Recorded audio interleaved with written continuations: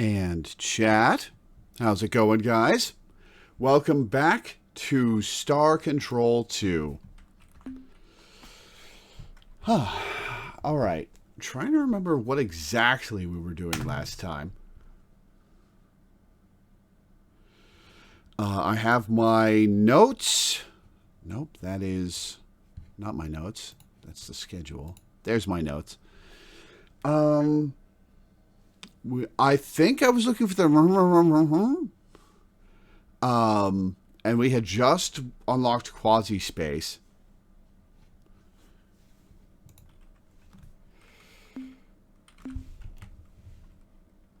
Oh wait, load game. Duh.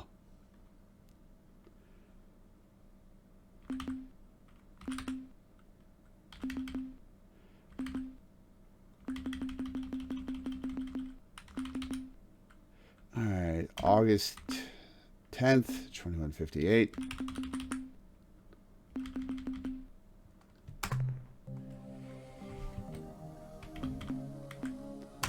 All right, depart Starbase. Star map. Found the Arlo. The are probably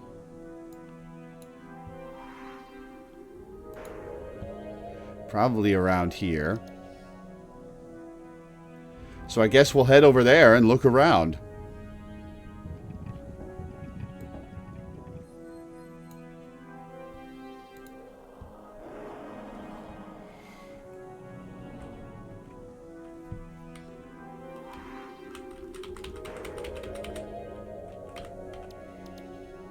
Do we blast to the edge of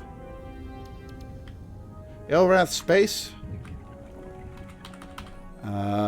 There's Delta Virginis. Have I raided Delta Virginis yet? I have not. Okay, cool. We are fast enough to dodge them, that's true. Wait, hang on.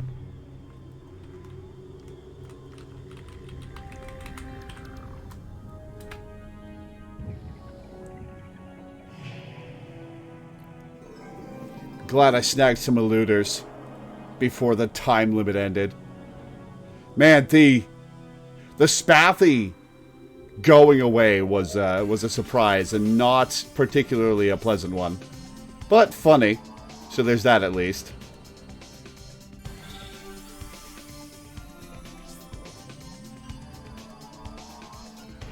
Wait, hang on. What stars are these?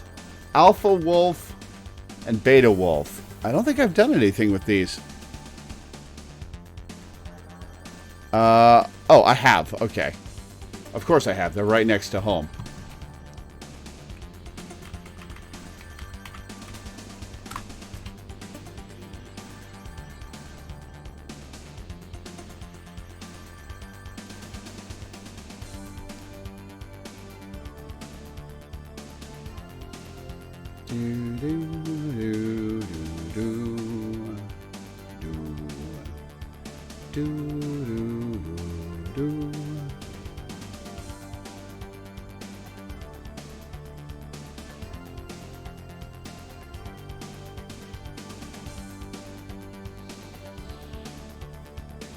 And we're here.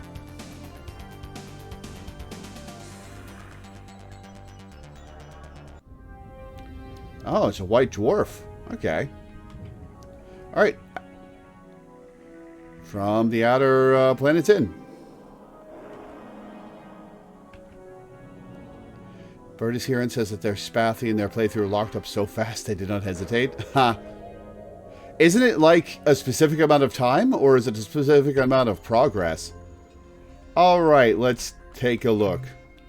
Redux World, Tectonics Class 4. Okay.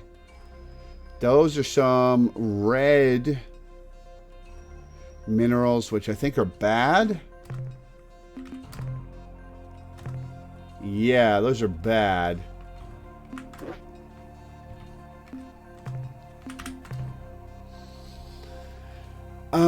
Do I want to risk Class 4 tectonics for this?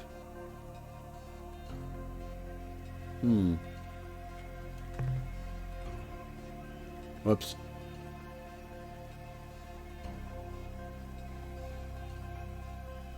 Yeah, we'll go to the big cluster.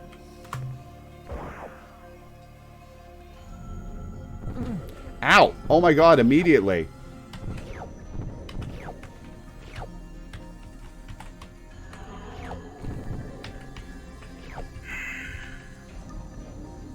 Lost 2 crew members just like that. Alright, that's good enough.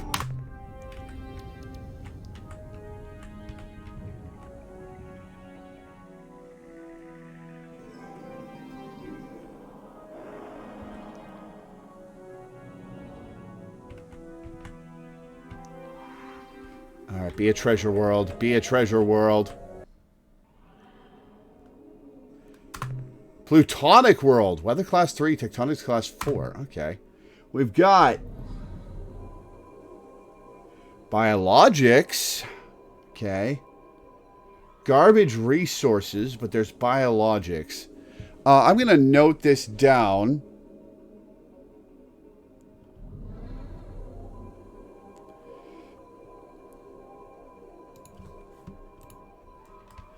Delta Virginis.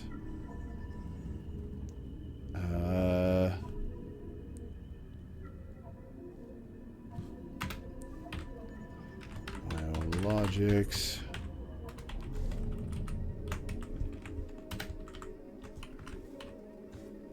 Virginis 2. Biologics. We'll pass that up for now.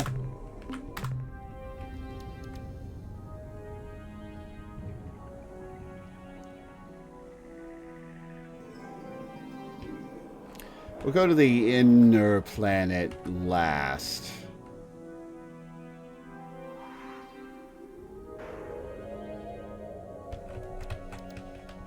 Oh, this one's got a moon. Is this a gas giant? I think it is.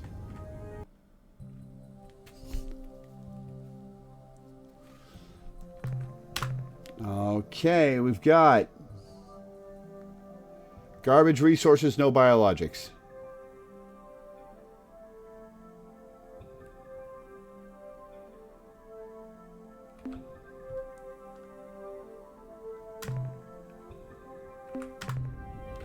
And that's a gas giant, I believe. Yes, it is.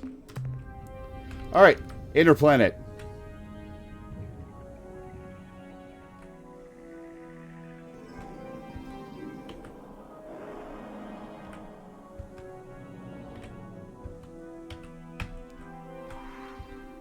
It's got a moon.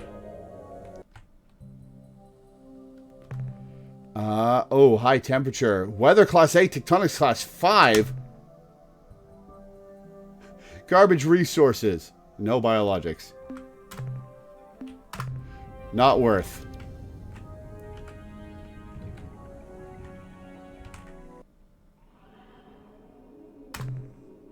Xenolithic world.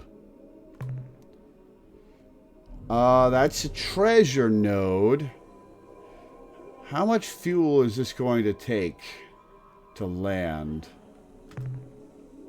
Fuel use 2.2.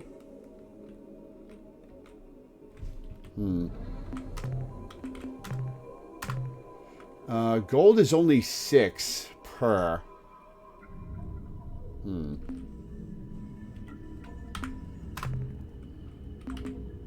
No, we're not going to bother.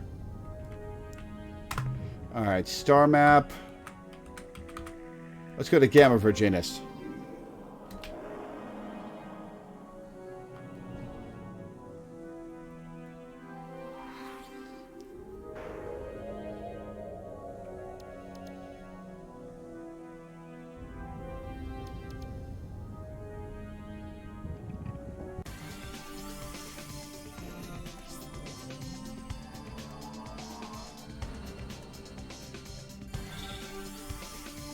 And what do we have here? A red star. Okay. It's a couple of gas giants. Let's go outside in.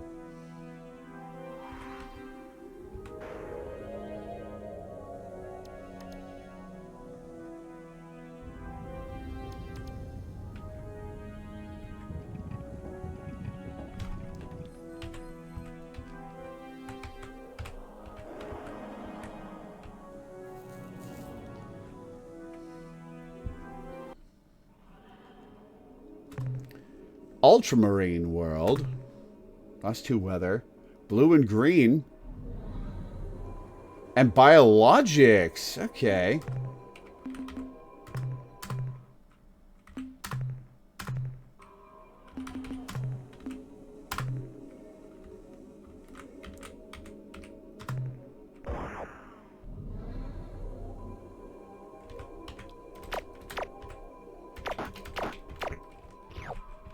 Easy to kill biologics.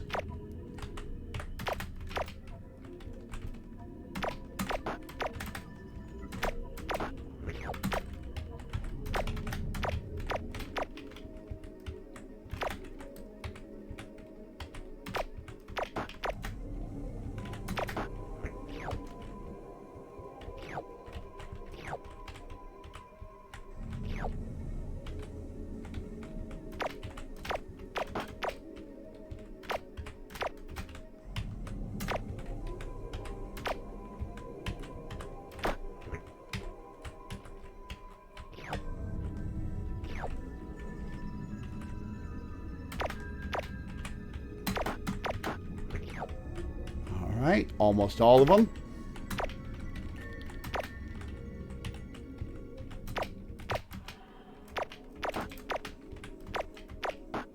Got it. Okay.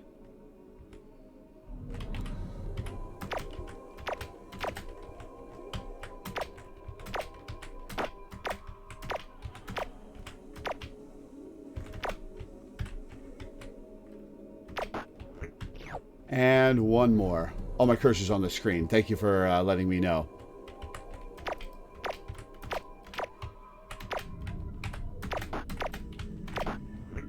Got everything. Okay.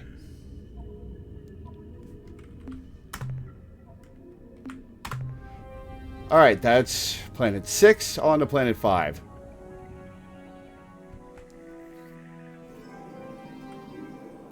Planet 5 is over here. No? Oh, I see it.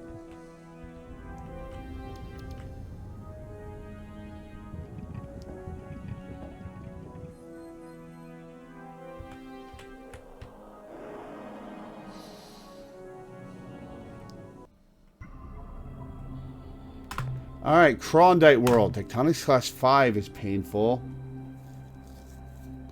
Nothing of worth here. Alright, on to Planet 4.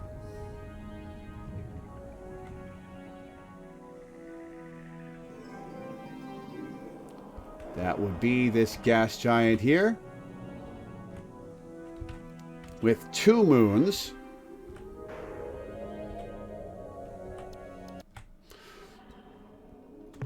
We got Infrared World.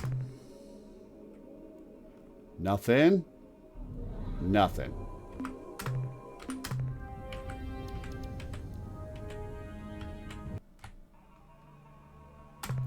Dust World. That's promising. And nothing. And nothing.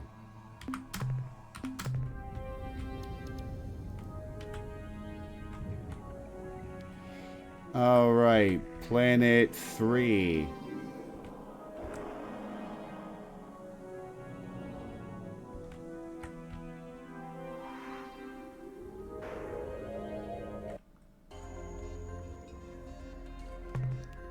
Selenic World.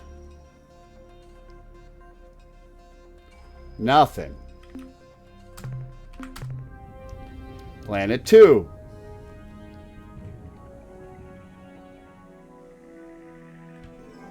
Another gas giant.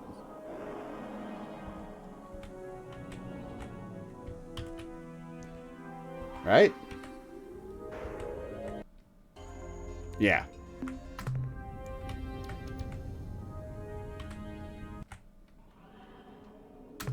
Ultramarine.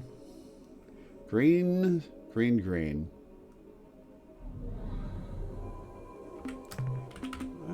What's green? Green is 5 per.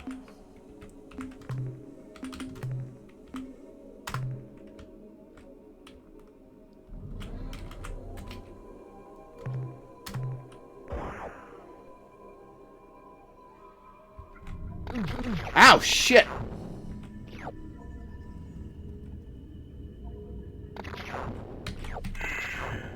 Oh, got out of there just in time to escape a storm. Well, that was annoying.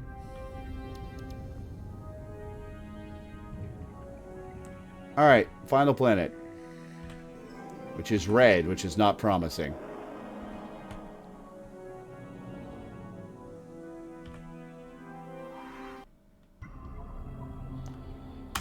We've got a maroon world. Which is Garbo. Oh, but has lots of biologics.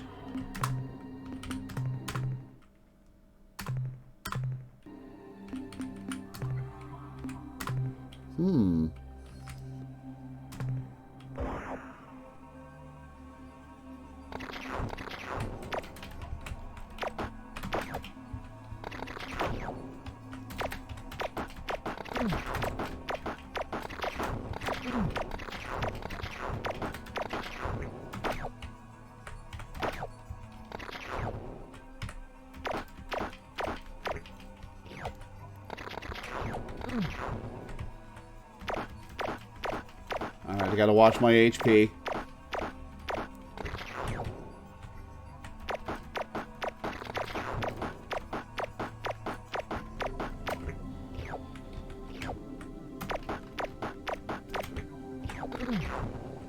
Oh shit.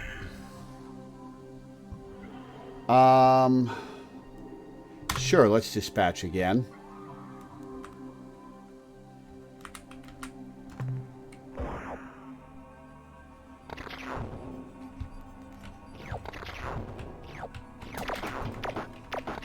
Missed me. Barely.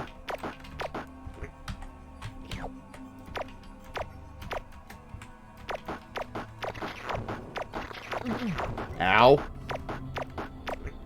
Oh, weather sucks.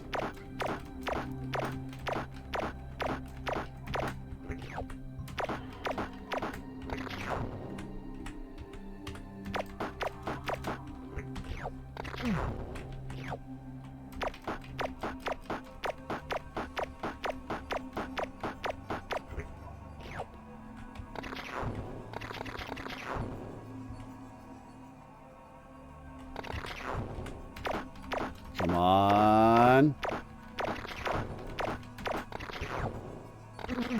Oh, shit! Alright, good enough.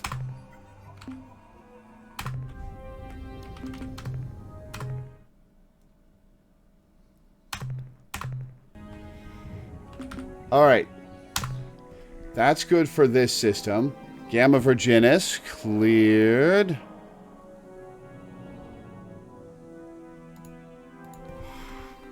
Gamma Virginis.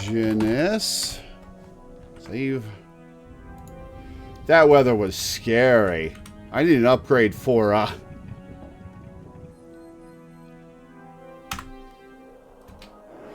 need an upgrade for anti-weather shielding.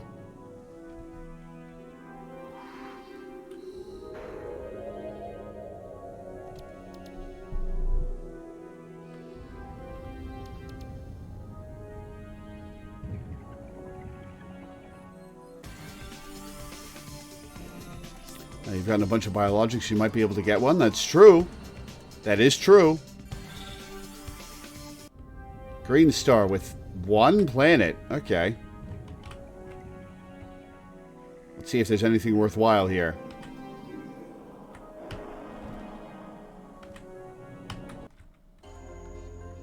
What do we got? Pellucid world. No minerals. No energy. No biologics. This star system is bait.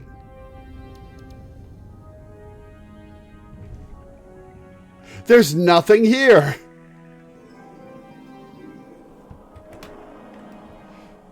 Alright, Beta Virginis. Virginis is cleared. Not that it took any effort to do so. Alright, Alpha Virginis.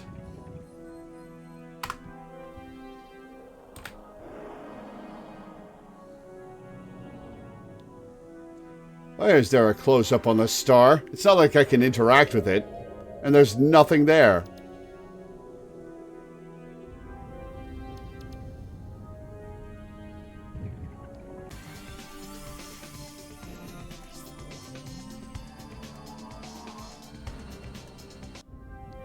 Oh, this is a populated star system. Well, populated with planets.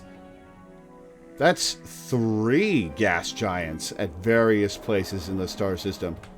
Can gas giants form that close to a star?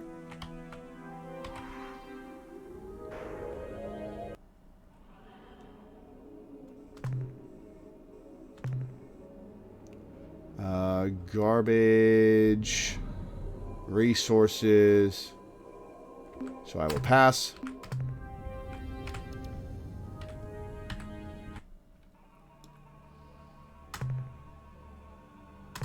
Opalescent world green.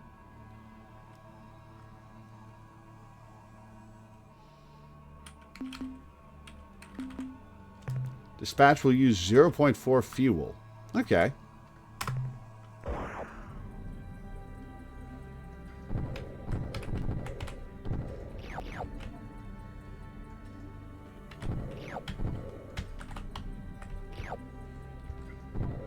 Might as well grab the rest of it while I'm here.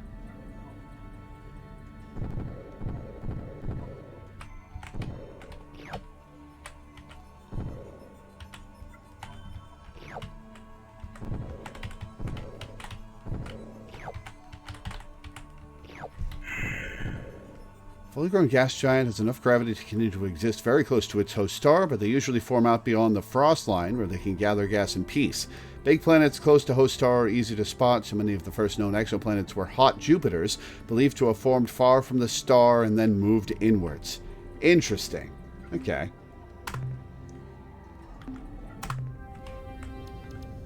Alright, that's enough for Alpha Virginis 9. Let's double check that this is a gas giant. Yes, it is.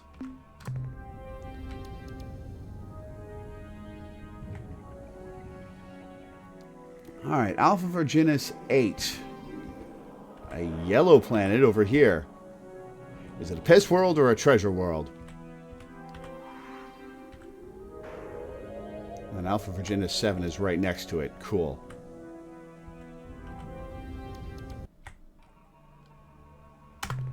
Lanthanide world. Tectonics class 8. It's got a bunch of green, but I don't want to... I'm going to mark this down. Alpha Virginis 8. Tectonics 8, which is appropriate.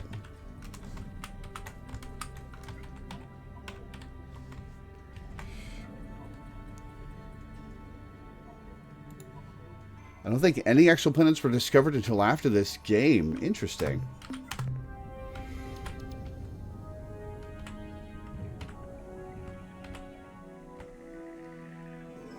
That is a good question. When was the first exoplanet discovered?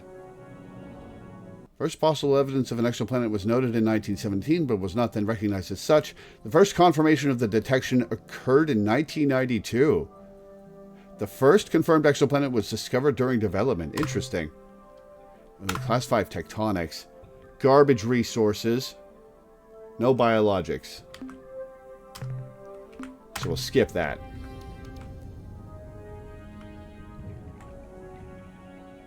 Alright, that's planet 7. Where is planet 6?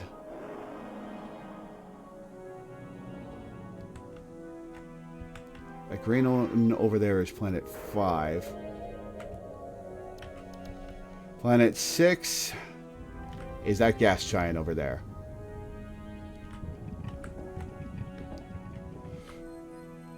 Blue moon. Class 3 weather. Blue resources. And a bunch of biologics. Ooh, okay.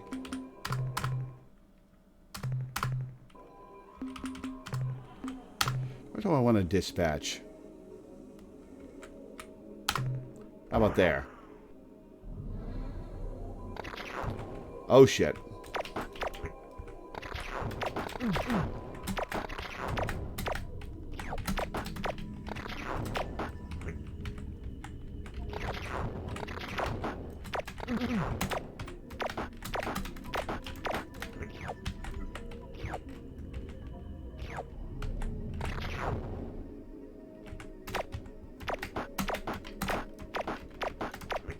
Alright, got that.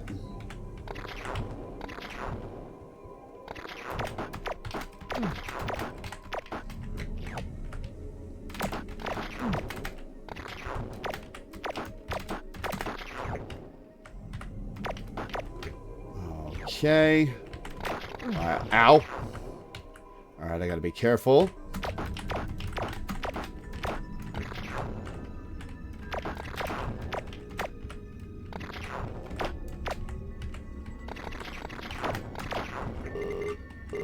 Oh, I'm full. Okay.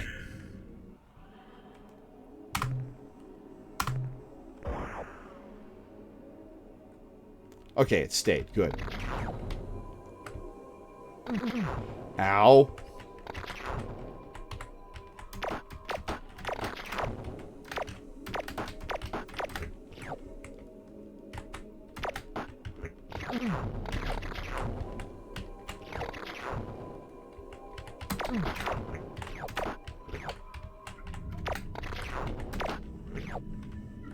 Alright, there's just resources left. Don't hit me, don't hit me, don't hit me, don't hit me. Exit. Okay. Sweet. I've lost 41 crew. Okay, let's save.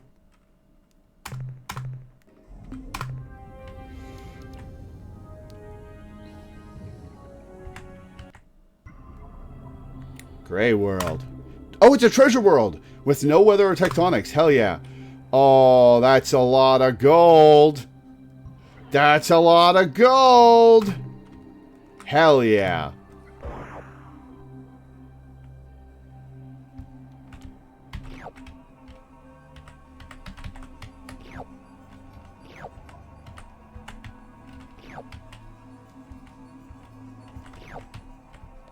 And one more. Okay, that's full.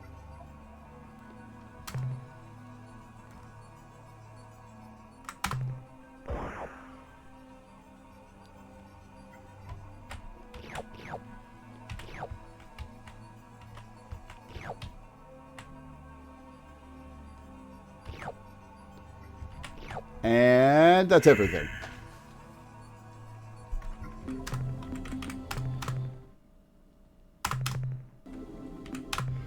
Sick.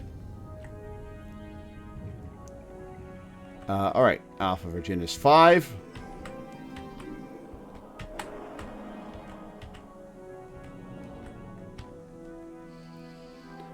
That was awesome. Halide world. Reds. Wait, I think I saw a couple oranges there. Yes, I did.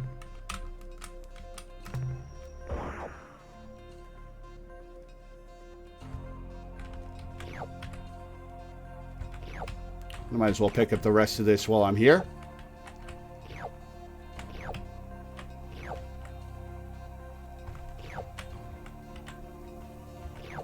And drained the planet dry.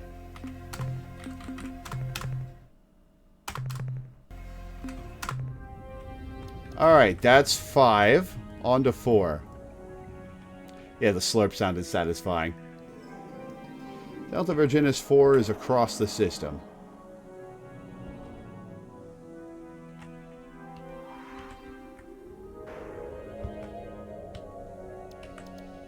That is Delta, or Alpha Virginis 4, not Delta. Let's get Planet 3. We'll come back to it.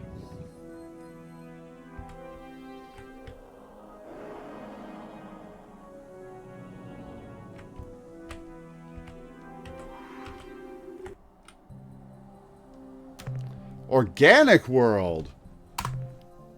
Garbage resources, but probably lots of biologics? No. Oh, ammo vacuum. What do you mean organic world if it's a vacuum?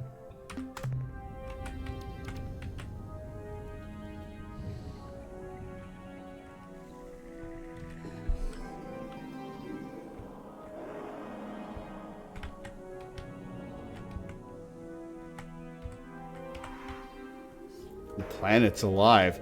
Could have fooled me. Noble world.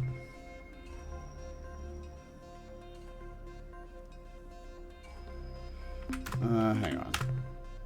Blue is 4 each. Okay.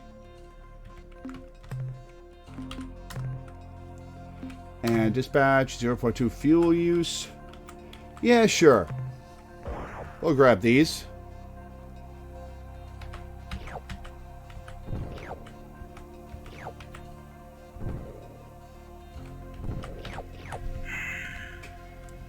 Planet 3 drained. All right, further into the solar system.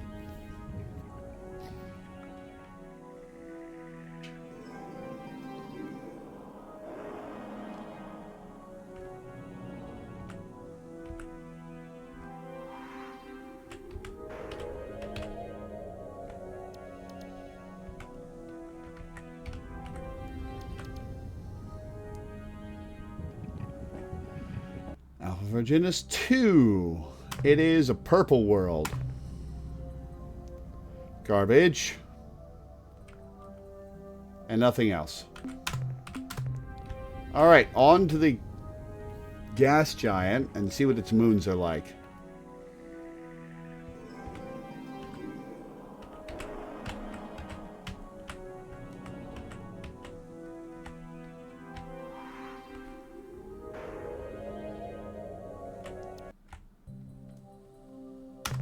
Acid world. Garbage resources. No biologics. And last but not least, Carbide world. Garbage resources, and it's a vacuum, so no biologics. Alright, let's get the hell out of here. Alpha Virginis has been... it's not cleared because of Alpha Virginis 8. Okay. So let's see. What's next? How about Epsilon Tauri? Sick. Whoops. I keep mixing up Enter and Space for what they do.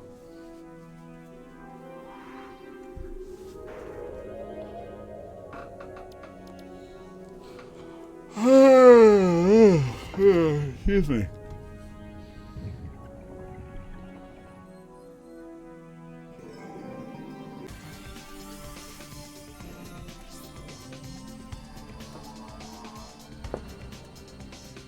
We're at the edge of creation. Oh, hello. This has got a lot of planets too. All right. Once again, outside of the system inwards.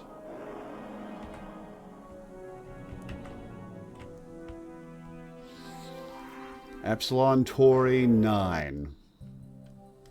We've got Iodine World. Reds and grays. No biologics. How about no? Alright, on to Epsilon Tauri 8. Is it Tauri or Tauri? Gas giant on the other side of the system.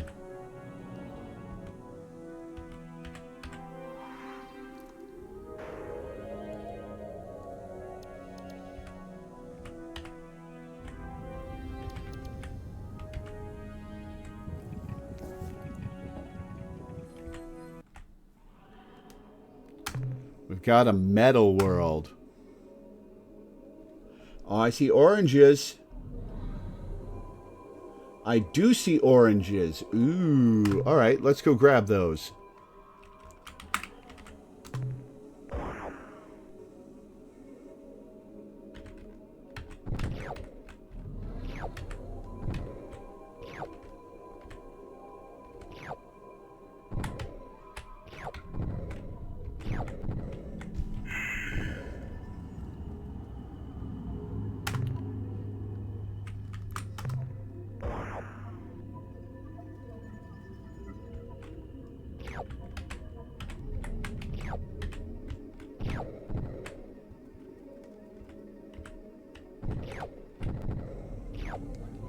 And that's enough. Okay.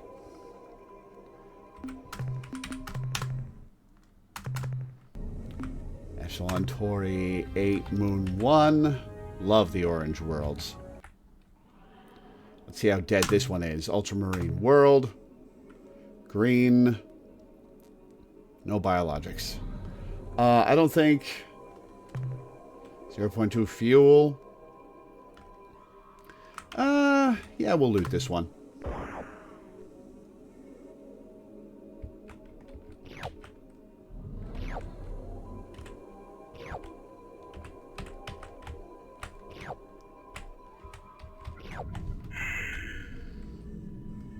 Alright, Epsilon Tauri 8 is done.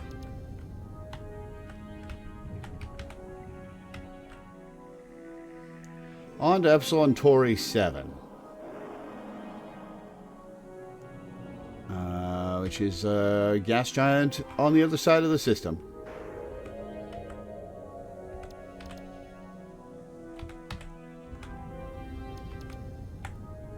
Four moons, okay. None of them are particularly exciting colors. Ultramarine.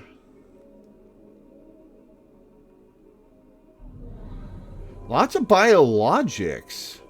Okay.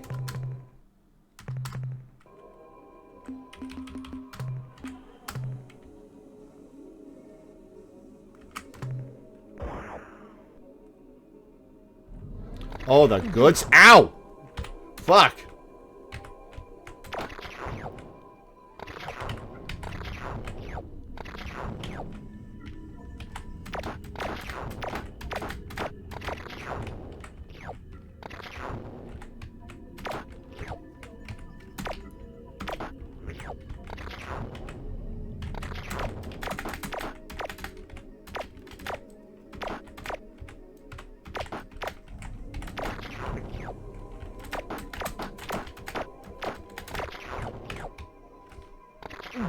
Ow.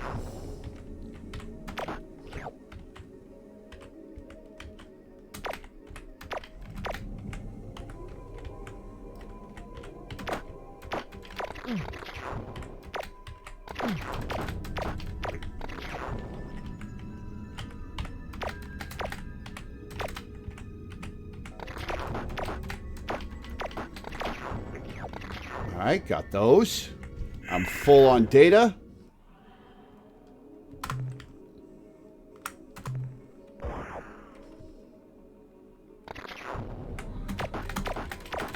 Four, five. Ow, stop that. Stop that.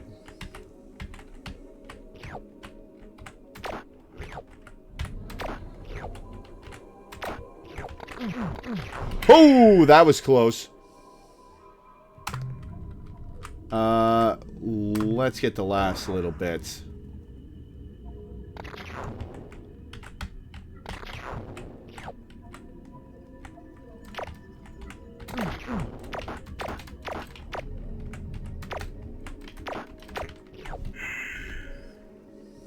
Well, that cost me a lot of crew.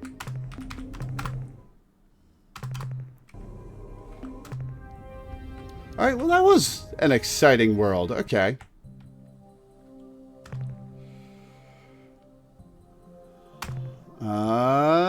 Garbage resources. It's vacuum, so no biologics. Okay.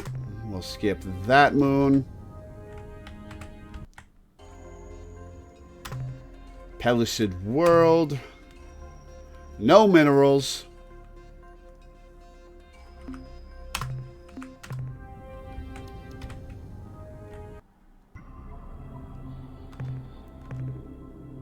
Tectonics class 8. For nothing. Alright, that's planet 7. Where's planet 6?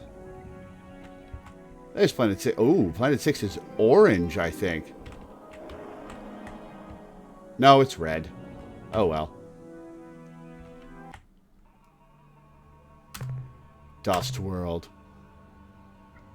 Garbage resources. No biologics. Alright, on to Planet 5.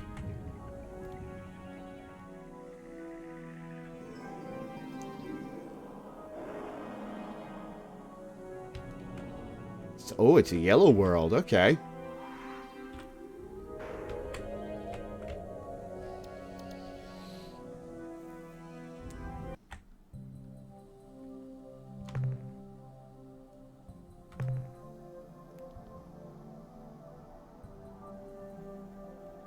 Past the 21st of September. Oh, we're about to pass the current date.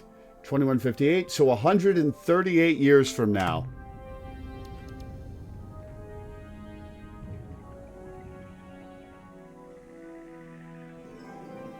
Or 134 years from now. What am I saying?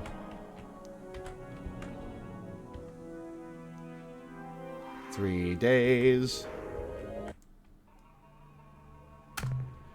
Azure World. Class 5 tectonics. Yikes. Garbage. No biologics.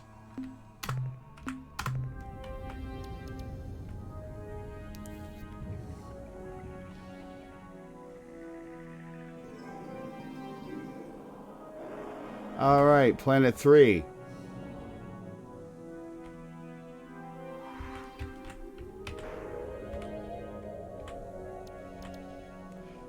Two days. Infrared world. Garbage. Biologics, though.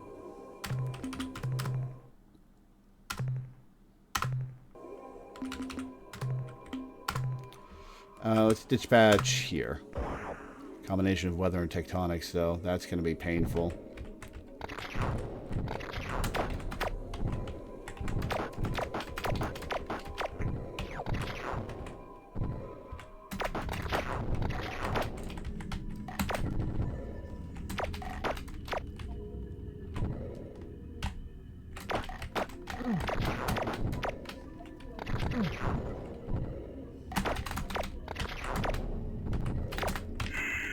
Yeah, I don't think so. We're not dealing with that.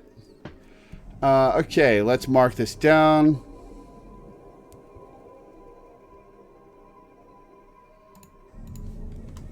Epsilon. Tori. 3. Biologics. Dangerous monsters. Save. Menu, navigate. On to Planet 2. Down to just over half the crew I set out with.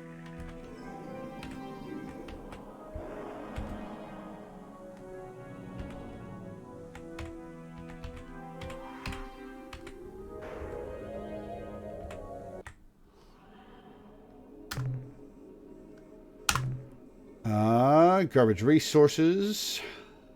No biologics. I should make a stop by a supergiant and offload these biologics.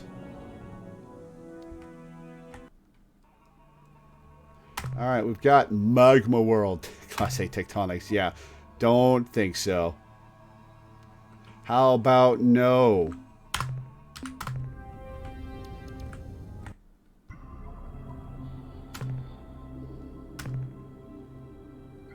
Garbage minerals, and it's a vacuum. All right, well, we're done with this system.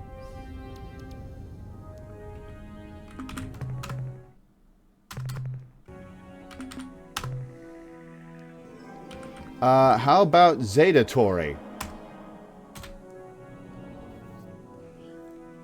And we're going to pass today.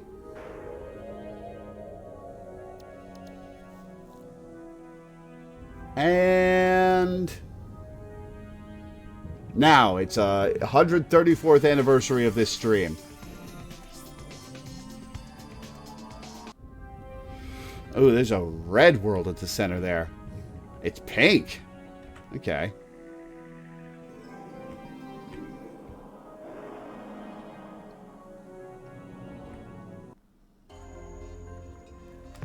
Redux World.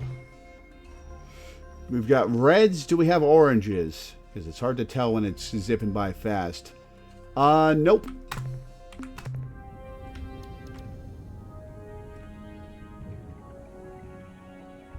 Well, hang on. How dangerous is this world? That's a bunch of resources we could pick up. It's class 4 tectonics. Dispatch, fuel use 1.6. I don't think so.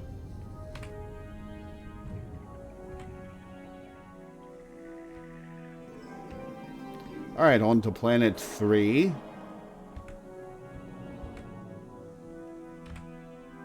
Oh, it's Yellow World.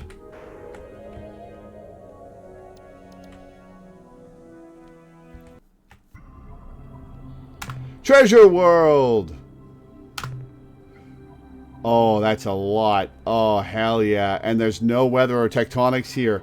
Hell yes.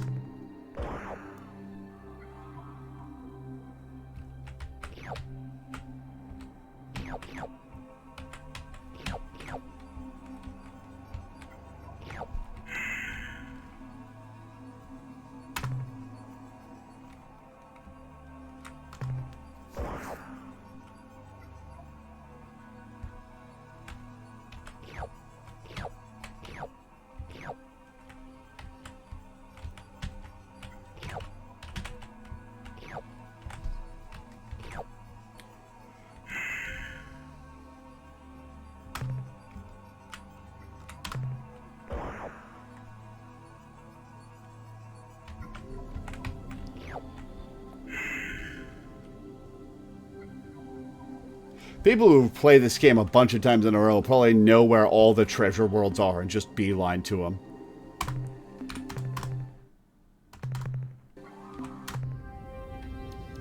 That's planet 3.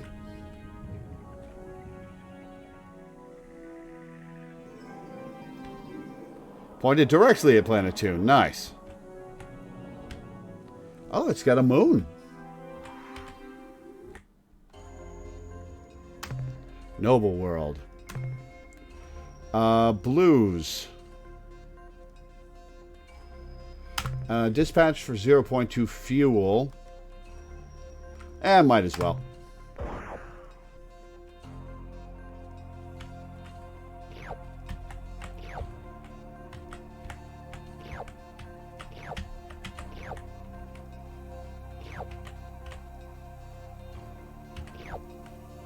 This is not actually getting me that much.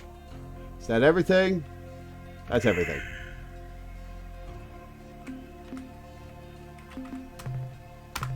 Blues get me 4 each. Okay. Alright, Zeta Tauri 2 main planet. Magnetic World. Class 6 tectonics. Yep, garbage resources.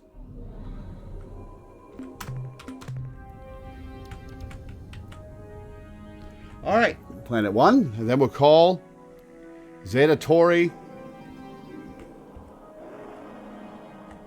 The Skeleton War is happening in game now? Oh, because it's October. Okay. I'll check this out, and then we'll have clear Itric World. Class 6 weather. Holy crap. Garbage. Lots of biologics. I'm going to write that down. Zeta Tauri 1.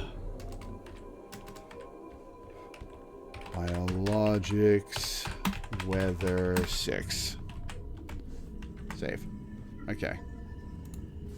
And that's going to be Zeta Tauri. We've got a ton of fuel and plenty of inventory space. How about Gamma Tauri? Yeah, that's a hell of an atmosphere. 4.46 atmospheric pressures?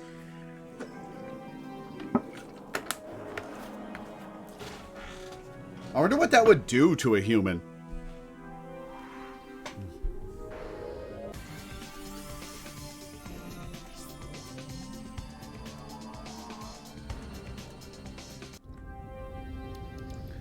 Oh, that's 5 gas giants in one system. Ooh, is this an orange world?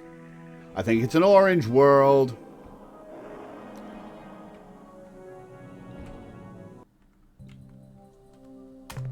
Carbide world.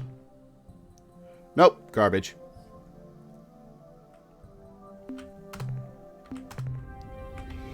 Alright, planet 6.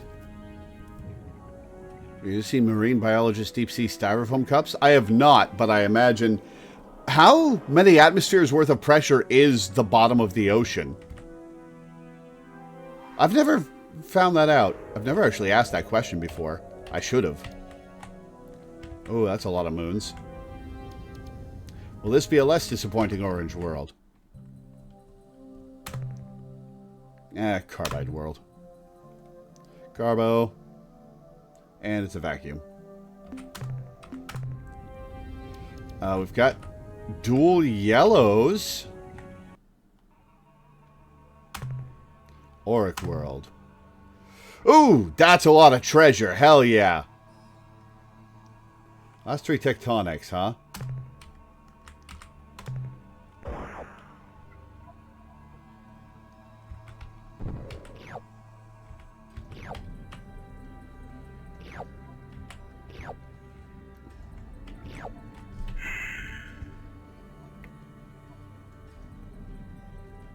A 1,100-fold increase of the pressure experienced at the Earth's surface. Okay, so 4.43 atmospheres probably won't do that much to a human.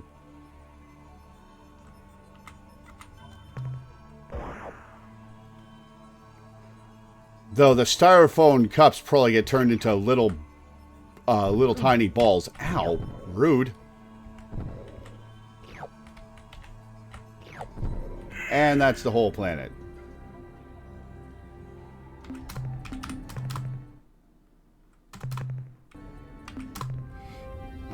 Okay.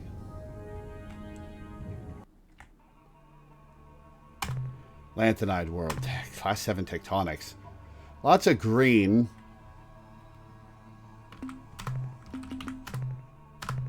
Green is okay.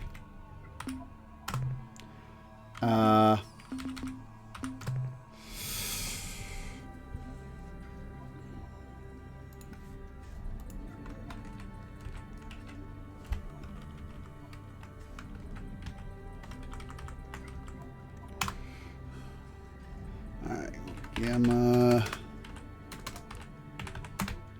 Tori, 5, inner moon, no, moon 1, green, tectonics 7. Save, okay.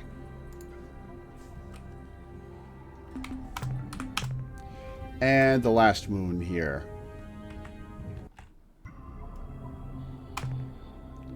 Copper world.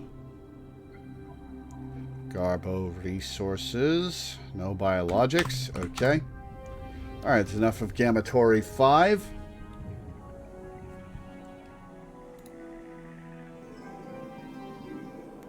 Huh. Interesting. Those do get squished.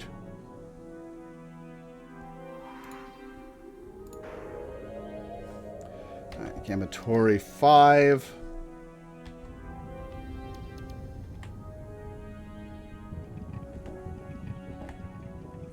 Four more moons. Ooh, yellow world.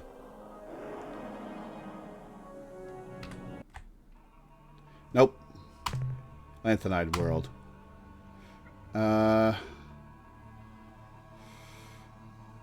Hey, Retro Homebrew. Thank you for the well wishes. Gammatori 4, moon 4, green, tectonics 6.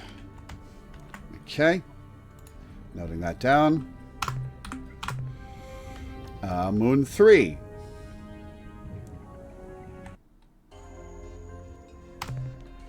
Halide world, tectonics 1.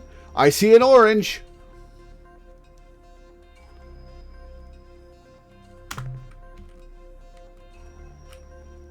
That'll pay for the fuel all by itself. I might as well pick up the rest of the stuff here. Nope, hold still. Okay.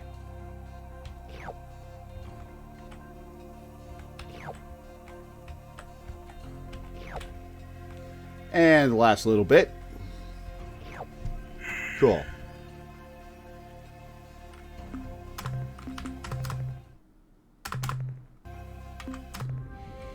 All right, Moon 2. Classics tectonics. Yikes. Garbo resources, though. No biologics. Cool. This moon can be ignored.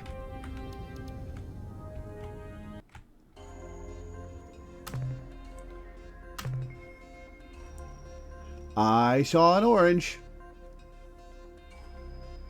I saw one orange. Maybe I just grabbed the orange. And skedaddle, because I'm getting full. I've got the rest of this system to loot.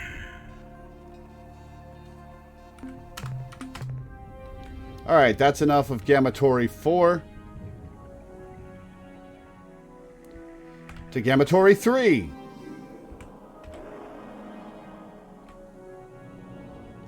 Alright, 3 moons this time.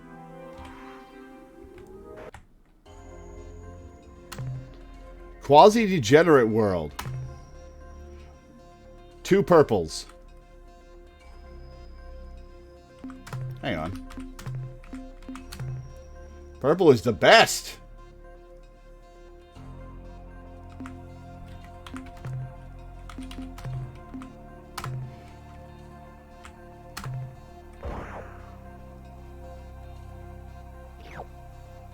Degenerate matter.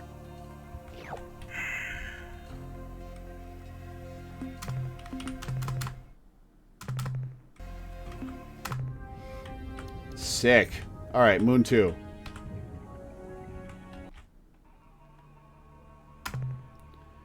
Ooh, weather and tectonics. It's got an atmosphere, though.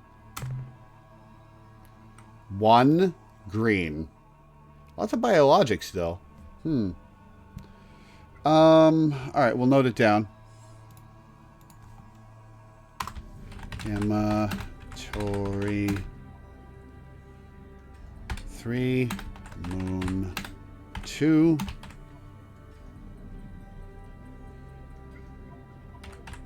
Logics. Well, the weather and tectonics aren't that bad. I don't want to risk more of my crew at the moment just for biologics, though.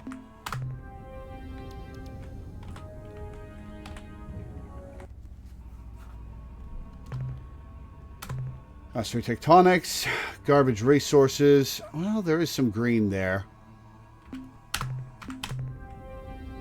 Alright, we'll leave Gamatory 3 behind. Gamatory 2?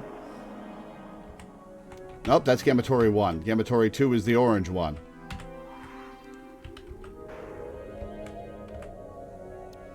God, it looks like a baby sun. I'm going to scan this for fun.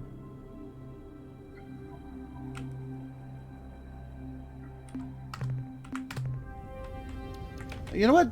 Inner moons to outer moons, in that order. Carbide world, probably garbage. Yep, garbage.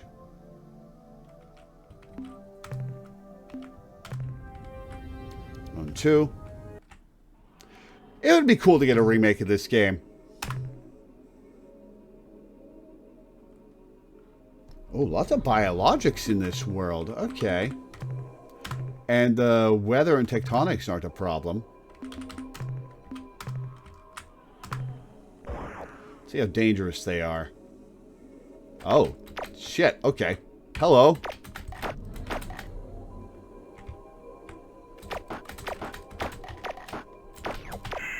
Oh, I didn't mean to... Damn it. Well, that used some of my fuel. Hopefully it kept the HP that I've taken away from them. Oh, I keep pressing E to jump away. Damn it. What? Alright.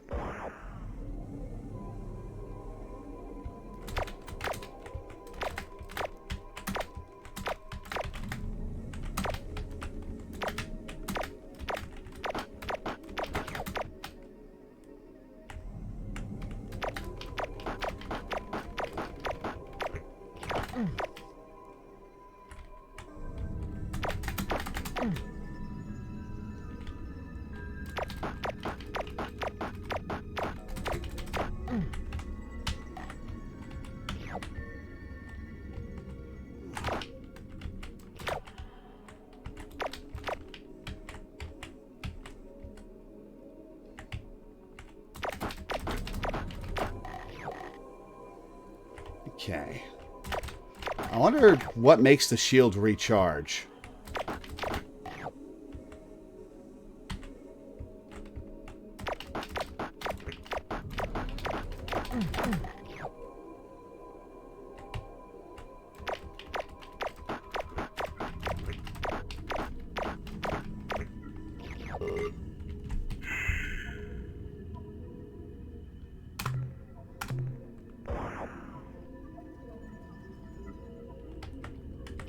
All right.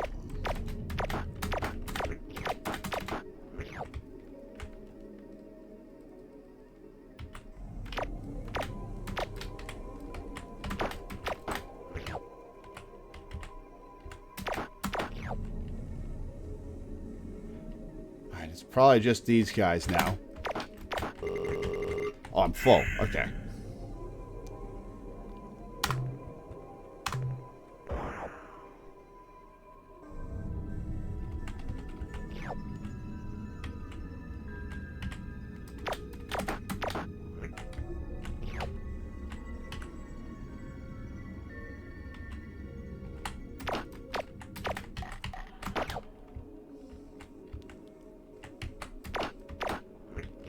Got that. Resources. And let's finish off the last couple.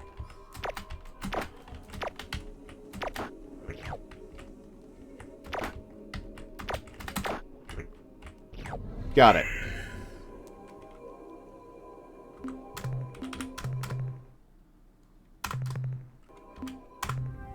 All right. Well, that was productive. This has been a good system. Acolyte World, garbage resources. Nothing. Okay. All right. On to Gamatory 1, and then we'll go home. Probably going to be super heated, so I won't be able to deal with this stuff. But, oh, that's an orange world. Oh, it's going to be so disappointing if I can't. Oh, temperature's only 91 Celsius. Okay. I don't feel like doing that. Excuse me. Itric World. Got some greens. Those are some big greens.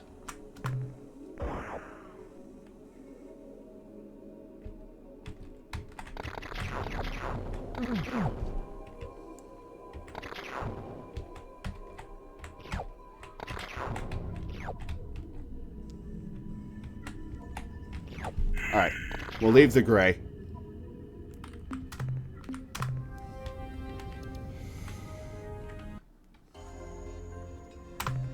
Radioactive world. Okay, let's see. Oh, that's a lot. Oh, it's a lot. I'm going to dump some cargo.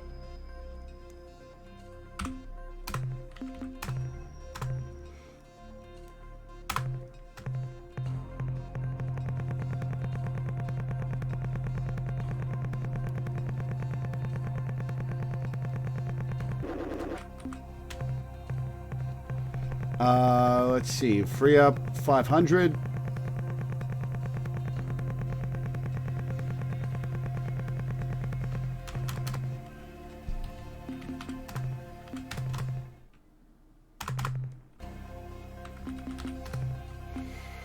All right, there's a little bit of weather and a little bit of tectonics.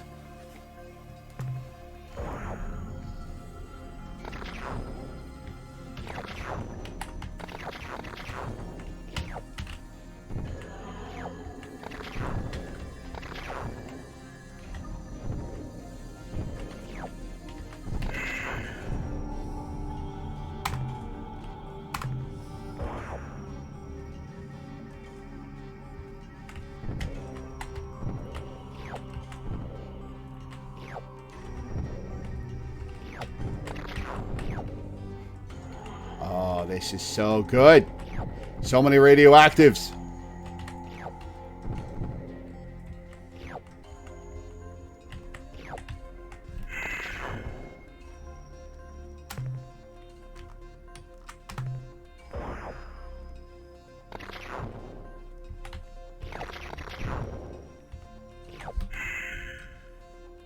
Sick.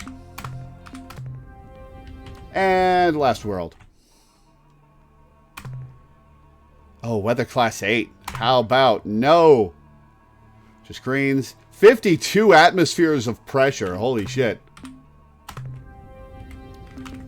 Alright, let's head home. Gamatory is marked as not clear. Let's...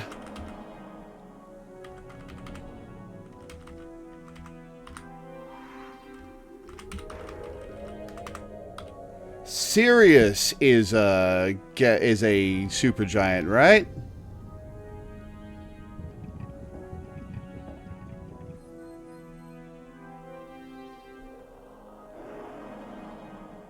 No.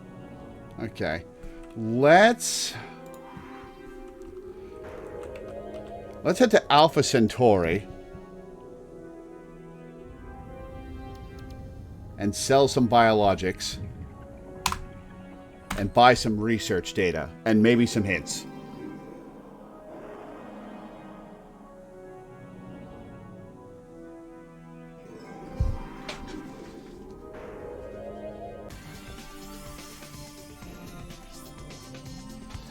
And then we'll come back and do the rest of the Tauri cluster.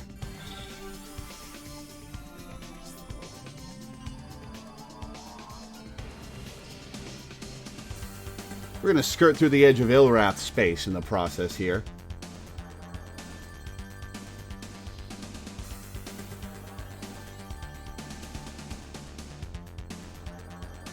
October 18th, 13 days till Halloween. Less than 2 weeks.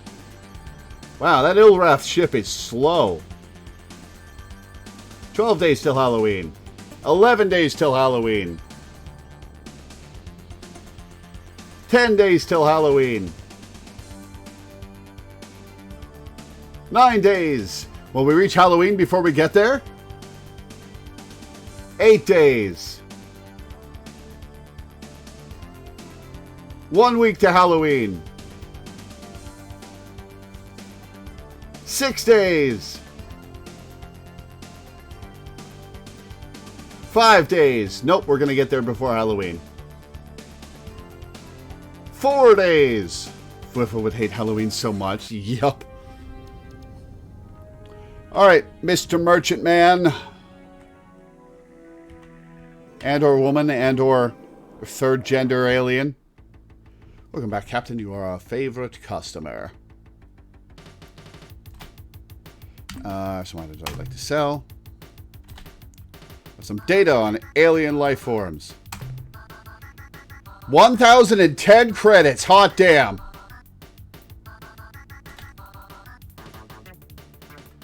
Do I have Rainbow World locations? The ship's log indicated that you discovered the whereabouts of one of the Rainbow Worlds which so fascinate us.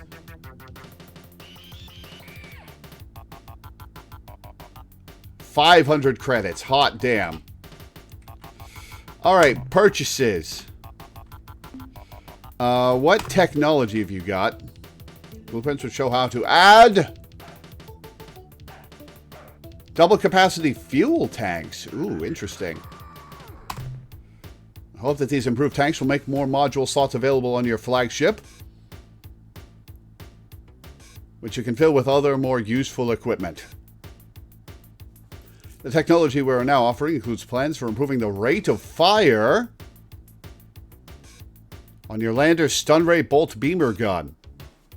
Interesting. After some wild game, Well, the changes we made should really make a difference. Unless, of course, that wiring went in backwards.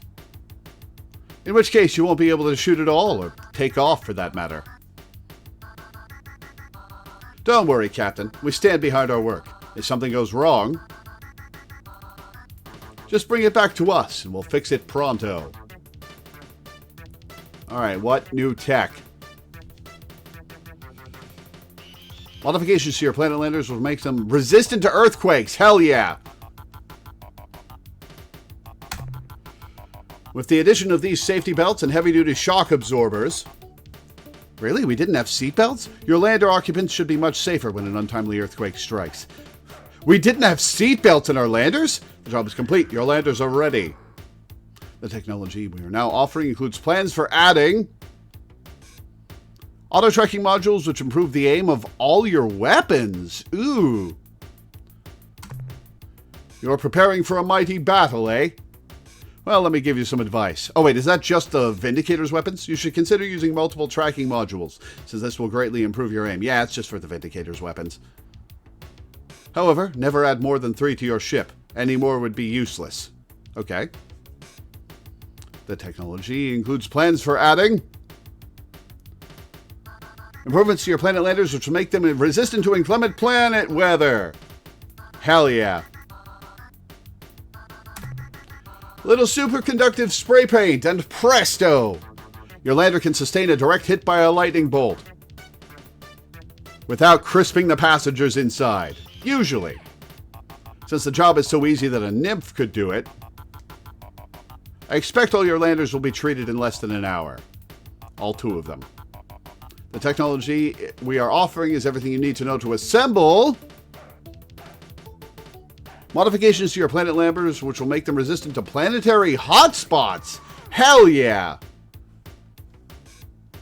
This is a profitable stream. With these new ablative plasma heat shields, your crew will be substantially safer on hot worlds. But like all our lander modifications, this protection is not perfect, so remain cautious. Since the changes to your landers are straightforward, your lander should be fitted with the heat shields by the time you return to your ship. Alright, plans for building Hellbore cannons, a weapon much more destructive than a simple blaster. Is it a laser beam? I would like to buy it. Captain, just a suggestion. Hellbore cannon are energy gulpers, so unless you want to have a long delay between shots, I would suggest you add dynamos or even Shiva furnaces to your ship. Shiva furnaces. The technology offers details on how to develop Shiva furnace modules which generate energy for your combat batteries. Twice as fast as your standard dynamos. Alright, we'll buy this. I am certain you will appreciate this new module, Captain. With it, you should be able to destroy and devastate twice as fast as before. Commander, that is the limit of the 2 technology we can offer you. If I may say so, you have been an excellent customer. Thank you. Is that all the technology for the rest of the game? Have I gotten all the technology the Melnorme can sell me? Will they eventually have more tech to sell me?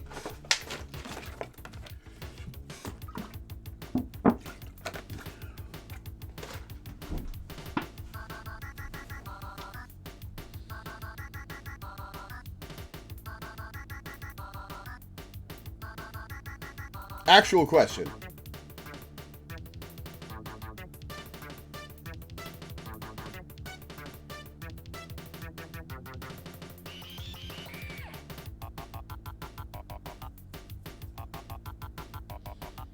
If you got all that biological info at the start of the game, you could have done this in the first year. Ah, I see. Okay, well, cool.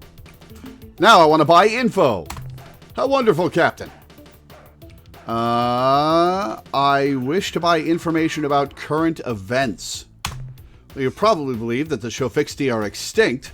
I already know this. Having caused their sun to flare with a device identical to the Uchwig super bomb. Uchwigs? The truth is not so simple.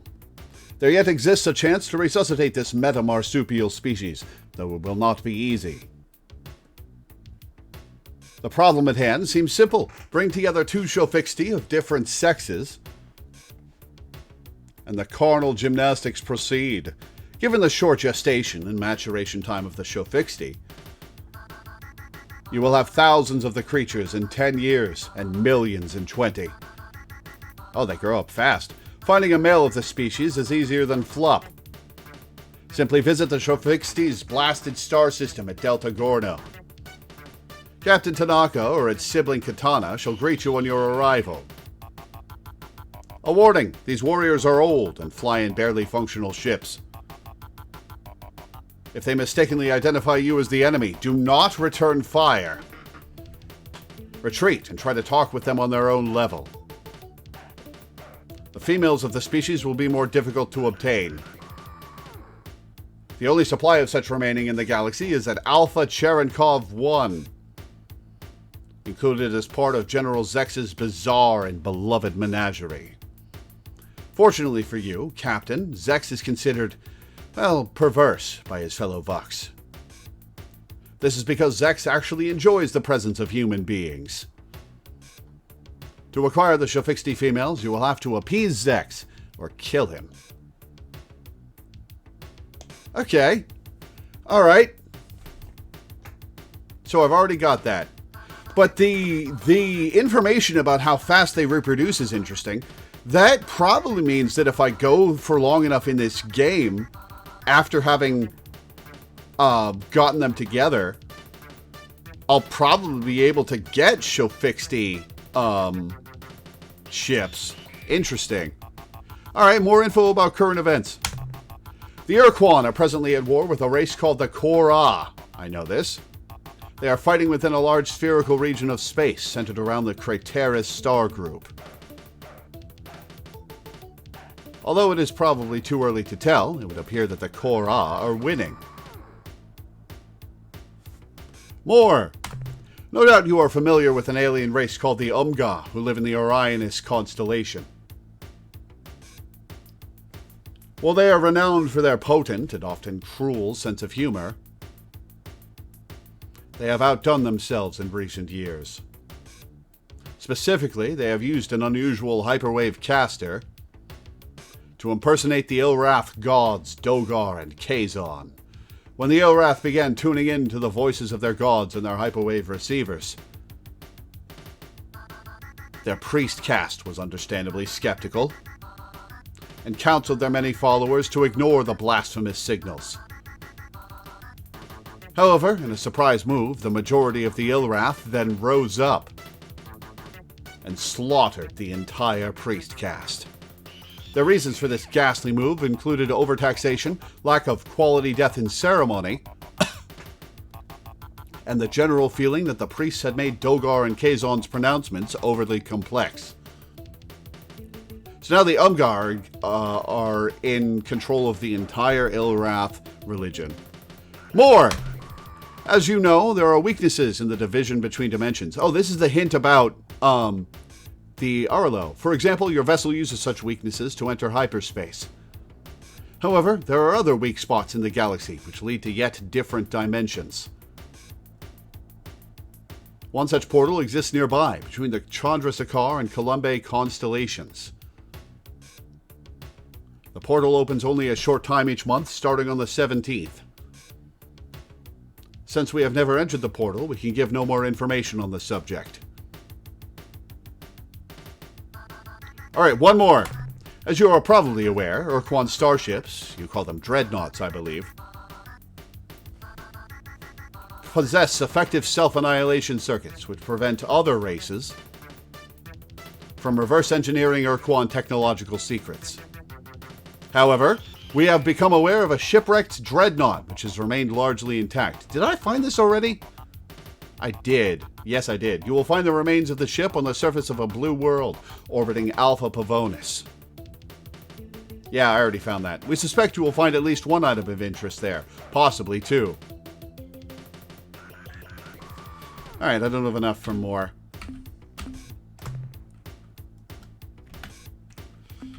I am done buying for now. Very well then. Goodbye, Trademaster. It's been a pleasure dealing with you, Captain. Alright, now that I've got all that, let's save.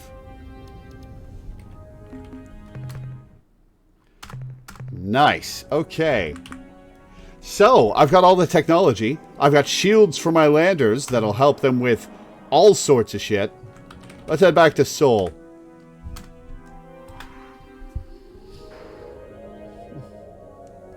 Now I could go back to the Tory worlds and loot.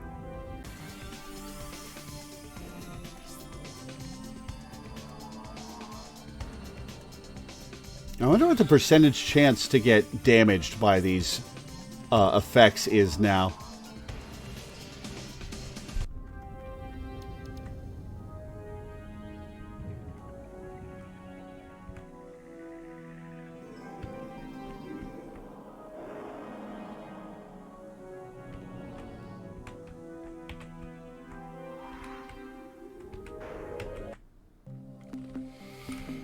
All right.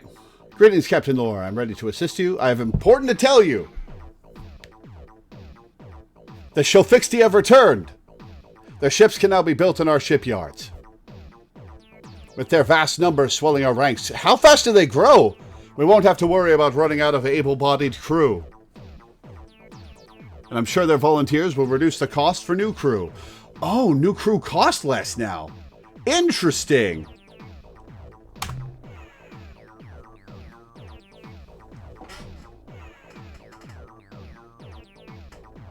More fuel for the fire, eh? 11,417 resource units. Hot damn. Okay, so crew costs less now? Because the Shofixti have reproduced 1 million times in 1 year since I rescued them? Is that what I've just been told?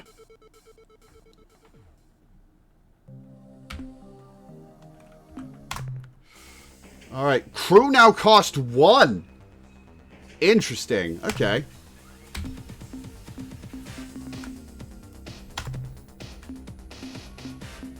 That's sick.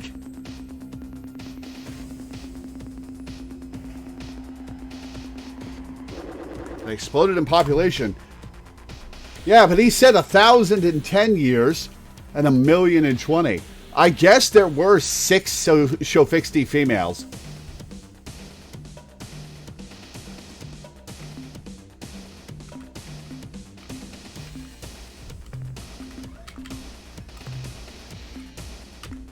Shofixti Scout for 500. How good is the Shofixti Scout?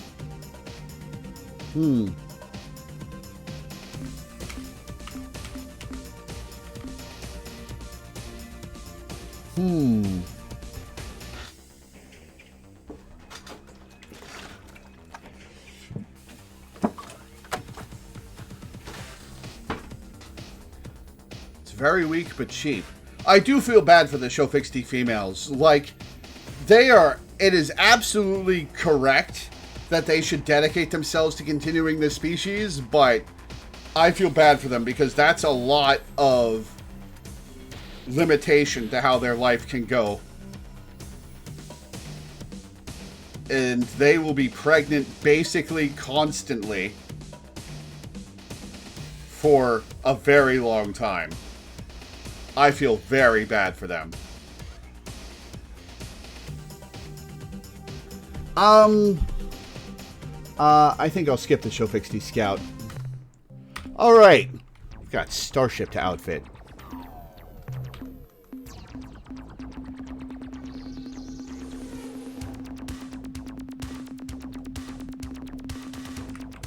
Wait, hang on.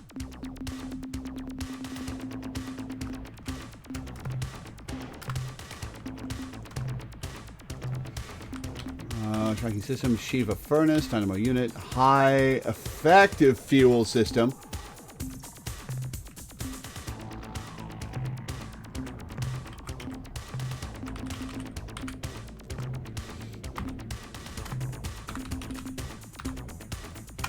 Hell yeah.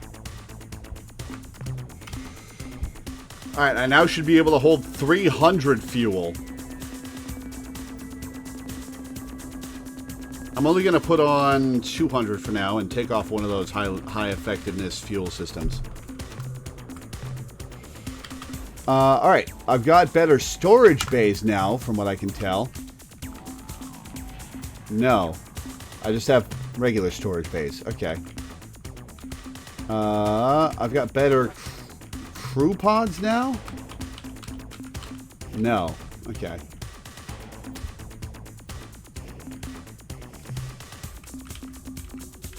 Hellbore Cannon.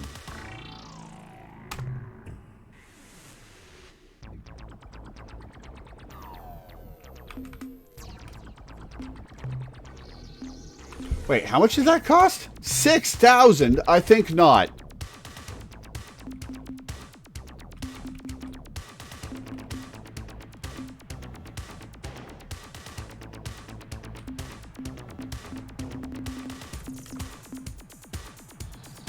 Uh, 3,000 more.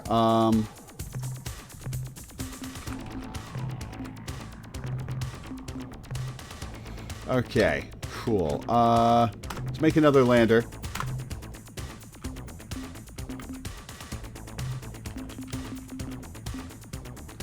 Fusion blaster.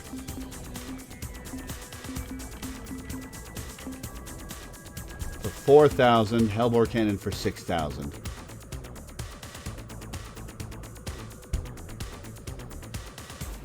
Something to save up for, I guess. Alright, let's... High effectiveness fuel system. And spend some resource units on fuel. So now I can go anywhere in the region. Oh, hang on. How much fuel can I hold now? Maximum fuel 310. Okay, right, because there's a default 10 fuel.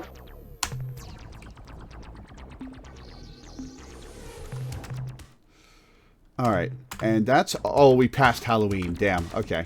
That's all we're going to spend for now.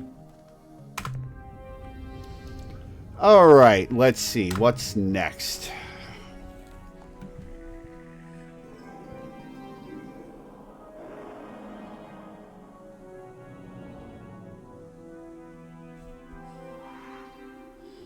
I did the Zex mission. Okay.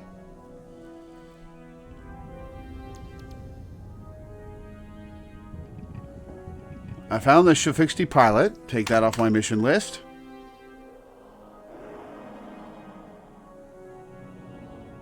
You have quasi-space. You can explore the far corner easily. Yeah, that's... I kind of want to find the Ur-quan and then go explore the far corner.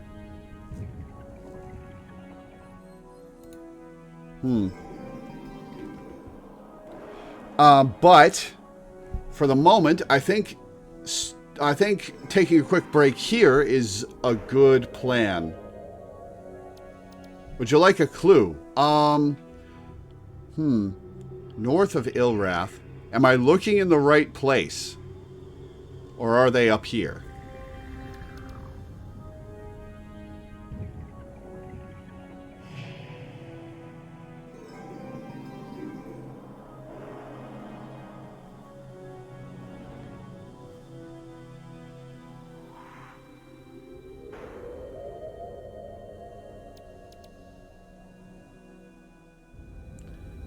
The Ilrath Spear has greatly expanded since the original war. Ah, so they're in here. Okay. Okay.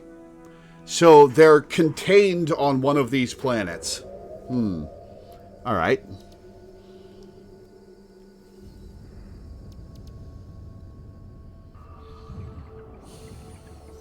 Well, I guess that's where we're heading next. Alright, but I am going to take a quick break. So I'll be back in a few minutes, guys.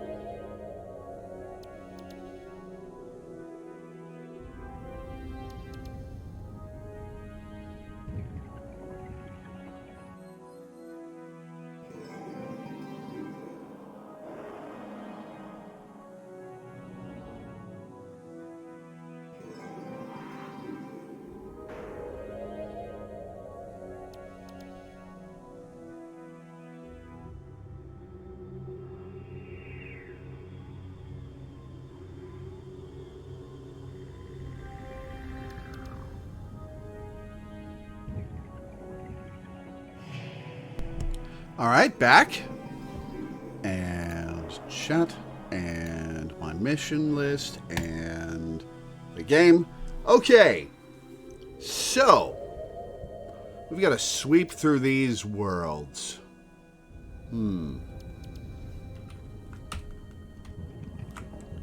I like this little world out on its own. Procyon. Alien species coreward of Procyon.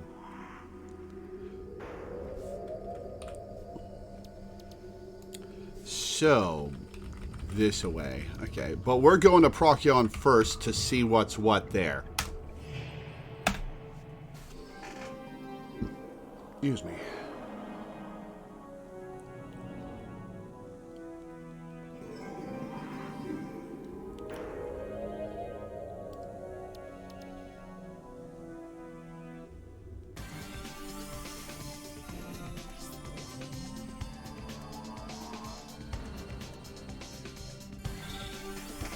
We'll see if we get ambushed by any ill wrath along the way.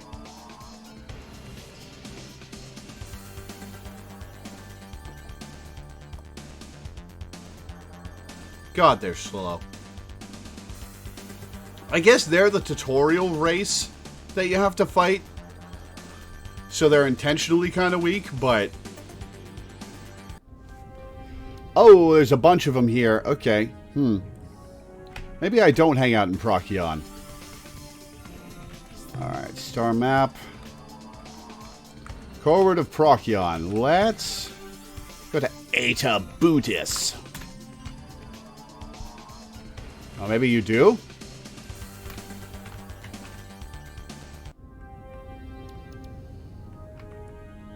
Well, I guess I haven't talked to them for a while.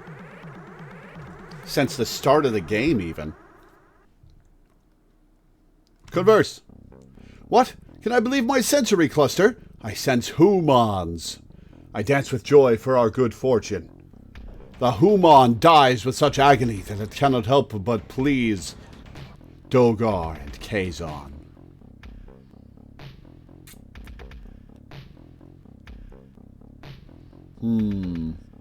Ilrath vessel, state now the nature of your mission. Ha! Puny human! You make me chitter with amusement. By the will of the mighty Dogar and Kazon, I am here to make you die, die, die!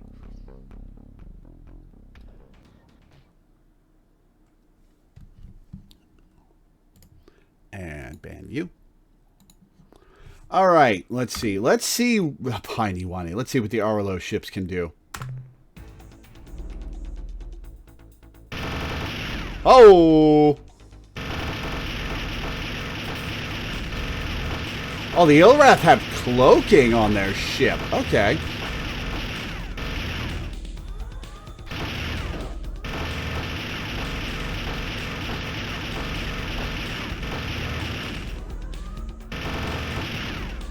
Oh, Arlo's ship got hurt.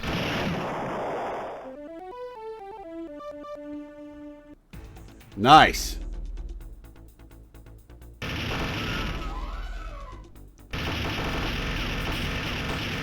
The Arlo are making fools of these guys.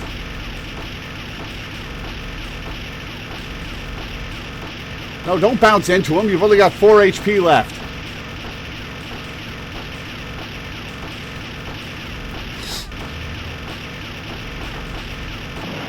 Oh, they've only got 2 HP left. I guess I'll transfer them some crew.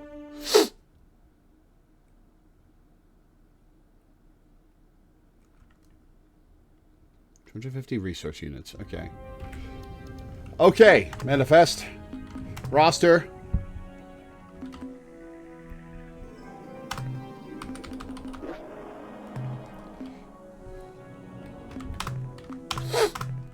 Save a new slot.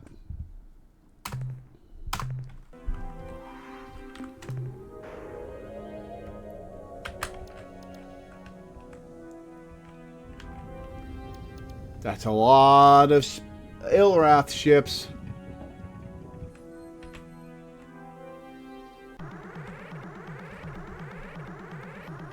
I guess I'll clear out this system. Oh, 4 of them. Okay. What is it? Human. It has been so long since I have seen a human die. We will bet on how many parts we can remove before it stops making noise. Now, you spaceship captain, begin the expedient transfer of all human crew, so that we may waste no time. Your presence here is of interest. Please enlighten us. It is the goodwill of Dogar and Kazon that brings the fodder human to us. Were it not for the Dark Lords of Deception's mighty directive, we would not have the good fortune to intercept you for a festive limb-wringing. Your fight for life, though futile, serves the noble purpose, and appeases our honored deities. You have earned the right to hold your head high. Okay, maybe I need to go through Umgat Space and get the info about them fucking with the Ilrath before I can really do this. Yip yappy. Do your thing.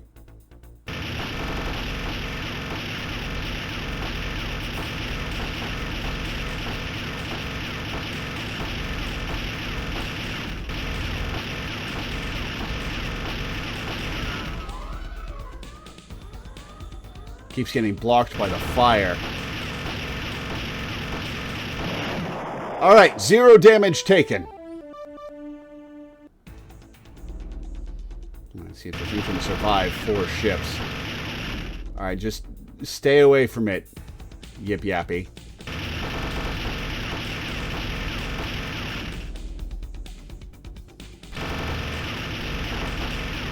Oh, got damaged. Okay.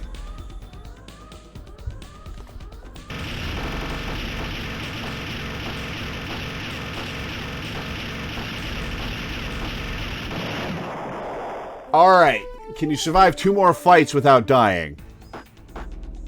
If I escape these guys and then re-enter the fight with them, will they be replenished to full strength, or will there still only be 2 of them left?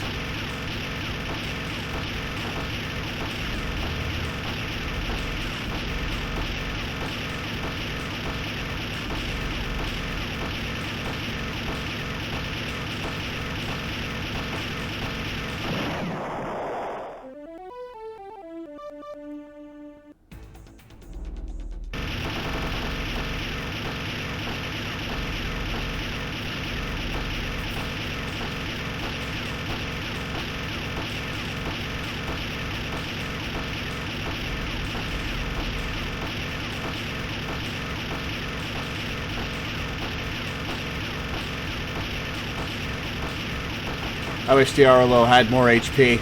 This is nerve-wracking.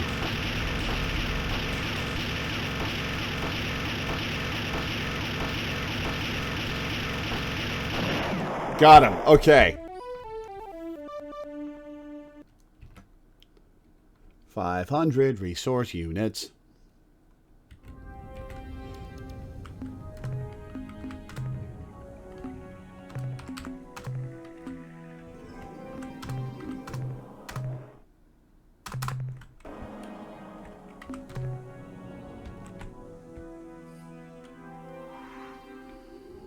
Alright, let's see this world. Garbage resources. Nothing. Okay. They're all after me.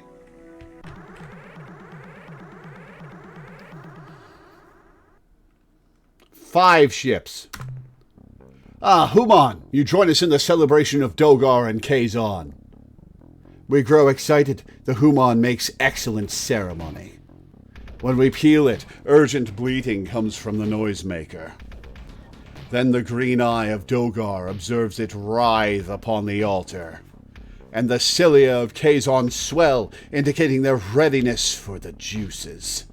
It squirms with vigor until we pop the crunchy noisemaker. Rejoice! The duo of deception shall receive their supplication.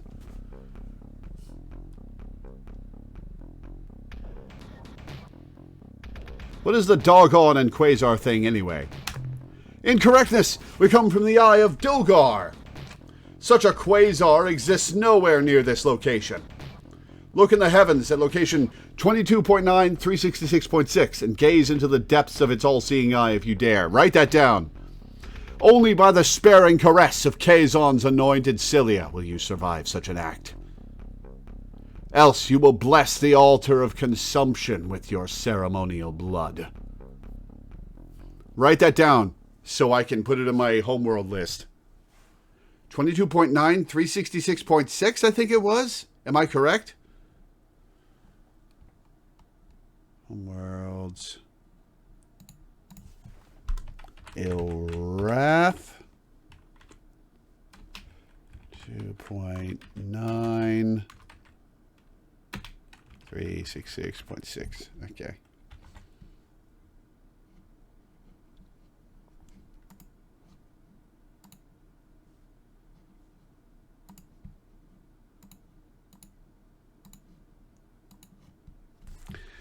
Okay, let's let Wiwalia get a shot this time.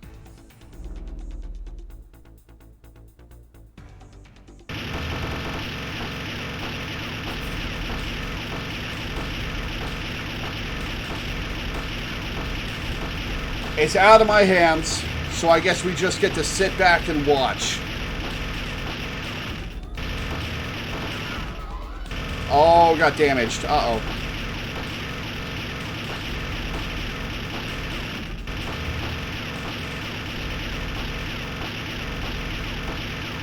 Two HP to go. Got it. Okay, one down. It's going to be rough surviving.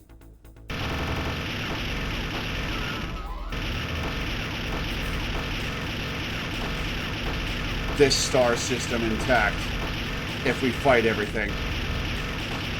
Hopefully we get some more new information besides just a homeworld location. 5, 4, 3, 2, 1. Got it. Okay. All right, 3 to go.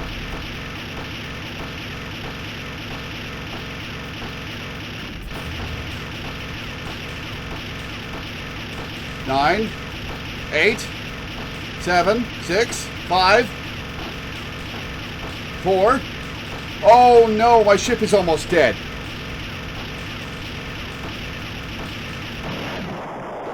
All right, let's escape from the next part.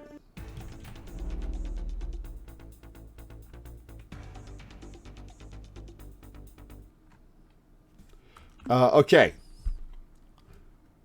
It's my ship that has to escape. Okay. Right. All right. Pitty Winnie. Finish him off.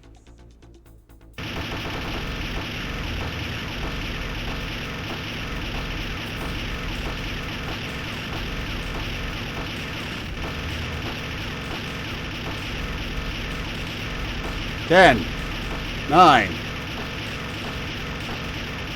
8, 7, 6, 5, 4, 3, 2, 1. Got it. Okay. Undamaged.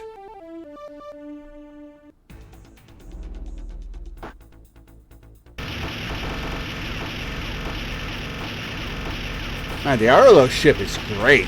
Well, at least against the Ilrath.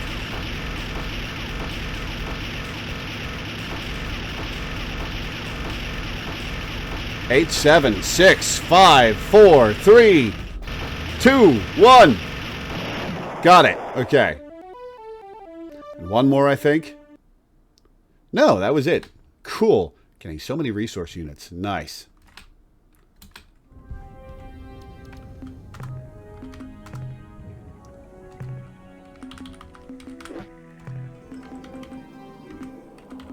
All right, everybody's full.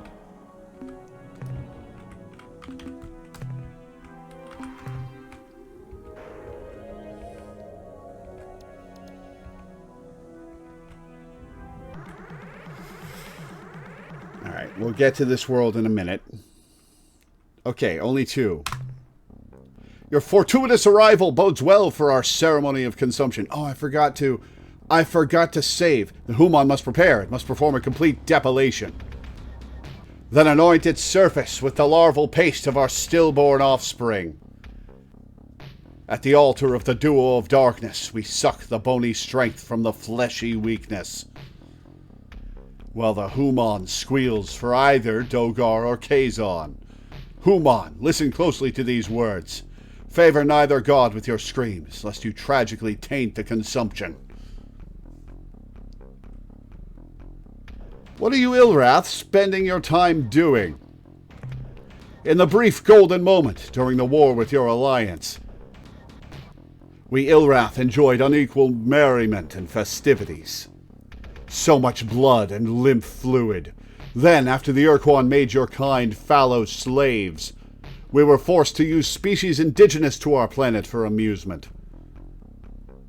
We lived a pleasant existence until a scandal rocked the Ilrath. The Gra, our favorite species to torment, which we carefully maintained at the brink of extinction, had been completely consumed. A bureaucratic error was to blame. Quality death became rare. Our highly advanced civilization began to show signs of degeneracy. In our moment of need, we prayed to the mighty duo for direction, and they answered. Go forth, seek the bird beings, pluck them slowly, eviscerate their gasping husks, let Dogar and Kazon drink their death and pain. We went forth, and we found the Pakunk, but Human, now we are supremely joyful. Because you die so much better. Okay, the Umgar wanted these guys to obliterate the Pakunk. Alright, Yip Yappy. You're up. There are only 2 of these guys. You can take them.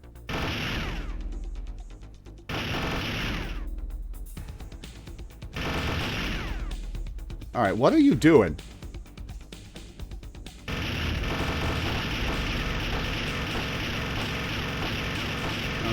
10, 9, 8, 8, 7, 6, 5,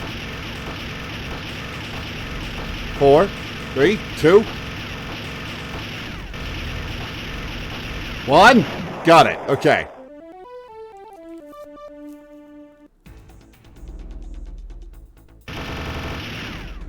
Nice shots.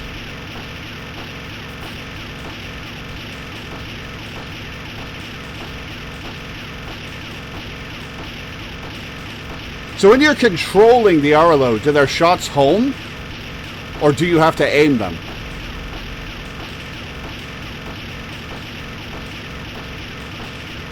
Two, one. Got him.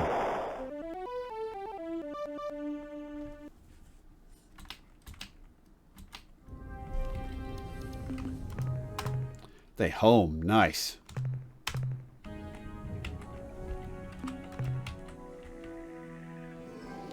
That's a lot of Ilrath. Just going to take my time and scan this planet. Tectonics Class 5, which I am less afraid of now. No biologics.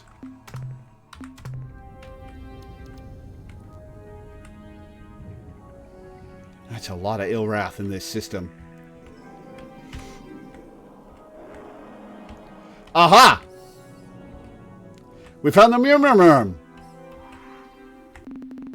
Report from orbit. We have explored the interior of the starbase and found it abandoned. Computer records show that the ur-quan put the starbase in orbit around this world after defeating the Chenjesu and Murmurm. From what we can determine, the Chenjesu and Murmurm, who were assigned to this base, set up mindless, the Ilrath ate them, robots to run the station, and then somehow returned to the surface of their planet, penetrating the slave shield. Further analysis of the starbase's databanks show that the Chenjesu and Murmurm were exploring synthesis schemes to create a hybrid race, half Murmurm and half Chenjesu. The robots who run this starbase are armed and will not permit us to scavenge materials, so we are returning to the ship. End of transmission. Okay, so Procyon is a dual homeworld. Procyon.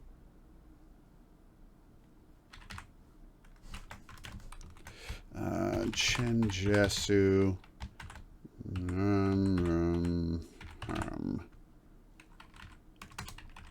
Okay.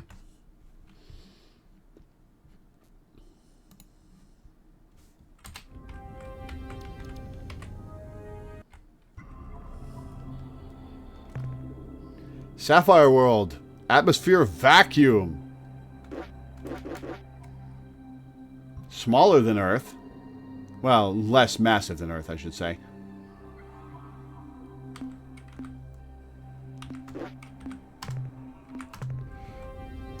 Okay, so there's an alien species coreward of Procyon. Is coreward north or northeast?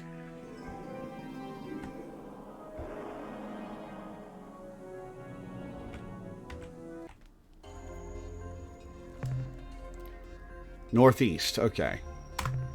Allied world. But there's a little bit of radioactives. I'm here, I might as well. Doesn't really cost any fuel. And I've got 1 million fuel.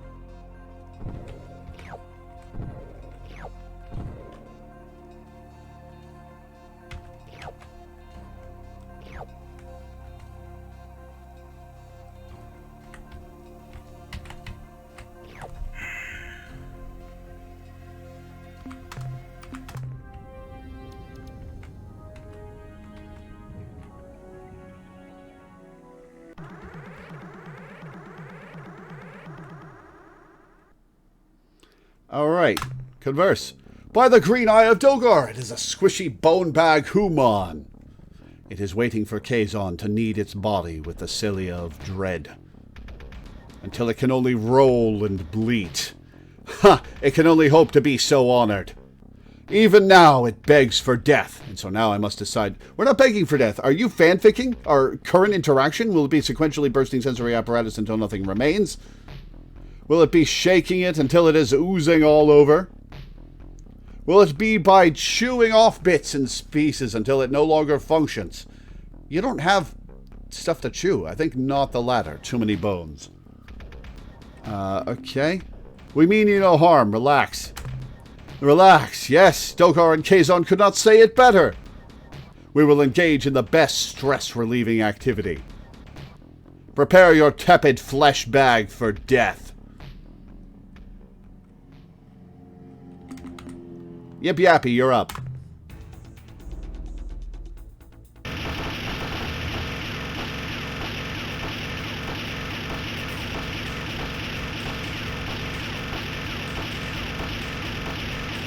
Ten, 9, 8, 7, 6, 5, 4, 3, 2, 1. Got it.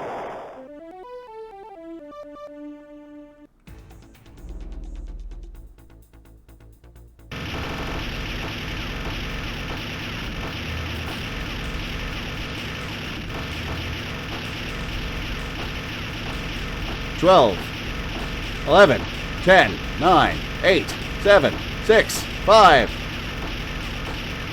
4, 3, 2, 1. Got it.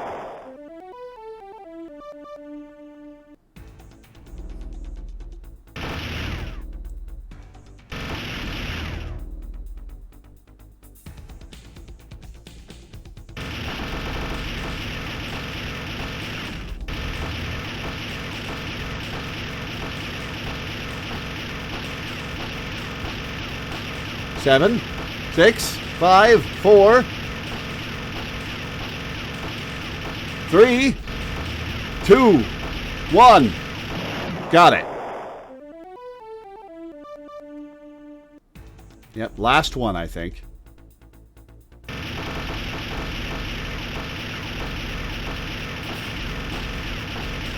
I wonder if there's a way to get more Arlo ships. Did the Arlo say they'd give me more ships if I ran out, or...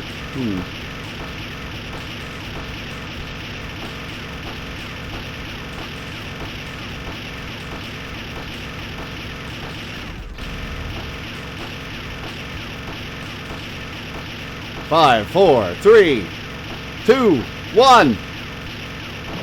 Got it.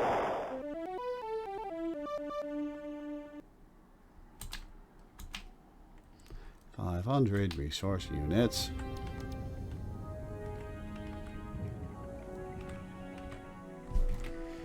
Let's save.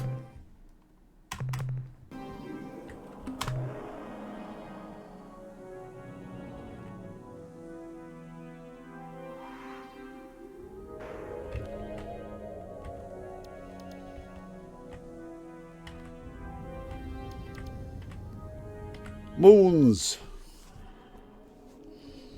All right, what do we got? Alkali world. Garbage. Biologics.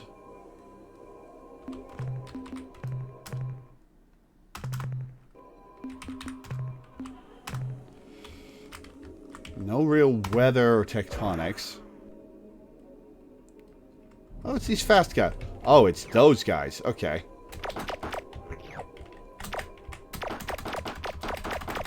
Oh, well, no, damn it.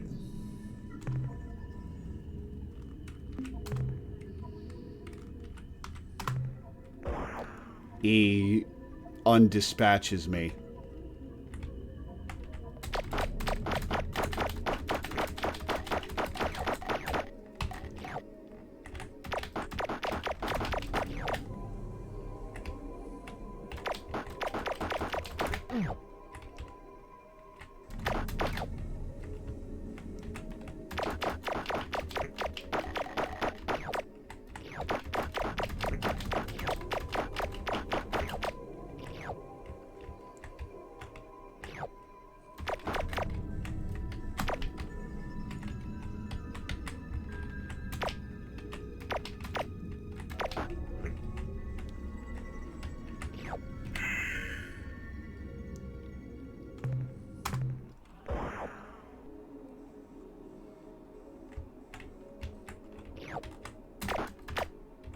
While I've been doing this, the Ilrath have just surrounded the planet.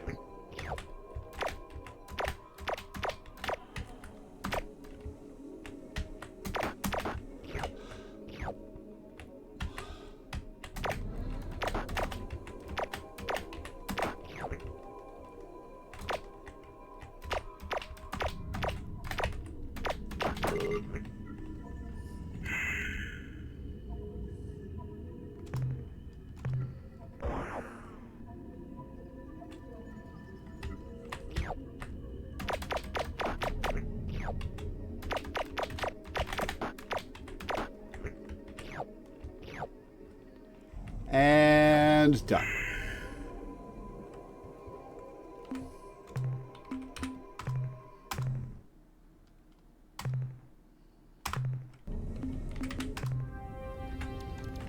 Oh, that's a lot of Ilrath.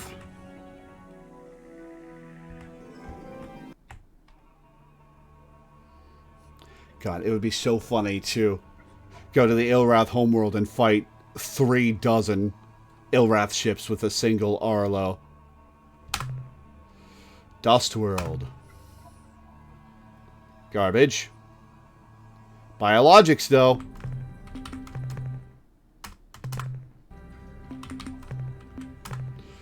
Alright, let's see what we've got here. What are those?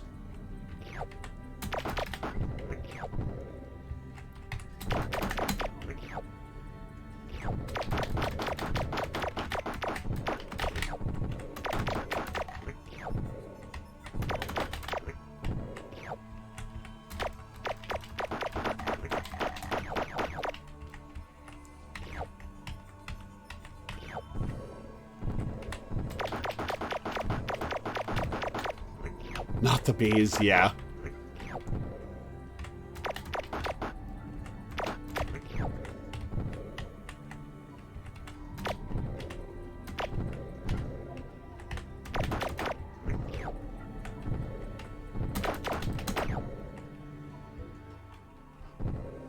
Getting lots of credits. Love it.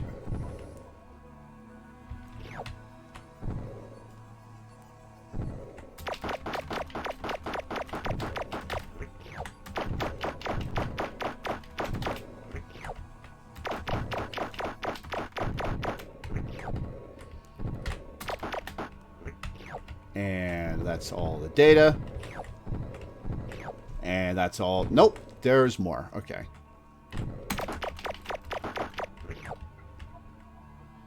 And this will be all the data. There we go. Man, the shields are so nice. Alright, so here's the question. Do we talk to some more Ilrath? Or do we get the hell out of here? I think I've exhausted the dialogue options with the Ilrath, because the first one was repeating. Yeah, I think we get the hell out of here. A species core of Procyon. So I'm guessing in this area. Yeah, I have a hint from on my mission list in my notes for a species core of Procyon. Unless I've already found them and they're in this cluster under a bubble. Or that refers to Zokfod Peak. Which of these options is it? Have I found them? Can I find them? Are they in this area? That's where the Spathy used to be. Oh, right. Yeah. Okay, so the species core of Procyon was the Spathy. Alright.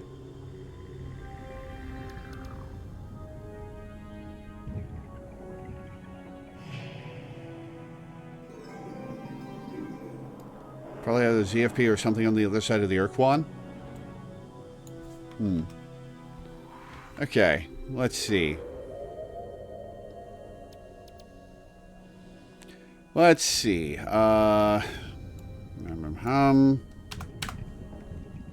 Okay.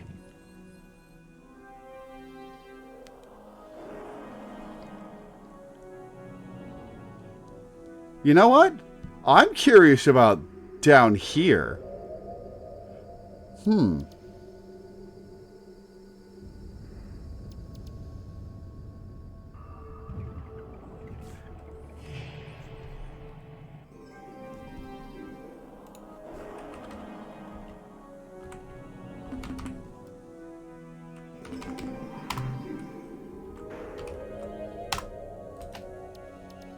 Let's get out of the system. Then I'll go into special space.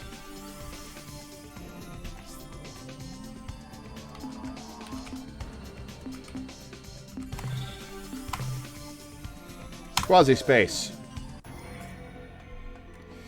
Okay, let's see. Where will take me to the southeast? I have the quasi-space map up. Let's see. The closest I can get is P. Is P, which is here.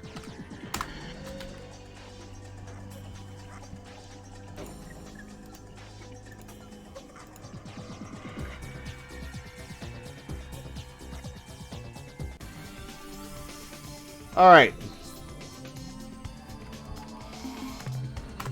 Save in a new slot. Where are we? Okay, let's...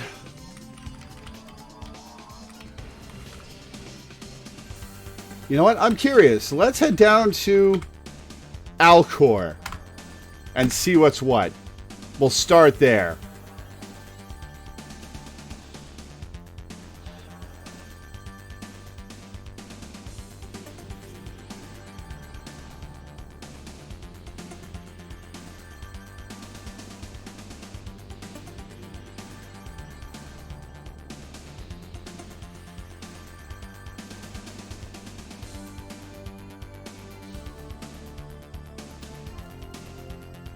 I'll be surprised if there's nothing in Alcor.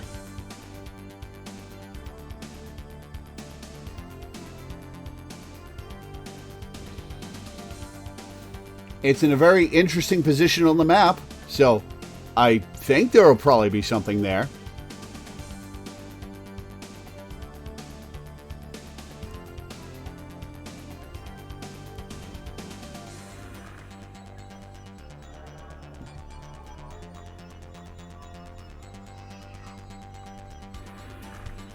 crud on my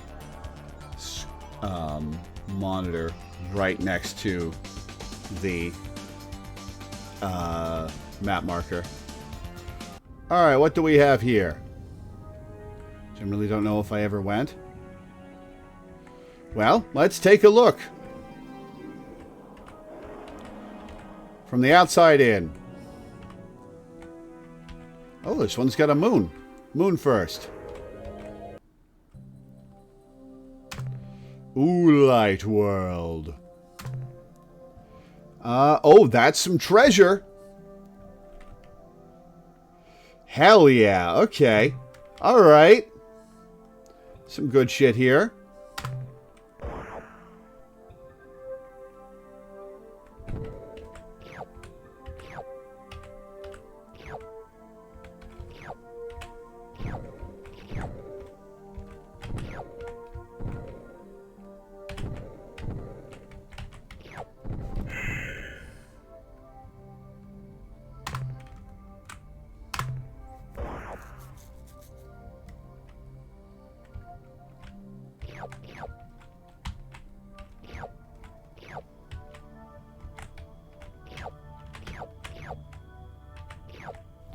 And that's everything. Cool.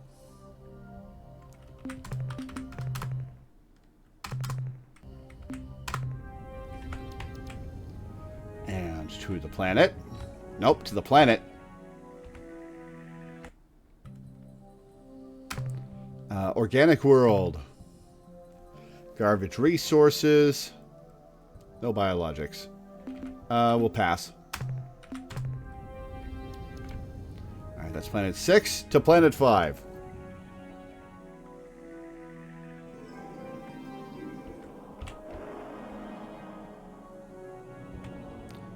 That world, that orange world is in a habitable zone.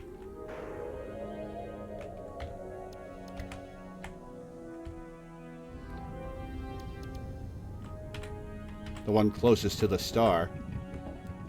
Right, this is a white star.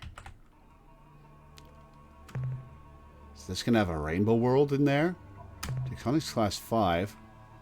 Thinking the 2100s they still make Mariah Carey memes. Ha!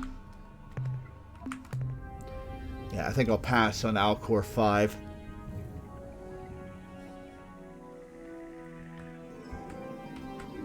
Alright, Alcor 4, which is a yellow planet. Which is exciting.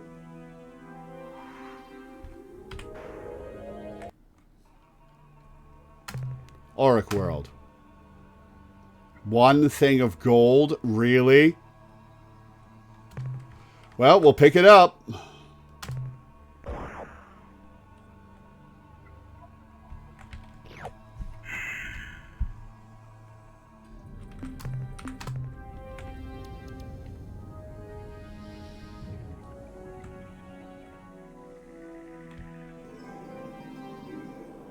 Alright, orange gas giant.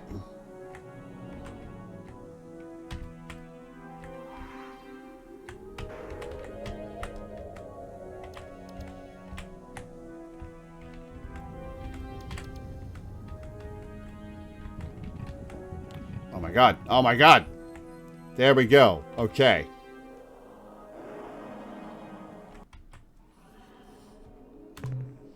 Alkali world. Garbage minerals. No biologicals.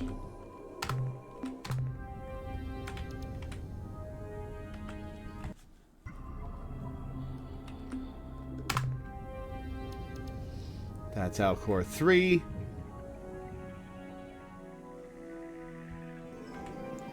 To Alcor 2. 3 moons. Cool. Ultramarine world.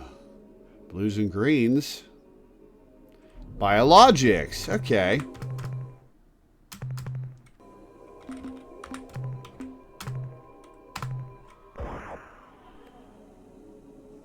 Oh, the hell are those?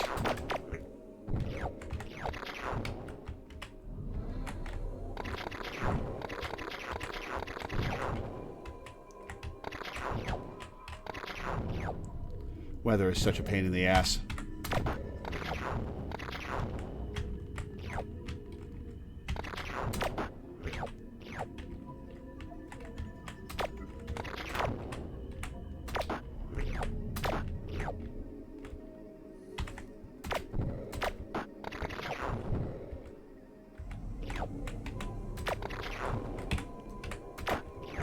And that's everything. Cool.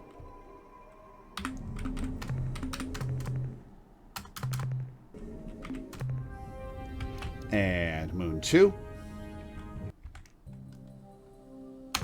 Carbide World, probably Garbo. Yes, Garbo. Nothing. Okay.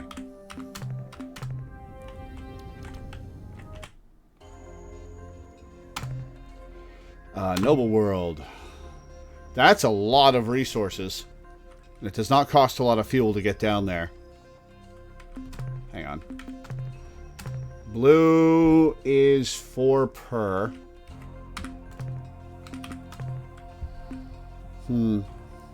But you don't get a lot. I'll skip it.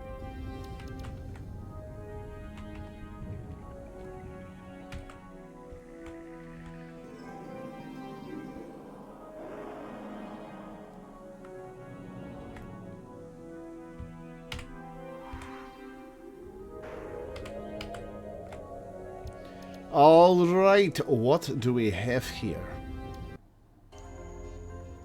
Not rainbow. Radioactive world, though. Oh, hell yeah.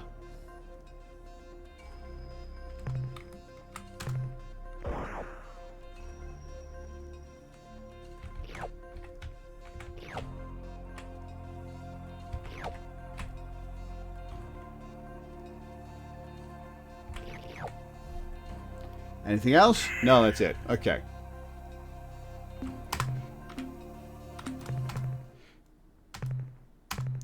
All right, let's consider Alcor cleared.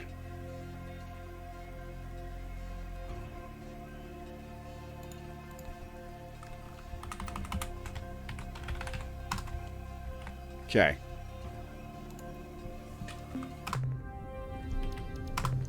All right, let's see.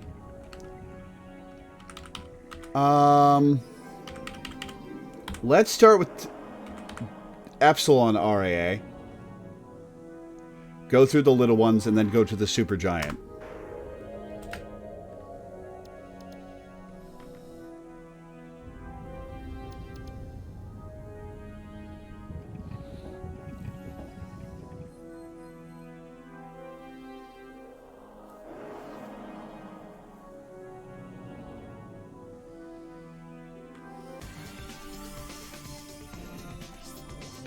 Well, that was a good resource system, at least.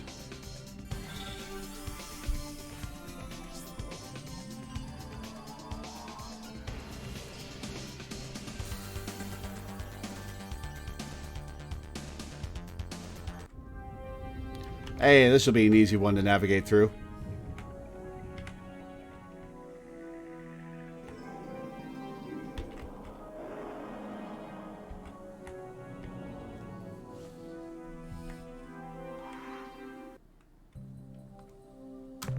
Carbide world. Garbo.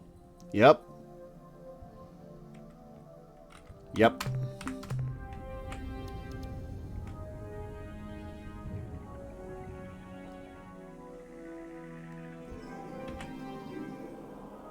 How about this world? What do we got here?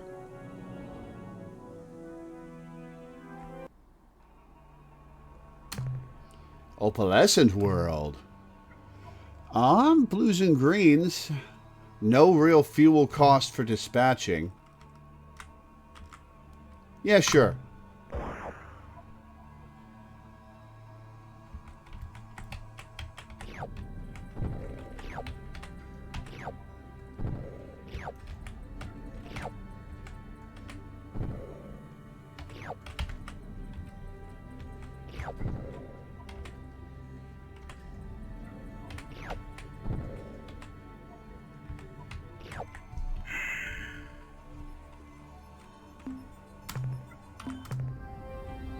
All right.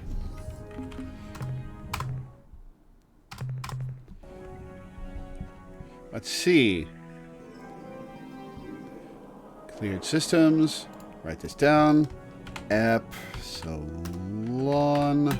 RA. Save. Star map. Delta RA.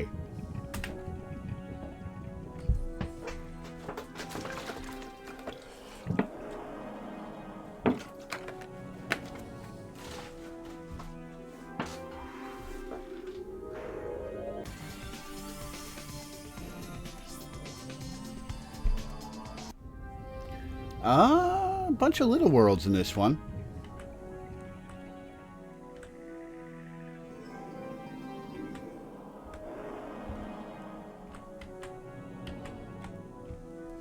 There's one in a little tiny habitable zone. Okay. Vinylogous world. What the hell does that mean? Garbage resources. No biologics. Okay. That's planet 7. Off to planet 6.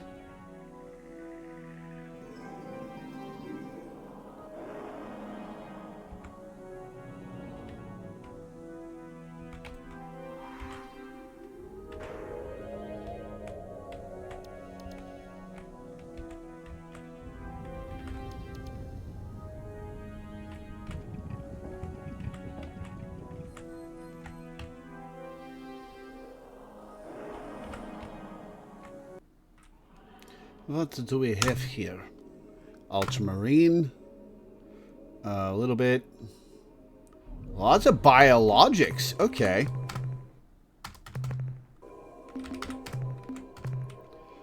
Let's drop ourselves here.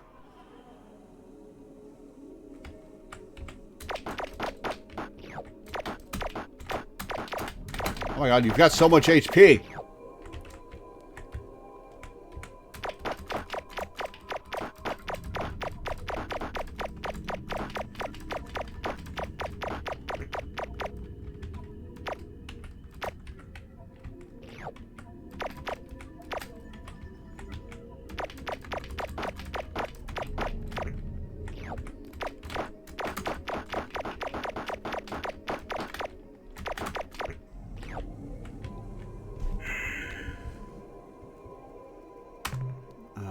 Okay. We'll use 0.2.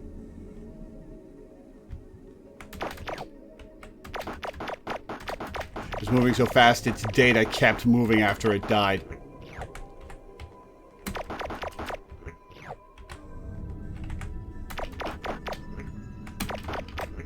Haha! Sniped.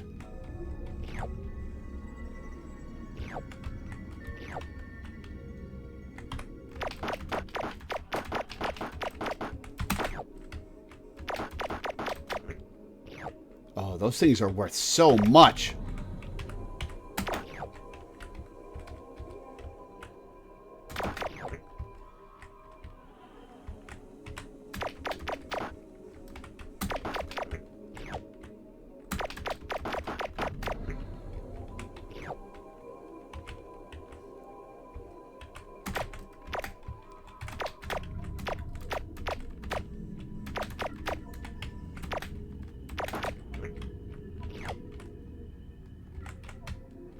I think we can get everything in this trip then.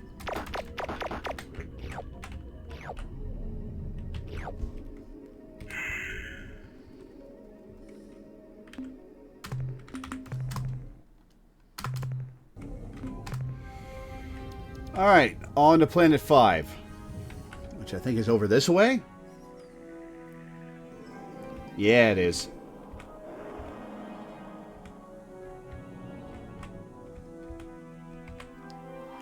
It's a red world, probably Garbo.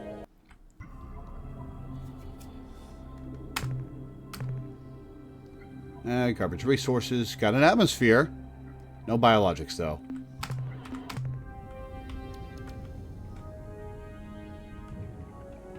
On to Planet 4.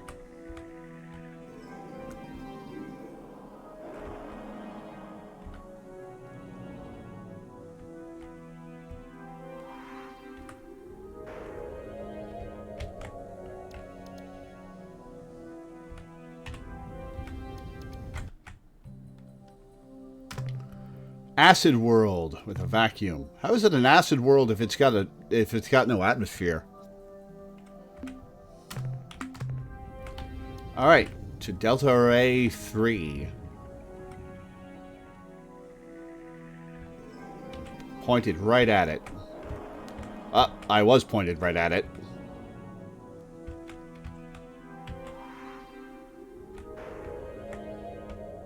There we go.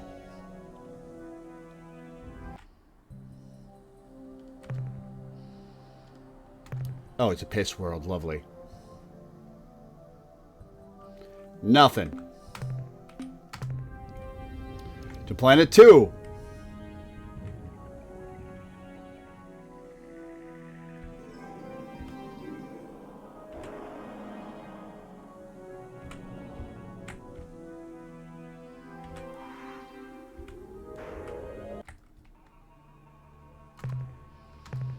Green world. Well, that's very green. No biologics. Let's fuel use 0.6. Yeah, let's grab it.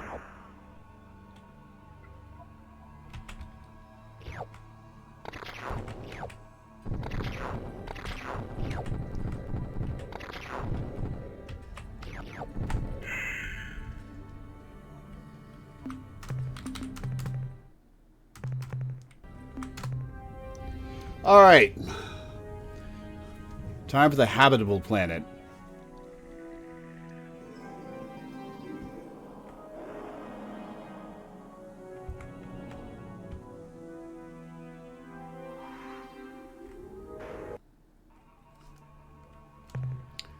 Opalescent world.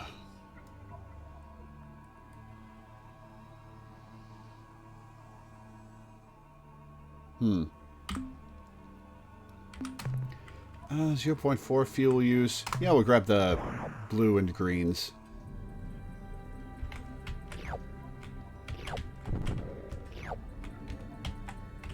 That did not give me a lot of stuff. Alright, so that's Delta Array.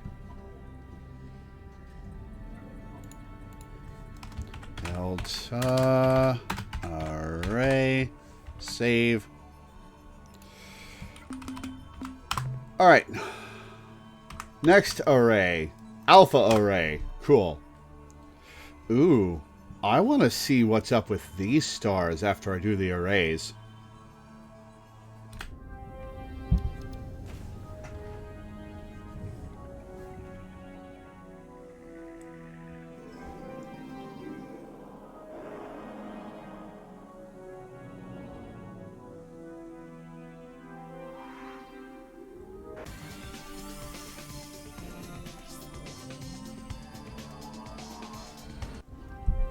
Wow, well, this is a nothing system. Hey, it's got a orange moon. Metal world. That's a lot of resources with some radioactives and gold. And biologics. Okay. Oh, it's Christmas Eve.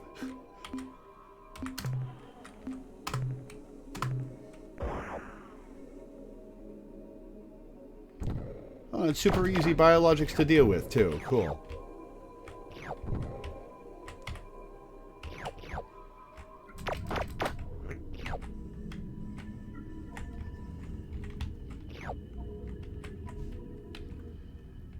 Alright, deal with the biologics.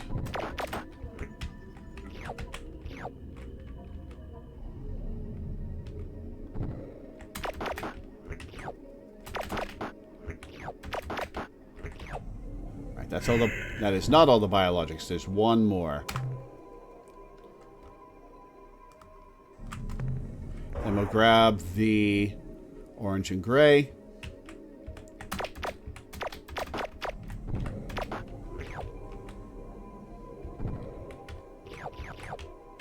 Shouldn't have grabbed that red. Oh well.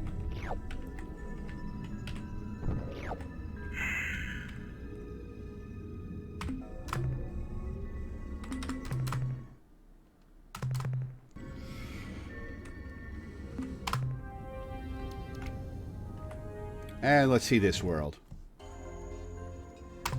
Ruby world. Ooh, purples. Hell yeah.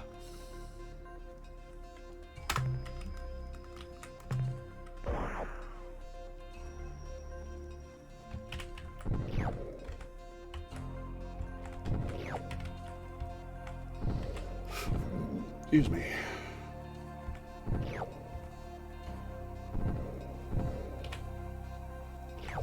Got him. Hell yes.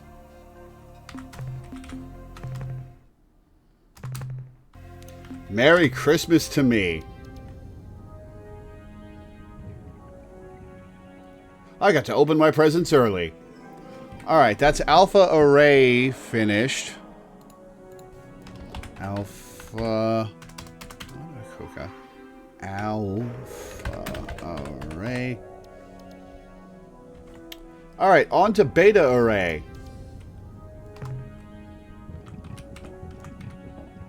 Or I guess Gamma Array? I guess the big one's Beta Array.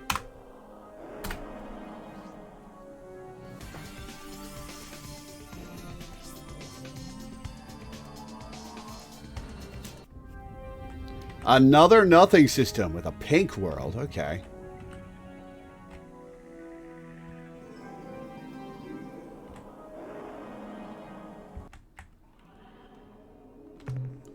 Itric world. Green and 2 grays. 0.7 fuel. That's 14 value. Okay, never mind. Alright, that should be Gamma Array.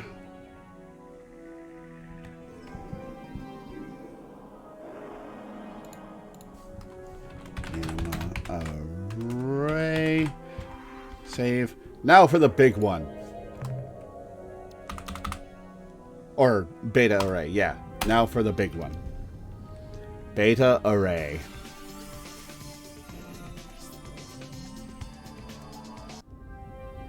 That's a big star. This whole place is super heated.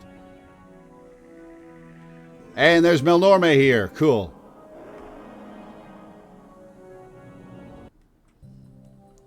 What have we got here? Chlorine world. Those are some big resource deposits. Holy shit. But they're garbage resource deposits, so we'll skip it.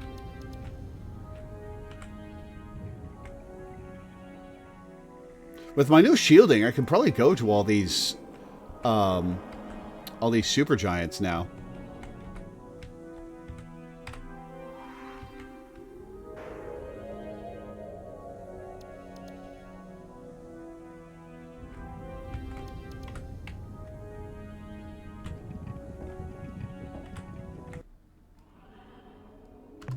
Magnetic world. Oh my god, everything in this system has huge resource deposits. Ooh, purple. Dispatch uses 3 fuel. That's 60. Worth. We'll pick us some gray while we're here. No, we won't.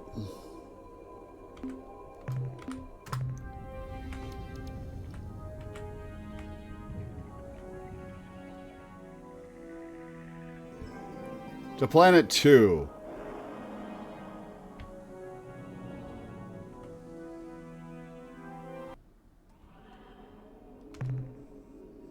Weather class 7. Greens and blues. Let's try it.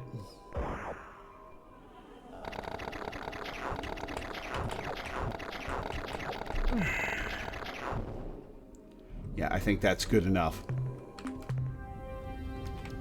All right. Have this on the side, and all I hear is Lord talking about huge resource deposits. I didn't know you were so shallow. Listen, vast tracts of open land are enjoyable for many people.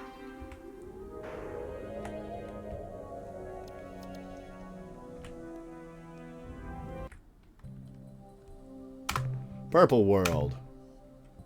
Garbo. Okay. Alright, where's the Melnorme? Here, Melnorme. There you are.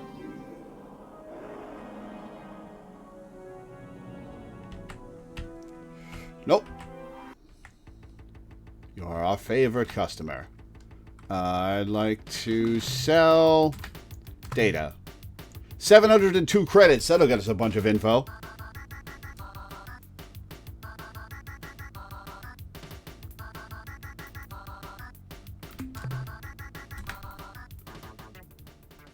Oh no, I could have made purchases. Alright, hold still.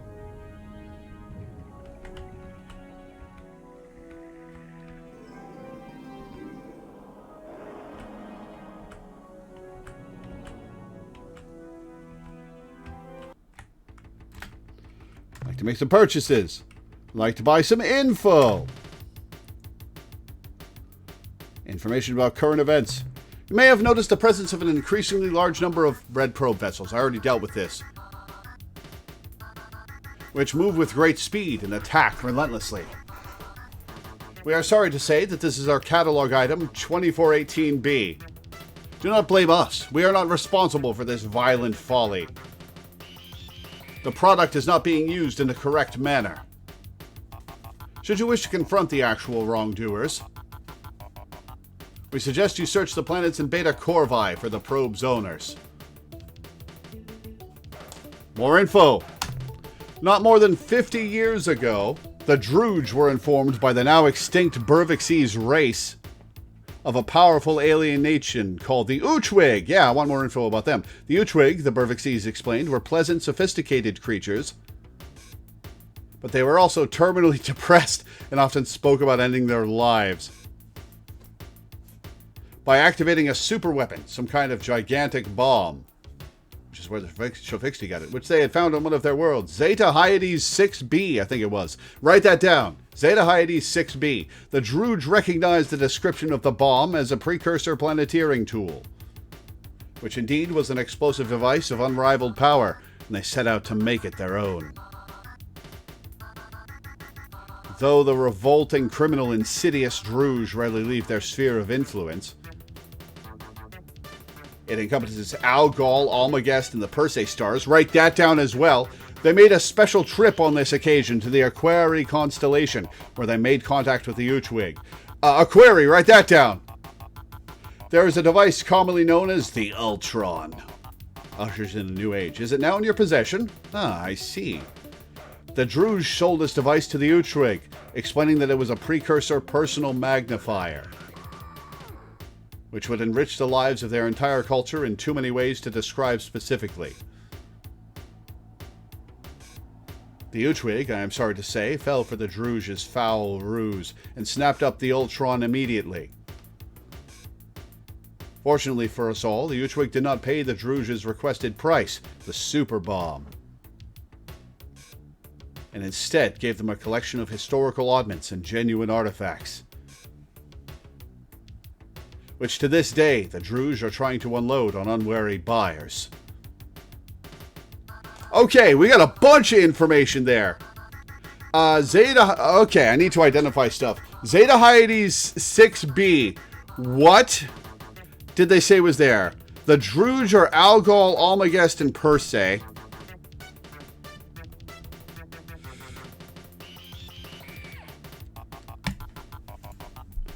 The Uchwig were at Zeta Hyades 6b, right? Uchwig, Zeta Hyades 6b. Druge.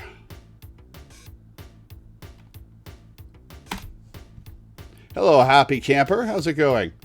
Druge are in Algol, Almagest, Persei area. Okay.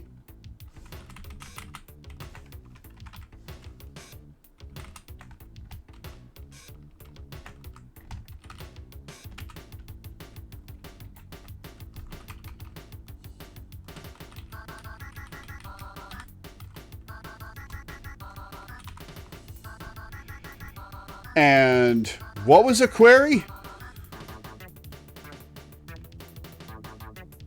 What did he say was at a query?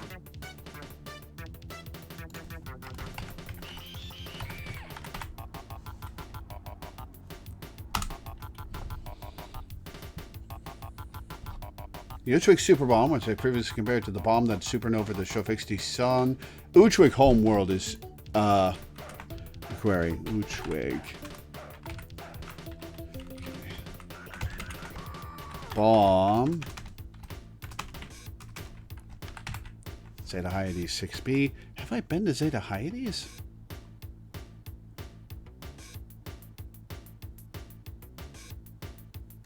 No. Okay. All right, well, that gave us some interesting information we can use. All right, more info. The Uchwig, who live in the Aquarii constellation, have grown very depressed of late.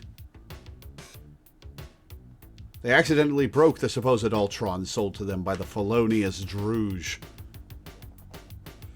As a consequence, they are morose and melancholic, which isn't really any different from normal, and will probably be unwilling to help you fight the ur-quan. If you wish to gain them as allies, we recommend that you acquire the broken Ultron, as if it ever worked, and find some suitable replacement parts. Our information indicates that you can find these items in 3 different places. Write this down. A rosy sphere at the Druge Trade World, an aqua helix somewhere in Thradash space, and a clear spindle, which is currently in the possession of the Pahunk. Oh, great. Okay. Captain, that was the last current event we have for sale. No!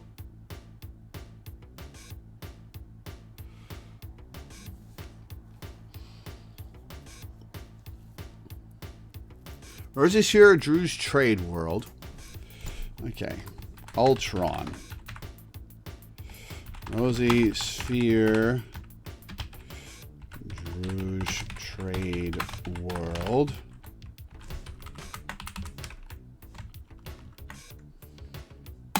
Aqua Helix, Thradash Space, Clear Spindle, acquired already. All right, well, that was the last info they had on current events. Okay, do they ever get more info, or am I done with the info? All right, I will pay for useful data on alien races. The creatures presently fighting the ur-quan are called the Korra. They are an ur-quan subspecies who split off from the main species many thousands of years ago. Their present fight is a ritual reenacting of a major difference of opinion between 2 rival ur-quan leaders after the ur-quan overwhelmed their slave masters, the Dinyari. The Korra are immune to reason, having long ago lost the ability to see their situation objectively. They live in a self-maintained paradox to ensure their safety and security.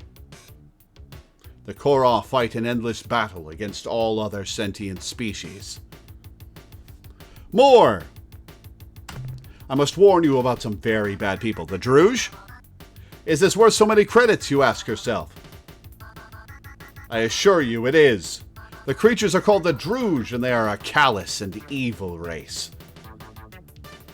They care for nothing but profit and personal gain through unfair mercantile exchanges. Why are you looking at me like that, Captain? It is not appropriate.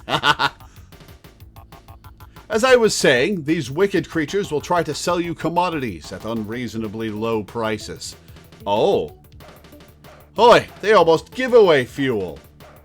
Do not fall for their tricks. There are hidden costs, secret tariffs. So that you may avoid them, I will tell you that their main trade world is Zeta Persei 1. Write that down. Why are you smiling, Captain? Zeta Persei 1. Okay. Zeta Persei 1. Okay. Alana, for future reference, when I ask you to... Oh, okay, you did give the context to the world. Okay. Zeta per se 1. Okay. Alright. Useful data on alien races. The Burvixes race evolved on the planet Arcturus 1. Burvixes Arcturus 1. They lived there in a relatively benevolent manner. Write that down. Until the Korra came and destroyed them during the course of 2 or 3 unfortunate days. The Druge were largely responsible for the Korra finding the Burvixes.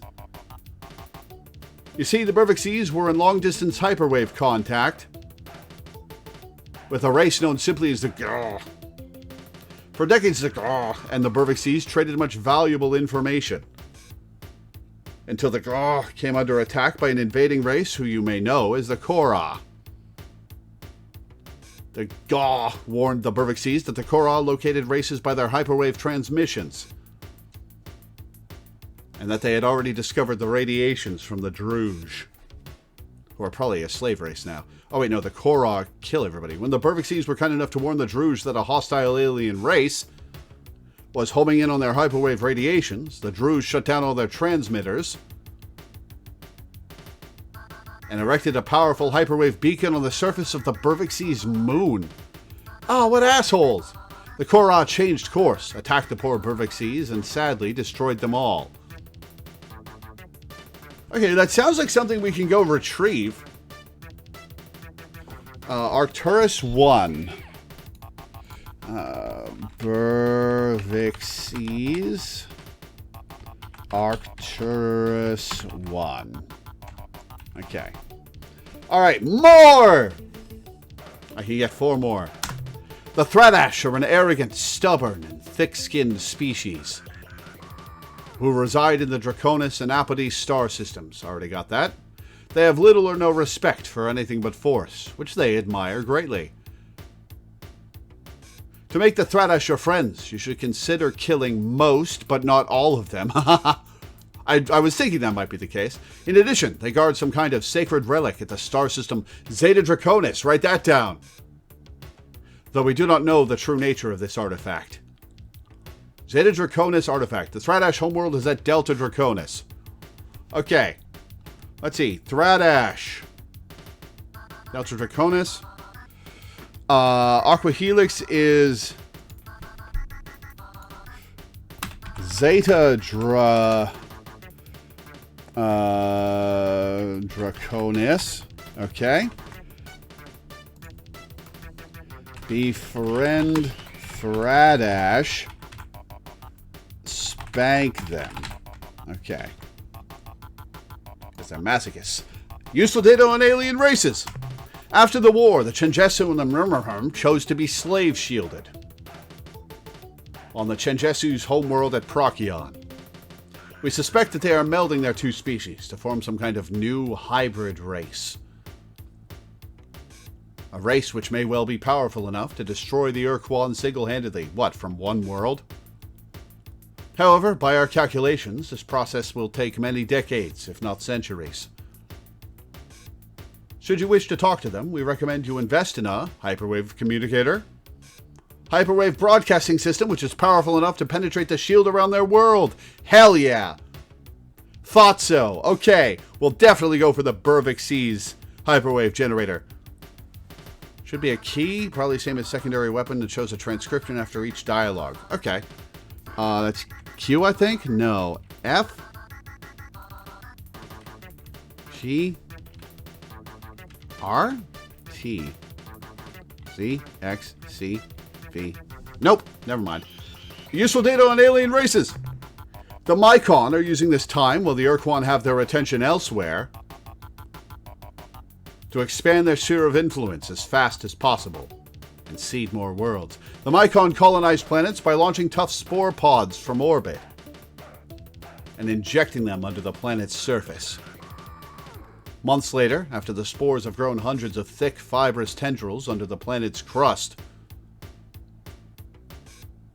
the tendrils suddenly thrust up out of the planet and create huge calderas. God, the Mycon are horrible. Not incidentally, filling the planet's atmosphere with the Mycon's preferred gases. Clouds of superheated steam and sulfuric acid. So now we can tell the Cyrene that the Mycon did that. Okay. Tell Cyrene Mycon killed their planet. Okay, and that'll probably help me befriend them. Alright, last one. Useful data on alien races. Following the end of the war, the Androsynths began experimenting with interdimensional fatigue. A process which is related to your faster-than-light drive, but involves dimensions far more alien than hyperspace. They had just made a major breakthrough when they were suddenly wiped out by a race called the Urs, who appeared seemingly out of nowhere. Actually, we don't know what the Urs did to the Androsynth. They're just all gone. Yeah, horrifying, isn't it? Okay. Cool.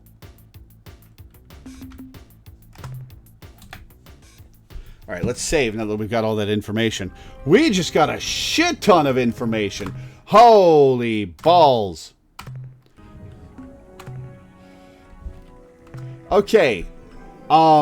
Okay, before we start tracking down some of that info, let's go to these stars, and this star, so I can see what's there. We've got plenty of fuel.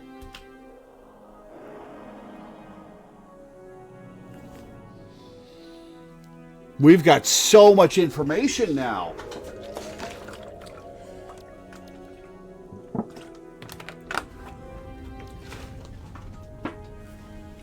I'm glad I bought all the technology first, but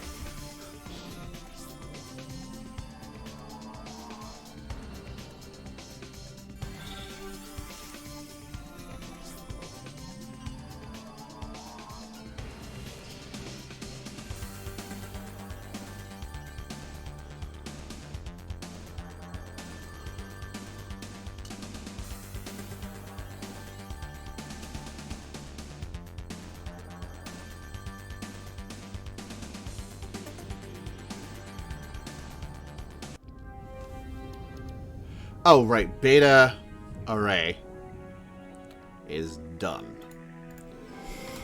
Beta array. Okay.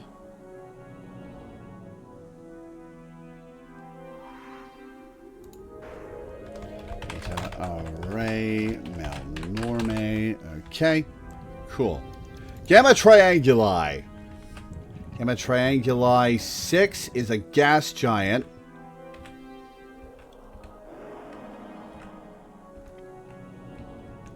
With a single gray moon. Selenic world. Garbage resources. It's a vacuum, so no biologics. Cool. Pass.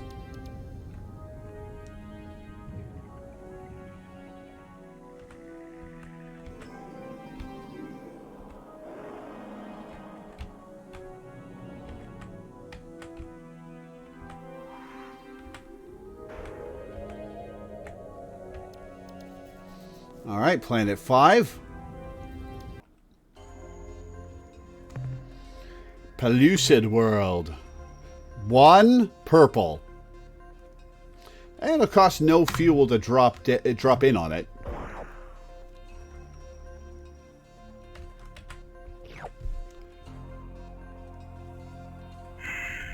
Well, that was technically profitable. Alright, to planet 4. Which is over there.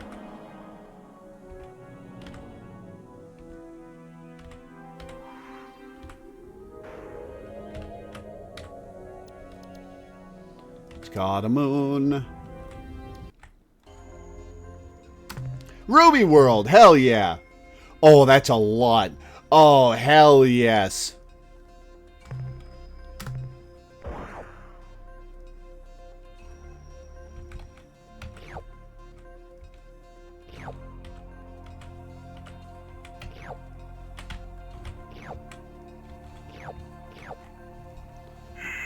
Profitable. Very nice.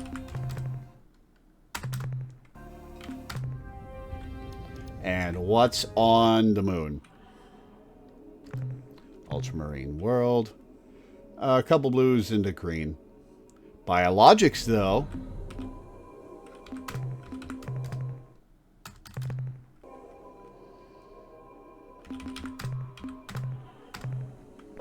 All right, what have we got here?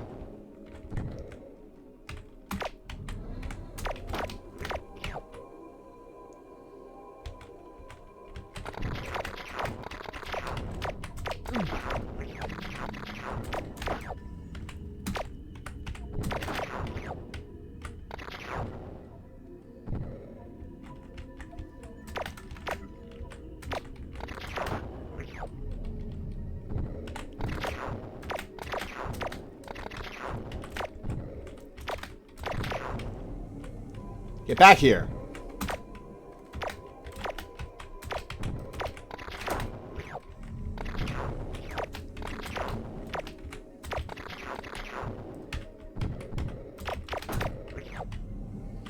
Okay, let's get the rest of these minerals and get the hell out of here.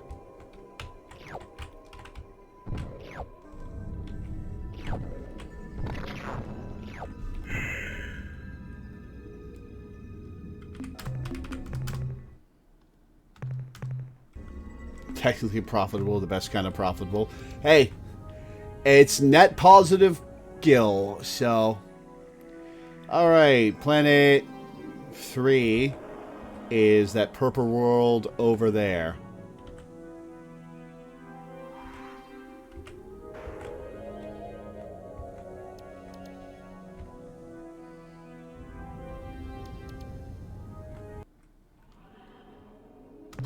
Super dense world.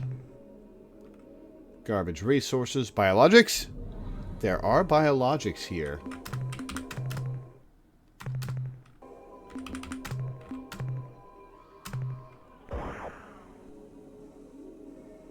Ah, these guys. Okay.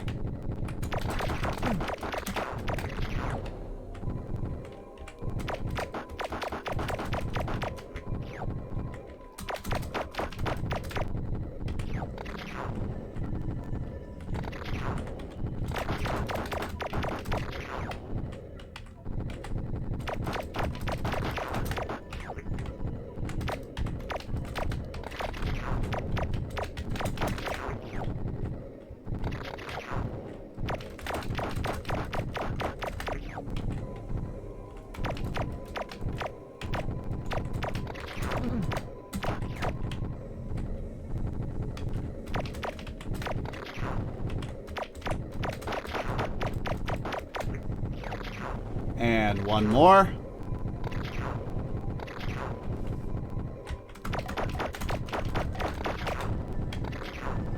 And we'll grab the resources. Man, these shields are really putting in work. Gil, I would say too much Final Fantasy, but not sure that's possible. It's a good term for money. Generic term for money. I like it. So I'm going to keep saying it. It's kind of what my brain defaults to when I talk about credits or gold. And it's fun to say.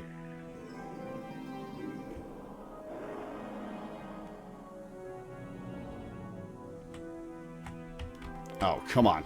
Come on. Come on.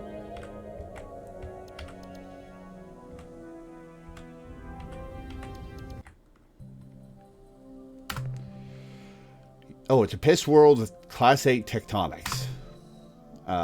Garbage resources.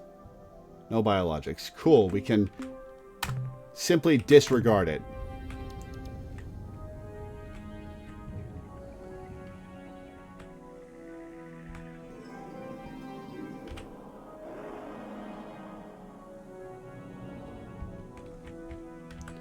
Oh, yellow moon. Oh, it's a piss world. Okay. Garbage. Biologics, though.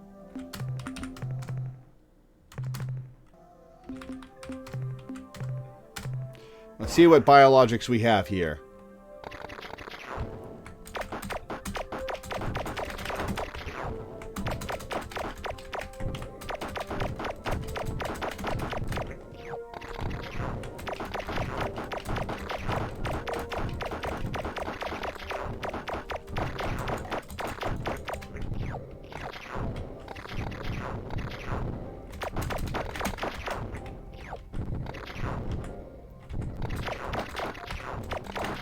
I have been playing Final Fantasy IX on my own time lately.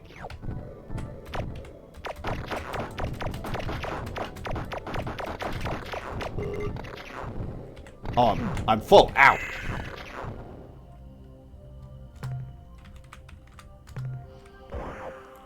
It's nice to replay that game.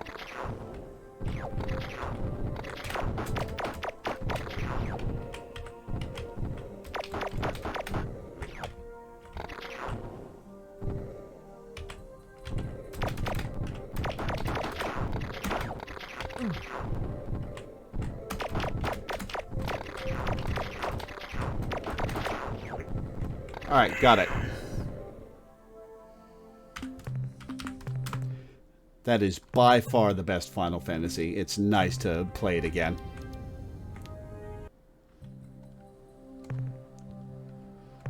Alright, we've got Garbo resources. No biologics. Okay.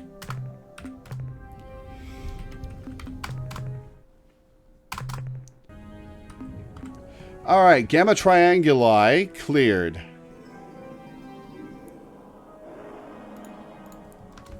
Gamma Trianguli. Save. Alright, star map. Beta Trianguli.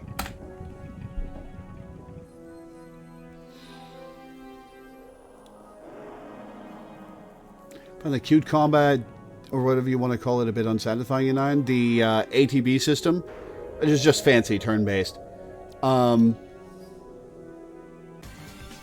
the strategy aspect of it pretty fun, and I enjoy the ability learning system, and the story is the best in the franchise by a country mile, at least from the ones I've played. Alright, this tiny little system. It's habitable zone. Anything interesting here? Zidane and Garnet are my favorite romance in all of fiction, too. No minerals. No energy. Biologics, though.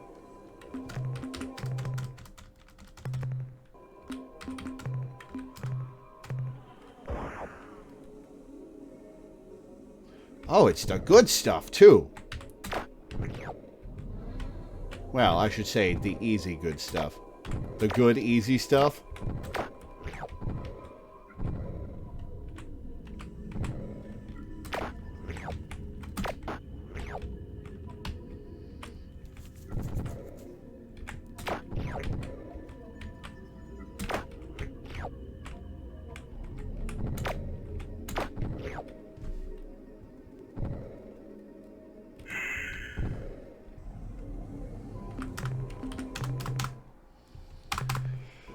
Alright, Beta Trianguli is clear. Beta Trianguli. Save.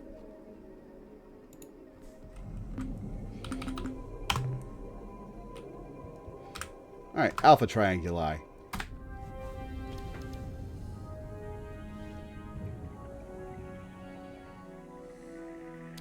Of the main series games, I think I found 6's combat to be the most satisfying, but that may be because I spent the game chronically underleveled and was having a challenging time that was really exciting, but who knows.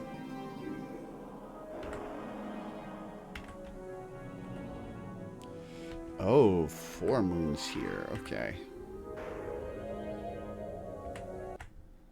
I like how the red planets are either the worst garbage you've ever found or the most valuable thing in the game. Quasi-degenerate world. Purples! Excellent.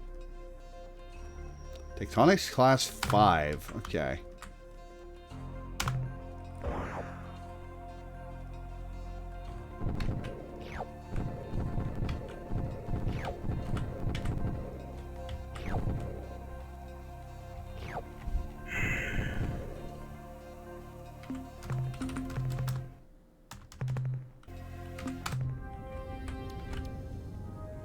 Come on, give me another degenerate world. Yeah, quasi-degenerate world. No minerals. Nothing. Oh, that's bait. That's BM on the part of the designers. That's salt-inducing.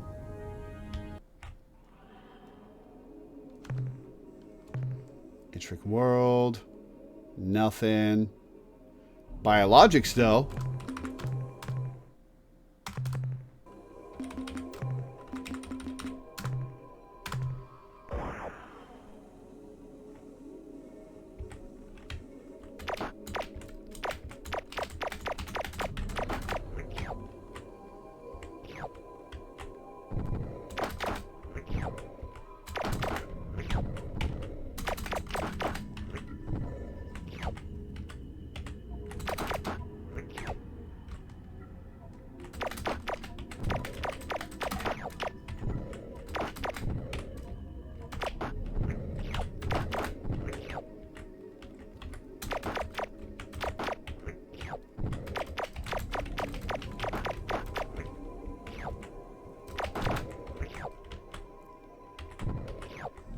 And make a request since we're coming up on 4 hours.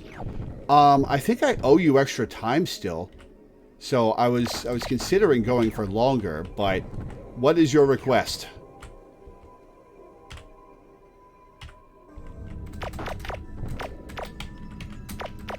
Let me check. I think I owe you some backlog hours, but give me a sec.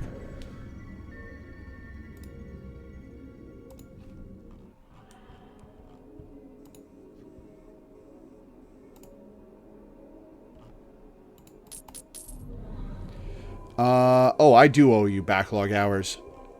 Well, actually, I can't stay too long today because it's date night. One part of my request is to keep playing until it's March in-game. The other part is visiting the only species I've personally cosplayed in real life, the ur-quan. Well, we have time for that.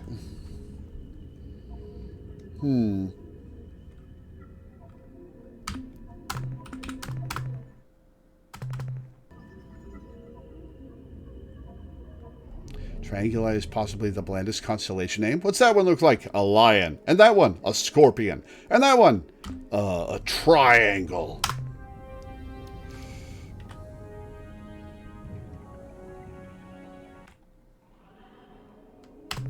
Alkali world.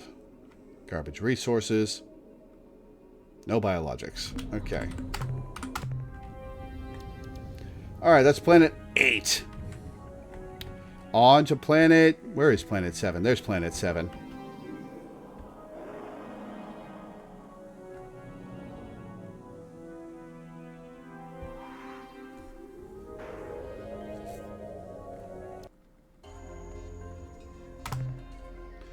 Halide world.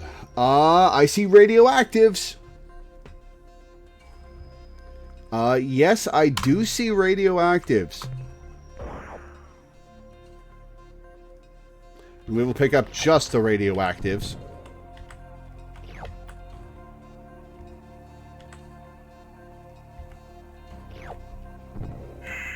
Because we're running low on space.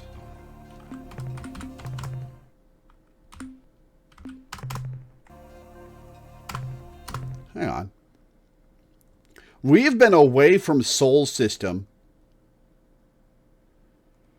for months now.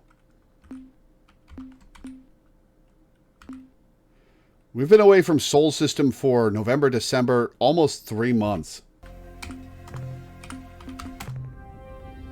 Alright, that's planet 7.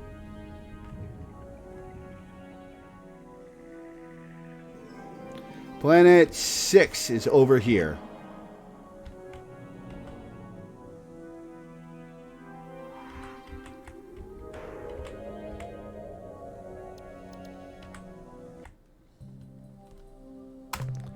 Oh, piss world. Okay. Garbage resources. The balance of some of these worlds is frustrating. Because, like, they'll give you a world with 0 useful things on it and have it be the most dangerous world in the game.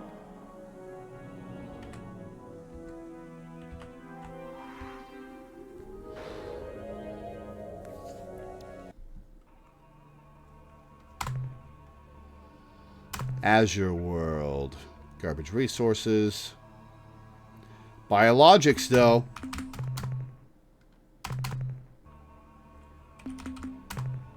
Class 6 tectonics is painful. Most of the game was procedurally generated. Oh, it's these things. Never mind. We're not dealing with those things.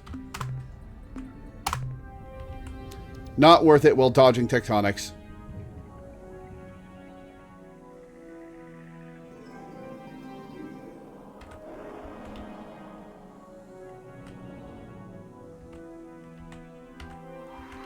I didn't realize we had that kind of procedural generation in 1992.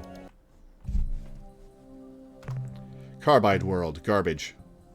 Yep, garbage. Useless.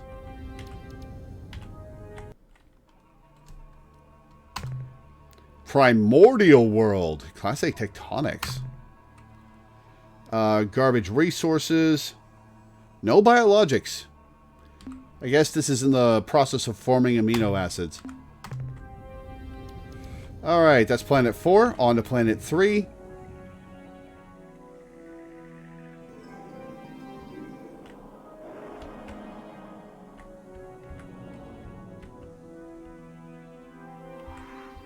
Rogue was ProcGen? When did Rogue come out?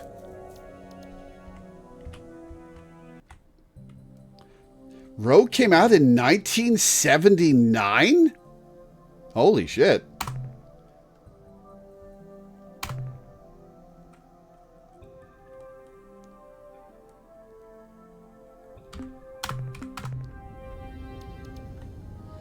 Alright, to planet 2.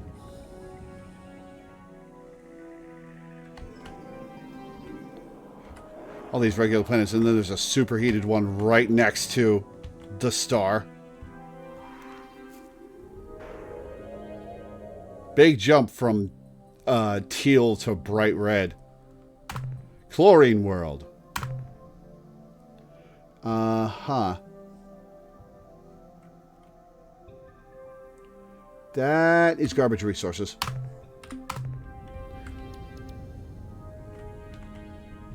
Not ProcGen at runtime like Rogue, but still a bunch of rules fed in and a galaxy map comes out rather than having to crafting hundreds of systems. Yeah, fair enough.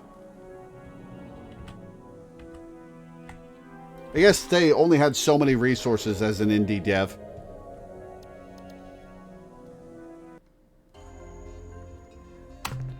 Water world. That doesn't look very watery. Biologics? Yeah, I wonder which one of them is Kevin Costner.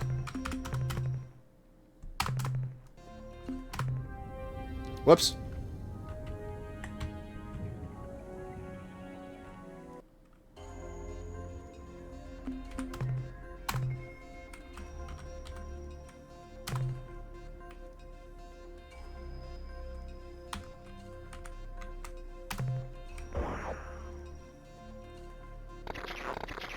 Oh, these guys.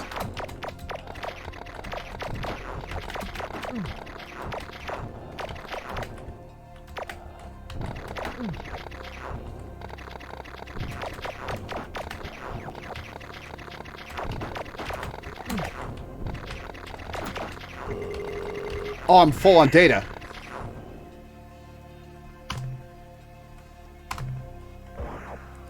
Alright, these guys give a lot of data. I forgot. Holy shit, that does give a lot of data.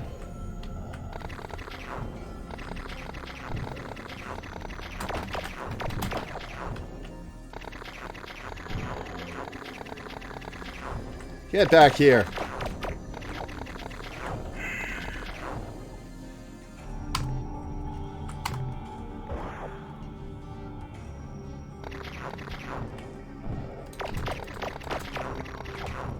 Oh, what are you?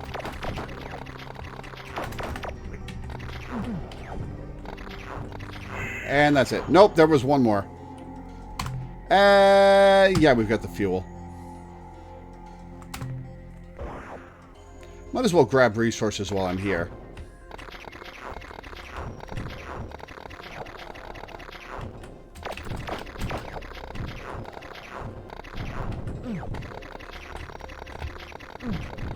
God, the weather here is nuts. I'm just getting the hell out of here.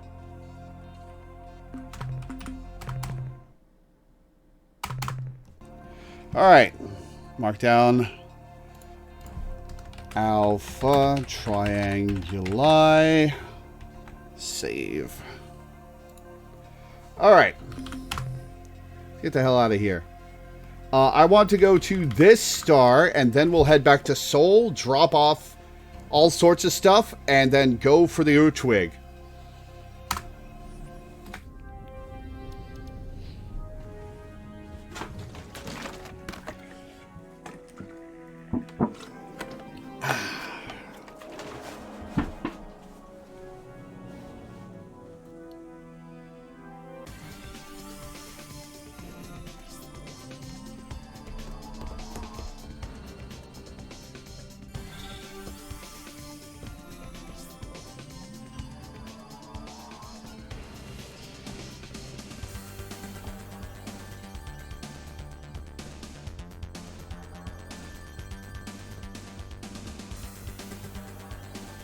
Alright, watch it be a one world.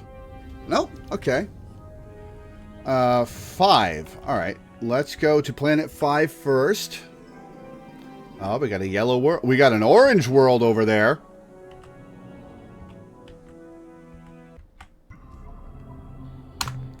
Trondite world. Garbage.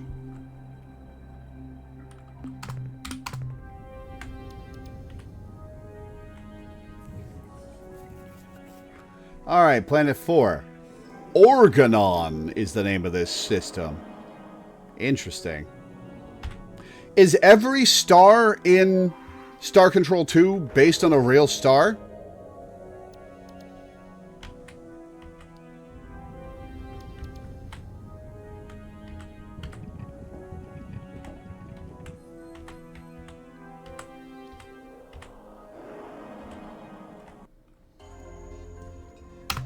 Radioactive world! Fuck yeah!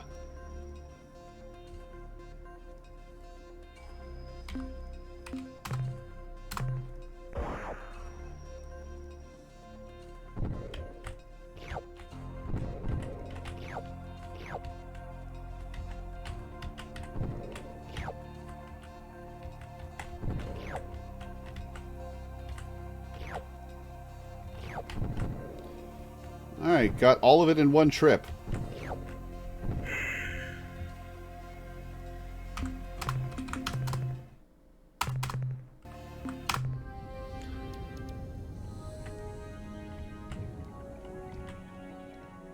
Most but not all. I don't know of any star called Organon. Well, maybe there will be something interesting here.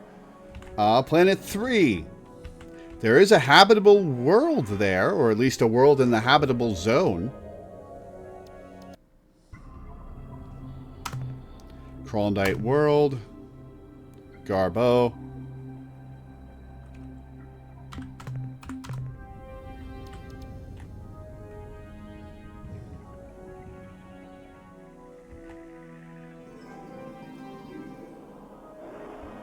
Alright, planet 2, which is gold.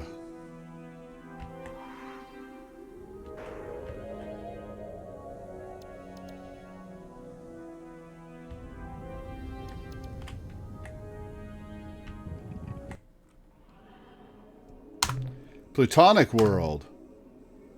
I see some radioactives. I see 2 radioactives. As long as we're here, we'll pick up some greens.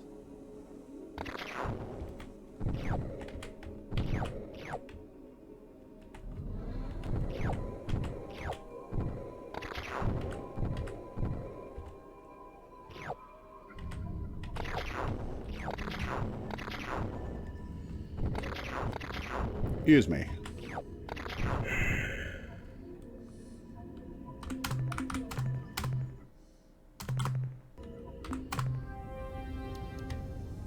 Alright. Time to explore the habitable zone planet.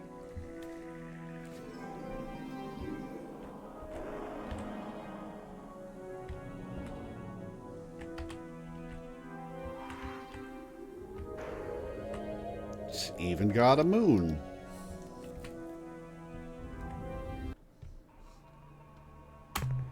Azure World. Carbo. Nothing. Biologics.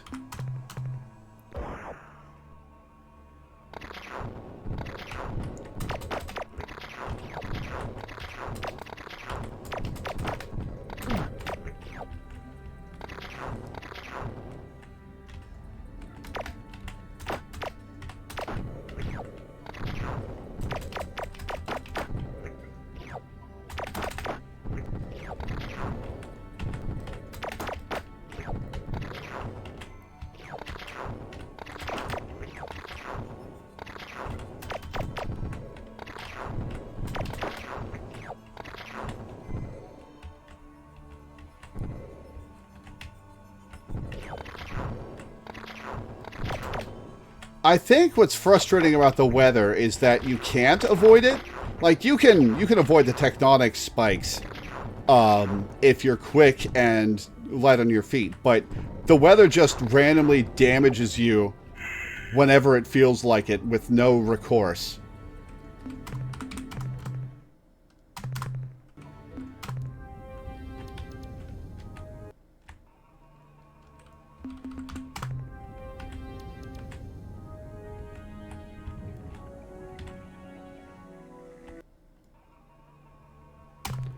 Telluric world.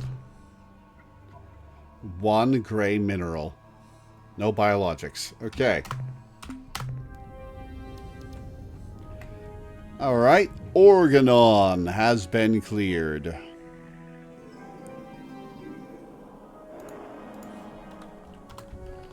Organon. Save. Alright.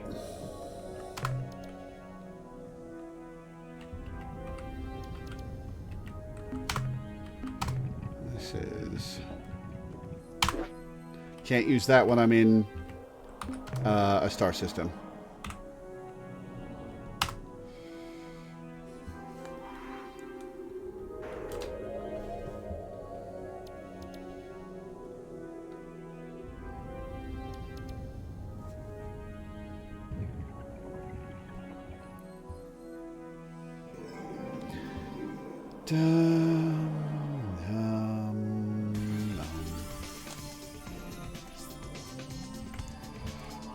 Alright, let's see. Let's head back. What is the Talos shield? Quasi portal. Alright. Let's see. See the map.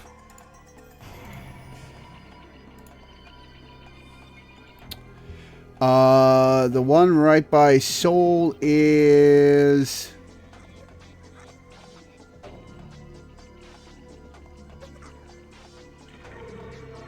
directly to the south of me.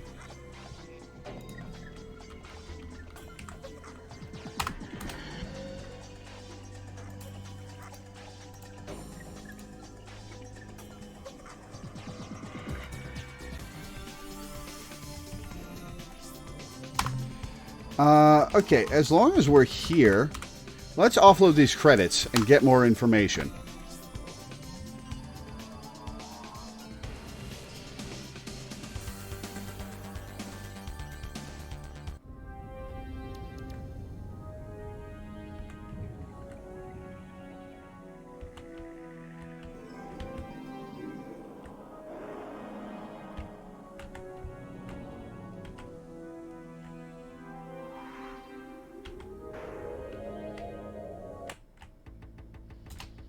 Alright, items I would like to sell. Data on alien life forms. 744 credits. We'll have almost enough for 10 things. Make some purchases. I like to buy information. I'll pay for useful data on alien races. The Loreweaver are a mysterious race of IDF beings. IDF meaning interdimensional fatigue. They do not reside in this galaxy, or in fact, anywhere in this universe. While it is true that the Loreweaver are rarely seen far from the Columbae star group, they do make regular secret visits to your world, and have done so for centuries. Ever since Earth was slave-shielded, they have focused their attention on the humans aboard the starbase, many of whom are now members of your crew. Have we been experimented on? Though the Loreweaver always smile and are never overtly hostile, we believe that they have a secret agenda which somehow involves your planet, Earth. These secret plans may or may not cause grief and woe to you Earthlings. Yeah, that's a good question. More useful data!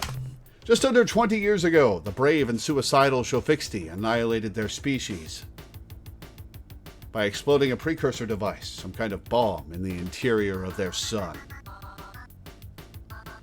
The resulting storm of solar flares cooked the life off the Shofixti homeworld and incinerated over 100 ur-quan dreadnoughts, which had just entered the system to conquer the Shofixti. In actuality, there are still at least a dozen Shofixti left alive in the galaxy. Oh, there were more females. 1 or 2 were at Delta Gorno, guarding the dead hulk of their once beautiful world. Others can be found in Vux space. Alright, that's a dead end because we already did that.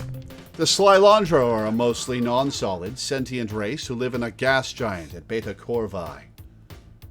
We recently sold them a self-replicating exploration probe, which has somehow turned hostile and attacks everything it detects.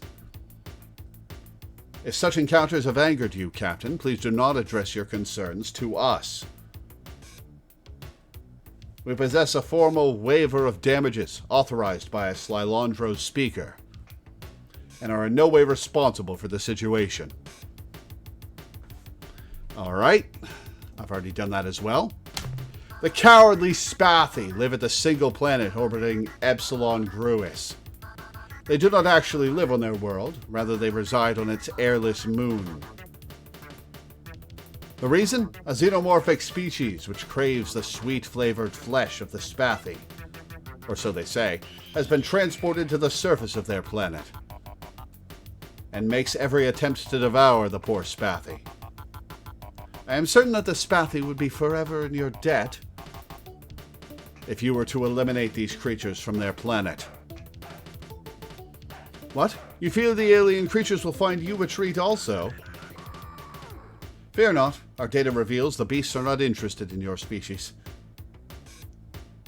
Should you wish to consult the Spathi ruling council, you will need to know the secret Spathi cipher, a password which is Huffy Muffy Guffy. Oh, this is the other way you could have gotten it. Okay. I will pay for useful data on alien races. Like you Earthlings, when the war with the ur-quan was lost, the Cyrene chose to be slave-shielded. Their new world is at Betelgeuse. The Cyrene's star base is crewed by the starship commanders and crew who were decommissioned at the end of the war. Though the Cyrene hate the ur-quan with a vengeance, they are unlikely to offer you assistance, unless you reveal to them the truth behind the tragedy of their original homeworld, Syra. I knew it! Which was destroyed by the birth of a Mycon deep child a century ago. I knew it! I will pay for useful data on alien races! When the ur-quan entered Gamma Serpentis, the home star of the Yahat, their queen made a sudden change of allegiance and allied with the ur-quan hierarchy. They became ur-quan combat thralls. This act was viewed by most Yahat starship officers as ultimately dishonorable. The desperate act of a corrupt regent to maintain her throne. The Yahat's shame was greatly magnified by the Shofixti's show of courage when they destroyed their own star system to slow down the ur-quan armada. Captain. You have heard all that we have to say about aliens indigenous to this region. Should we learn more in the near future, we shall be certain to sell it to you. Does that mean you get more information? Okay. Okay, so now I think we have an in with the Ahat, confronting them about the dishonor. No, wait, we already confronted them about the dishonor. Alright, historical information. Almost 25,000 of your years ago, there existed near this region of space an association of starfaring races called the Sentient Milieu. This group formed over several thousand years to mutually enrich their respective cultures, to provide a safe creche for emerging sentient species, and to afford themselves a degree of protection from external hostilities via military alliance. Of the 7 most active milieu members, the most famous race, indeed you know them well, Captain, were the ur-quan. The ur-quan evolved on a harsh planet orbiting a star outside this region of space. They were solitary predators, like your praying mantis, Captain, or polar bear. A praying mantis polar bear, horrifying, who had a very limited set of social behaviors, most of which dealt with sex. Since they had to compete for survival against many physically superior species, the ur-quan evolved intelligence and tool use in much the same way as your own species. The ur-quan also learned to master their fierce territoriality to build a cooperative planetary culture. When the ur-quan were discovered by the Talo, they had just begun exploring their solar system in crude atomic vehicles. Although the ur-quan attacked what they thought to be an invader, the Talo were patient. They explained the purpose of the sentient milieu and offered the ur-quan membership.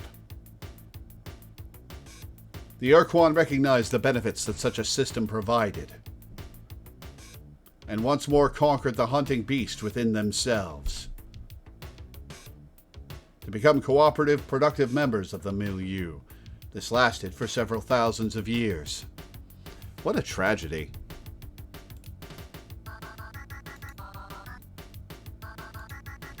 Alright, one last one. Just over 20,000 years ago, when your ancestors were learning to chart the course of the moon and stars on animal horns, the sentient milieu spanned 500 light years and included the membership of 100 worlds. Like all other star travelers, they had discovered ruins and relics of a far more ancient culture, which your species calls the Precursors. Explorers from many species spent their lives trying to piece together this ancient mystery. But of all races, the ur-quan were the most bold adventurers. And they found something they didn't like. Their scouts, flying single ships, penetrated far into uncharted space and landed on 1,000,000 worlds. On one such mission, a young ur-quan made planetfall on a small, life-bearing alien world to identify some anomalous energy readings, occasionally a sign of precursor installations. Instead, the ur-quan found a small, hideous creature, a Dinyari. Before the scout was able to defend itself, the Dinyari creature took control of the ur-quan's mind and commanded the scout to place the Dinyari aboard the ur-quan's ship, along with hundreds of its evil brood. Then the ur-quan returned to the heart of the milieu, landing on its capital planet. Oh, that's fucked. Within hours, every resident of the planet was a Dinyari slave. Within a month, Dinyari compelled starships that spread the evil, psychic creatures across the entire milieu. Man, I want to hear more! Come on! Oh, man. Oh, man. I want to hear more. God damn it. I have asked the ur-quan the words, yeah. Star map. Alright, back to Seoul to drop off some stuff. Nope, fuck off.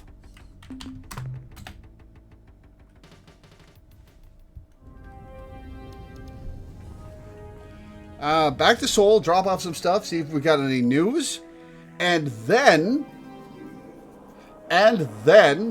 we will go to the ur-quan in the Aquarius star system. We got so much information here today.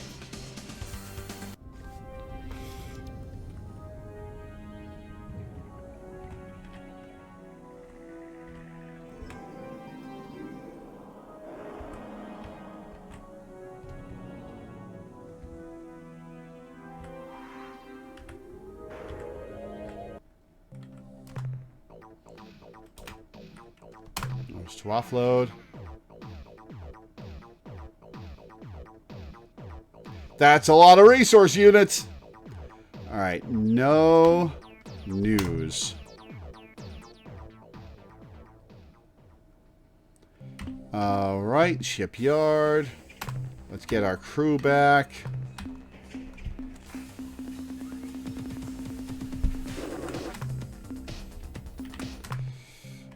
Outfit starship with fuel.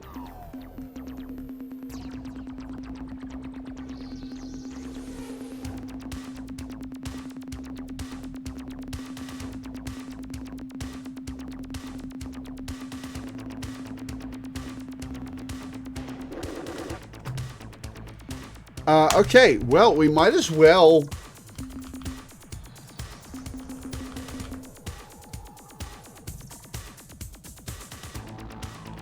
So actually scouts aren't that strong, but I can think of some peeps who might want to see them anyways. Oh! There's a thought. Bring them to the yacht.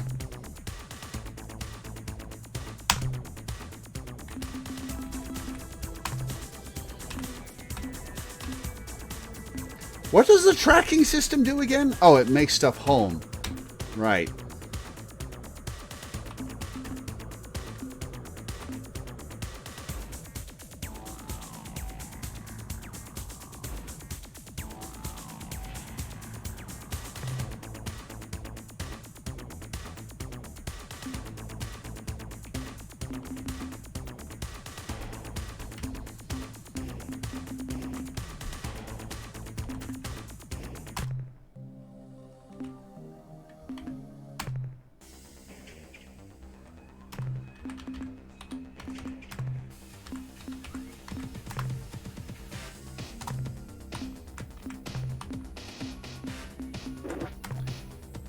Let's make 2, just to be safe.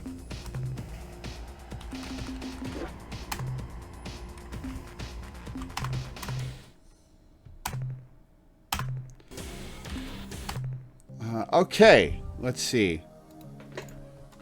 Take show fixity to yacht on my mission list. Okay. So, to the ur-quan in a quarry. Right, I can get more crew myself.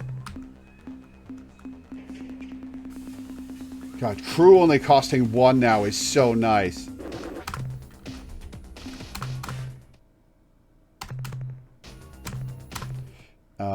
Let's save here. Okay, just have a backup save.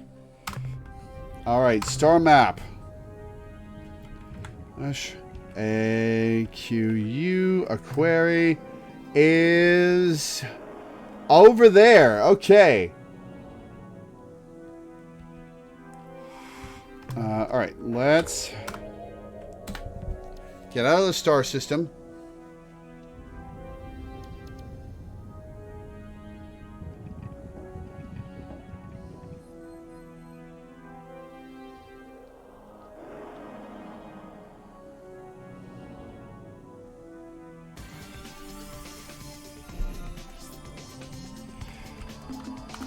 Fast devices, quasi portal. Okay, let's see. Let's look at this map again. Oh,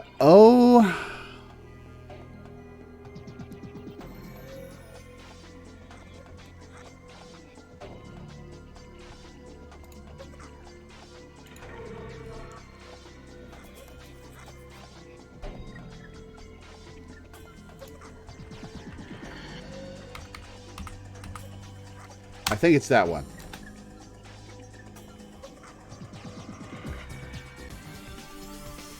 Alright, where are we?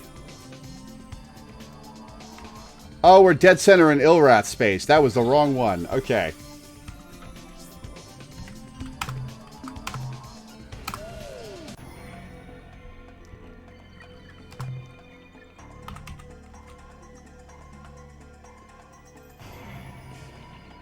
Oh, okay. D is the one I'm looking for. Okay. The font on this map is... O and D are basically identical. So this one.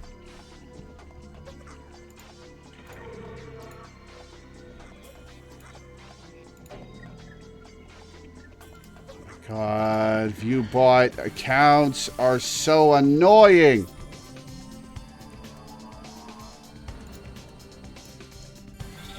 All right, let's see. Where are we?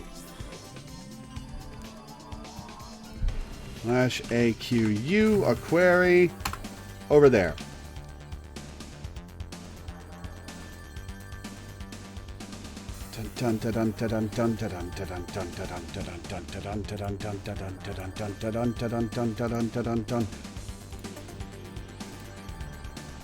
Twitch really needs to crack down on the bots with the phishing link viewbot ads. Hey, people! You have one...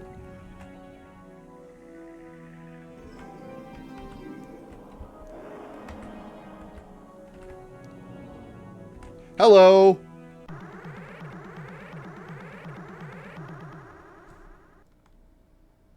Converse! Oh, hello. I suppose as a courtesy I should extend an appropriate greeting. On behalf of the Utwig Proctors, I truly hope, for your sake, that your day has been better than ours. Although this really isn't saying that much. You cosplayed these guys? Huh. This is Captain Lore, representing the United Federation of Worlds. Please respond. What good would that do? I mean, why should we? We agonized for hours wondering if it was a cruel twist of fate. Or simply a serious case of butterfingery. The lifetimes that have been spent in the pursuit of the elusive answer to this deceptively simple question has driven many of us down the dark road of self-destruction. Indeed, even as these words strike the ears of any who care to listen. The real question is, does it matter? I cannot say. I wallow in a quandary, unable to determine what better atones for my part of the great sin. Should I engage in slow and painful self-termination? Should I commit myself to a long life of painful self-flagellation? No, you shouldn't. Should I throw myself with enthusiastic verve at the problem of collective annihilation? I do not know. Even now, my mind writhes in anguish of indecision, lest the outcome be inadequate. I detect that recent events have not gone your way. Why don't you start at the beginning? You did cosplay these guys and you had a small statue of their friend race that you haven't met yet that you carried around with you. That's cute. Alright, I'll try, but you know it really doesn't matter. After all, we have a famous Utwig saying, when one loses the reason for existence, one tends to get less motivated. This goes hand in hand with the painfully appropriate credo. We broke it, so we are paying for it. Of course, this isn't really accurate. The situation is so much more hideous. Imagine, if you can, holding within your hands the answer, only to have it taunt you with its former potential. Cruel irony. The loss of the ur-quan grieves us all. Yes, of course, the ur-quan. We grieve. How sad. Now, what was it again? It doesn't matter. Besides being of no concern to you, I find discussion of this matter, well, distasteful. The ur-quan was not only the thing which assures total and complete meaning of life for you and I. It is universal. I'm sure that you too are aware of this thing, if only in legend. It granted us all limitless power and knowledge. It has been since, well, rendered inoperative. Reminds me of my pet dog Splib ran in front of a rock chipper. Reminds me when my pet dog Splib ran in front of a rock chipper. You are kind. If we could wield the ur-quan to resurrect your Splib, we would. Ah, but I suddenly am overcome with waves of depression. I must retire now to perform rituals of anguish. Waves of trauma wash across my being even now. I must go. Interesting mushroom people. All right, let's talk to their leaders.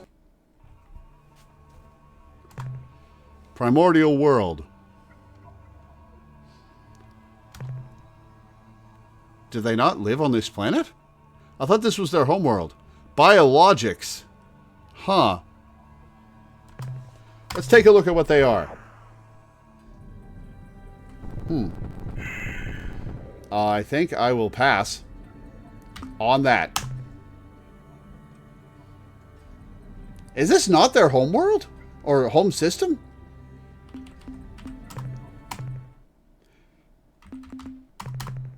Let's talk to them some more.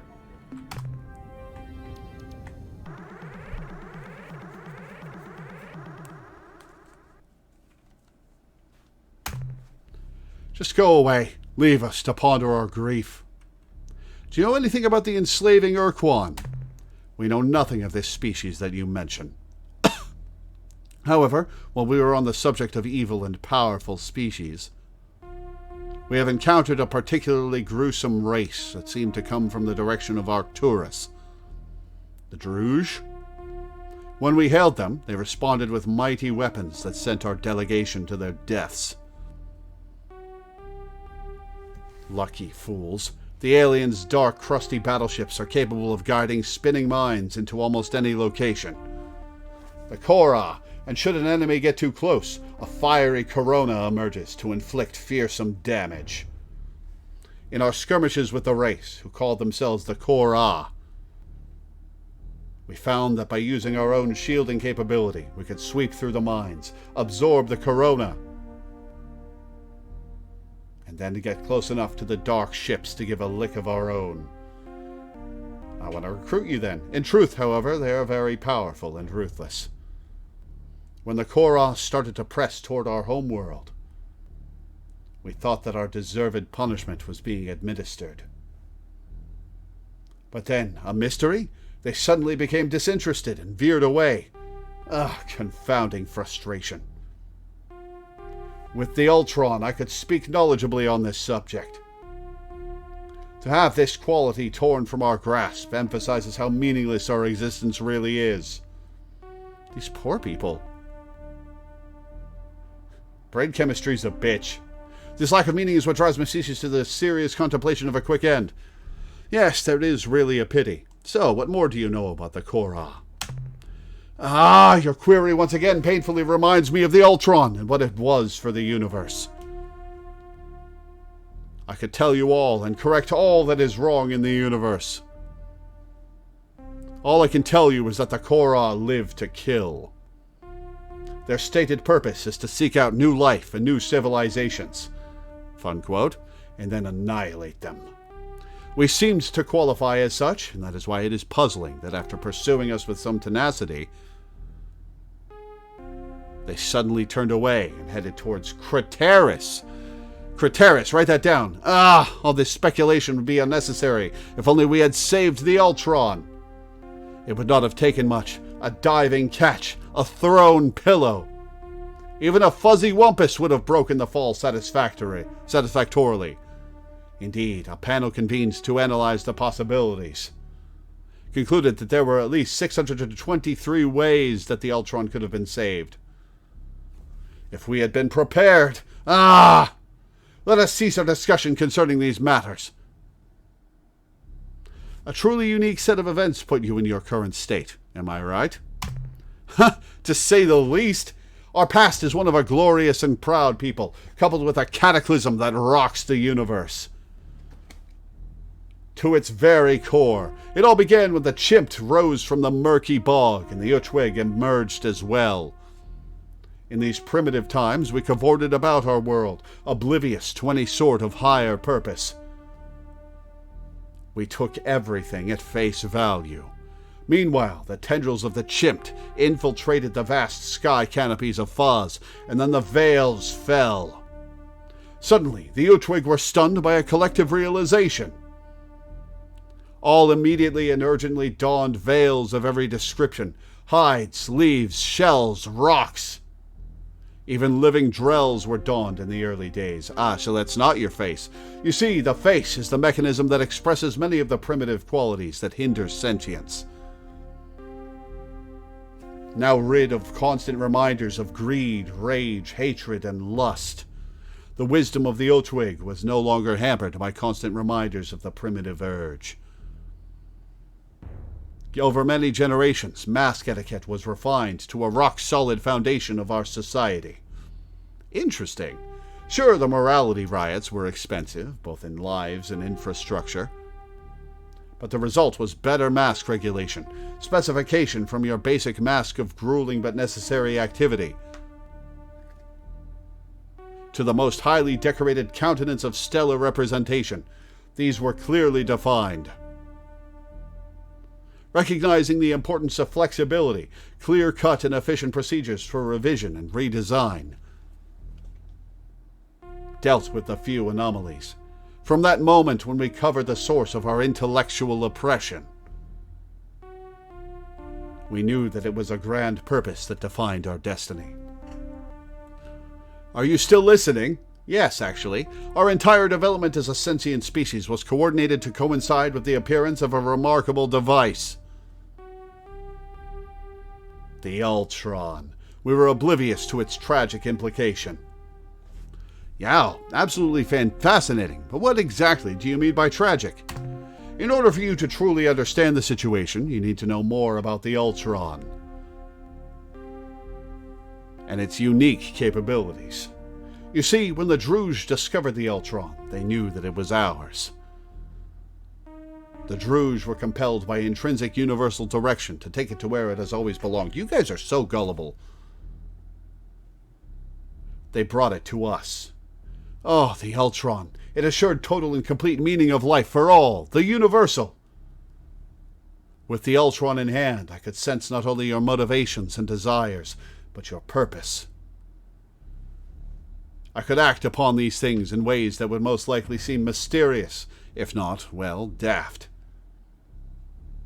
Years later, you would herald our participation in your development as the turning point for your species.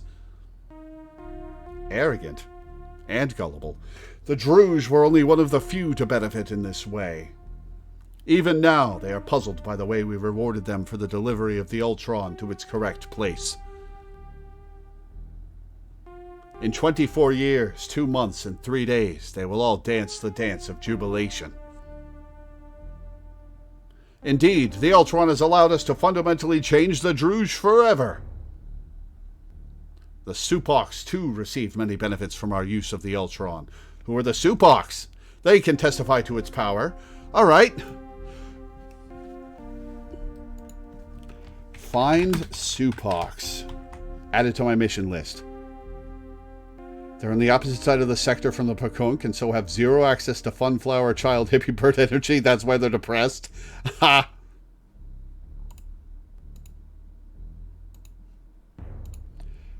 Sounds like things were going pretty well. So what happened? Yes, things were perfect. What happened is, well, it is difficult to talk about. But I saw it happen. I witnessed the Chin's-Ral celebration. I felt the ur-quan fill the empty place that I did not know was there. I saw the Grand Proctor pass it to. Well, they say that the Chief Gru did not know that it was so heavy and slippery. Perhaps it was a combination of factors. Some who have reviewed the records claim it was actually a conspiracy. The Commission investigation officially stated that the ur-quan was rendered inoperative by the fall to the ground. Yet many feel that the whole story has not yet been told. As it struck the ground, I saw its glow fade, and then the painful void incapacitated all. All Utwig immediately donned the mask of ultimate embarrassment and shame, with a vow to wear it forever. Ah, that's the mask you've got on, huh? Bonfires all over Foz consumed all but the mask. No other mask was spared. The visage of ceremonial orations in all its contexts and revisions, as I'm sure you understand. All of the courting masks, from the clever and intriguing veil of flirtatious prancing to the infamous lewd monocle, all consumed by the hungry flames. Even the most fundamental fixtures were committed to this irreversible fate. The mask of natural bodily excretions once hung in every lavatory. Most of the public facilities have removed the disposable mask dispensers. Has a different meaning 30 years later, but every once in a while I still see such a repository. Always empty. In despair, we gave the broken device to our allies, the Supocs, who live at Beta Libre. Beta Libre, write that down. We just couldn't stand to look at it any longer. At that time, many suggested that we use the precursor relic as a form of self-punishment.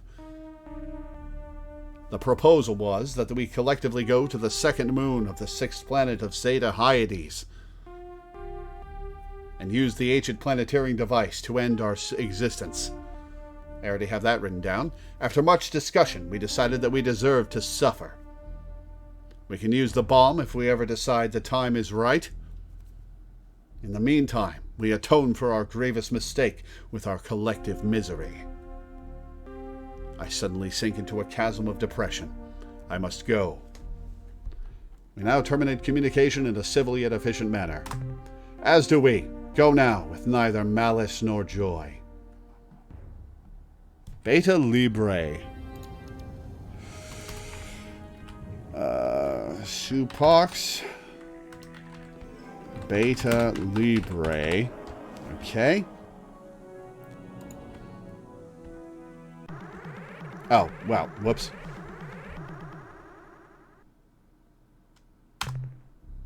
Just go away. Leave us to ponder our grief.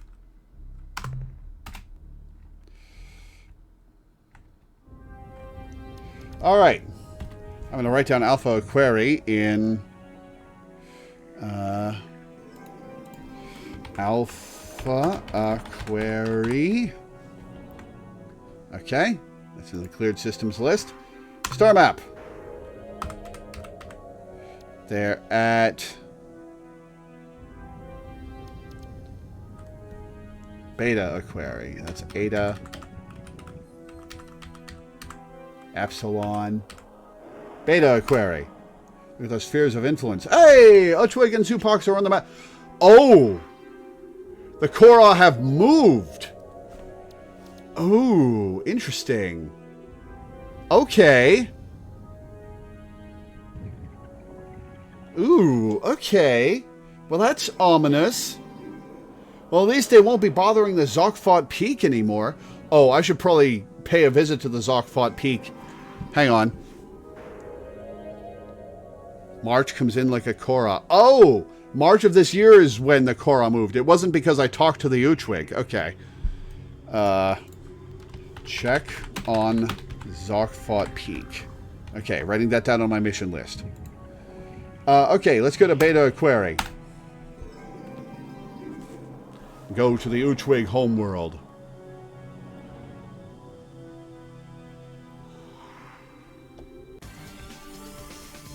Excuse me. Oh, it's not even March yet. Okay. I'll go to the habitable planet. They don't move to intercept because they're so depressed.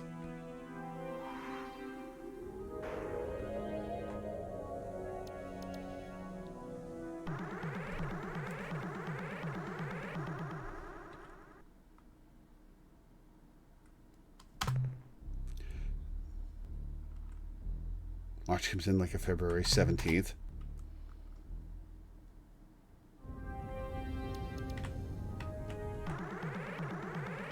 All right, here we go.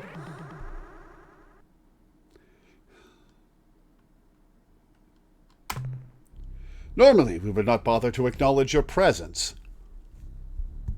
but you find us in a state of moderate depression instead of our normal cycle of self-destructive tendencies. Oh, okay. I've already gotten all the info I can out of them.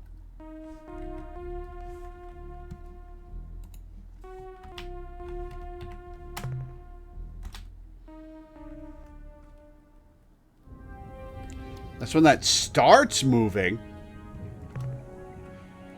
Oh, it's moving further and further. I just saw that jump a little. Interesting. Okay. The Korra are moving. That seems bad. They're going to overtake whatever species live in these systems.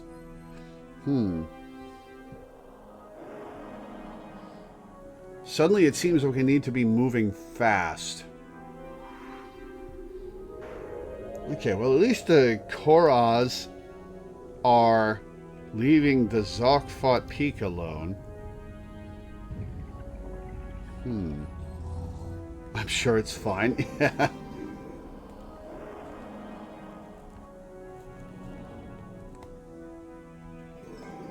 Okay, check on ZFP. Supox Beta Libre.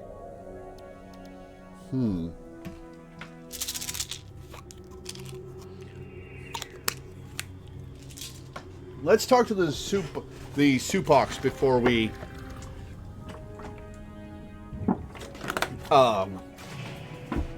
we finish for the day. Okay. Twig Beta Libre. Yeah, the ur-quan might know what's going on since they were at war with the Korra. Maybe we'll end with that. Yeah, let's go to... okay, Supox. No, the Supox are at Beta Libre. What's... Beta Aquari is where we are. Aquari. Save. Okay.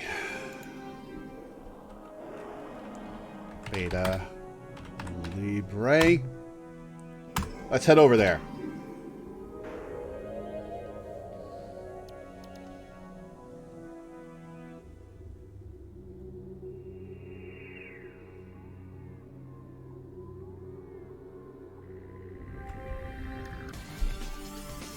Excuse me. Let's talk to the Supox. Then we'll go talk to the ur-quan.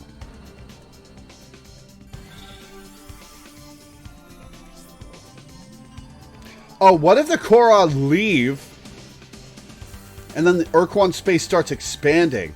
Oh, I might have a hard time limit. Ooh. I may be running up against a time limit for the game.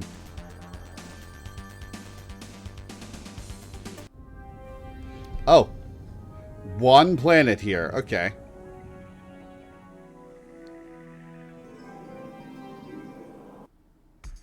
Greetings, fellow carbon creature. May your roots always be well watered.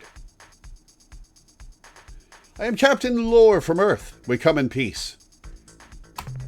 I am Captain Alalala. We come in peace. Our starship is called Vindicator. Our starship is called the Tender Chute. Remember the first stream when you asked if there was a time limit and we all said smile? Oh boy. I was right then. Okay. We are the United Federation of Worlds from Earth. We are the Supox Utricularia from Earth. You're from Earth? Hey, you're just copying whatever I say. Oh yes, we apologize for the confusion. Our homeworld is also called Earth. Or more properly, Vlik, which means perfectly good and nutritious dirt. Earth is pretty close, is it not? Fair enough. We both named our planets Dirt. Why do you copy our speech and mannerisms? We learn and we adapt. We are symbionts. Our first step in making friends is always to copy them. This is our idiom. Symbionts, how interesting. Please tell me more. Our kind evolved on a beautiful planet orbiting the wonderfully green-hued star, Root. From the canopy of the great jungles to the shores of the azure seas, our species has flowered and grown well. Early in our evolution, we adapted to exist in symbiosis with other, hardier life, both flora and fauna. This is an interesting alien species who supplied us with nutrients while we supplied them with reproductive assistance. Well, don't ask me to help. Don't ask me if I can be helped reproducing. Come on, plants can't be intelligent. Our top scientists and science fiction writers have proven it. Are the Ur-Twig friends of yours? Oh yes, we have a strong cultural bond with the Ur-Twig. They have been the foundation around which we have grown our starfaring culture. We are not only allies, but we are also friends. You should go meet with them. They could use some excitement. I'm working on it. You see, they are a little depressed and morose right now. Usually, they are most festive and fun. Ah, that's cute, Alana. You're cosplaying the Supak statue. That's fun.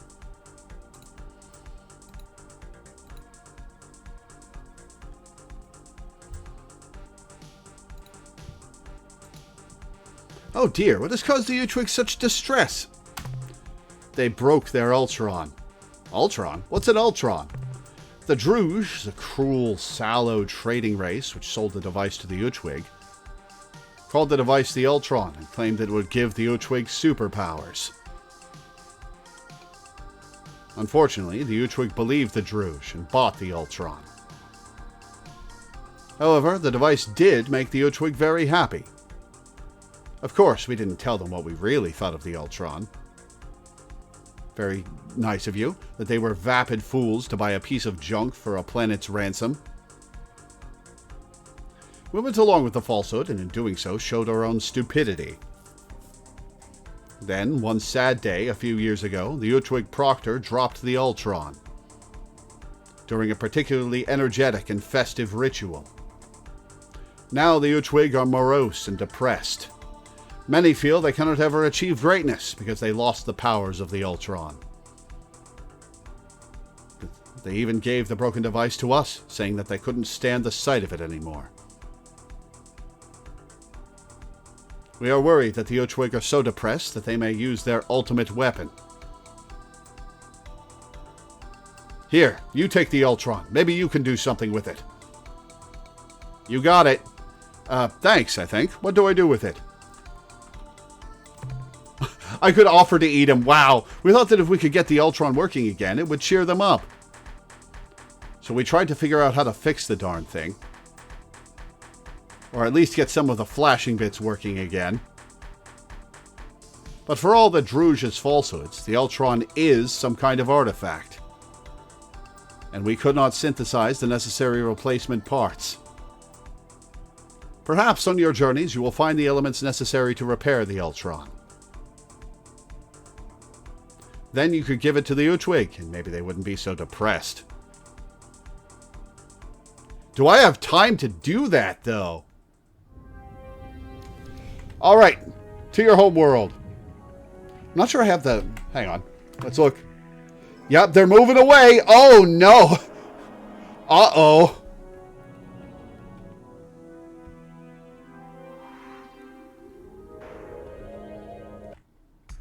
Greetings, fellow carbon creature. May your roots always be well watered. Where do you think I can find repair materials for this Ultron thing? Perhaps a good place to start would be the Druge, since they were the ones who sold it to the Ur-Twig in the first place. See you later, Supak's friends. May sunlight and water always fall upon you. Okay. Okay, let's see. Okay, let's go to ur-quan space and talk to them.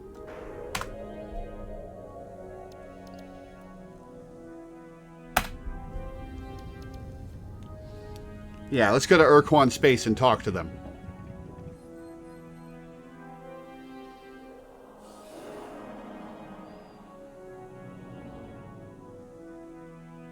see what info we can find.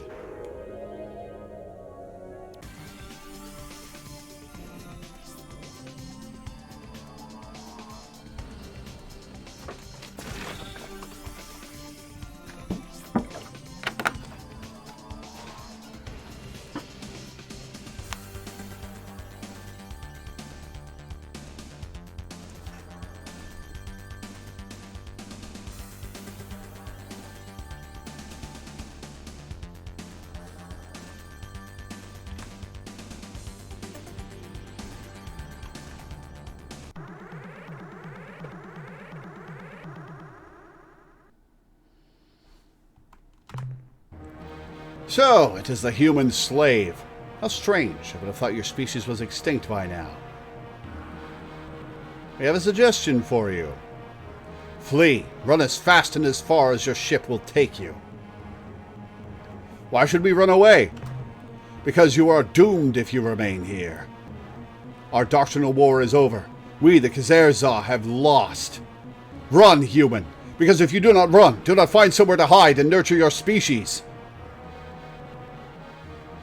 You are extinct, and we, who have tried to protect you, are now powerless to stop the killing frenzy of the Korra. Uh-oh! So what happens now? Now the Korra and their eternal doctrine have free reign in these stars. The Korra will visit each of our slave races, staying only long enough, to ensure that not one of the species remains alive. So what happens to you? Human, days ago I would have killed you for your insolence. But now, what is the use? You and your kind will receive the ultimate punishment soon enough. I will tell you what you wish to know. Well, the Korra move through space, killing your neighboring species. We shall remain here, guarding the trophy, the Sa-Matra. When the Korra are done with their dark business, they will take possession of the Sa-Matra, and then we will part ways. Traversing the galaxy in opposite directions, fulfilling our doctrines, and preparing for our next doctrinal war. Well, balls. Okay, so... oh boy. Okay. So writing down on my notes, Sa-Matra dash ur-quan homeworld question mark save. This part is called the Death March. Yeah, all these species are going to get annihilated. Fuck. That's why they're moving. They're not leaving the region. They're moving to take out another oh shit.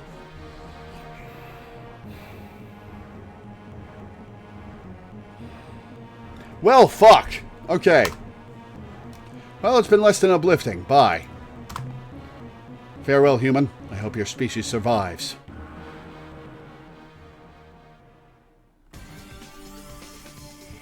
Oh boy, oh boy, oh boy. Okay, well.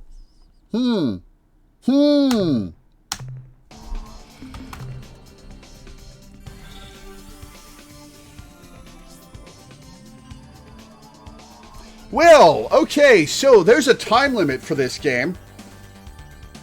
And I'm not sure I'm going to succeed in getting a good ending.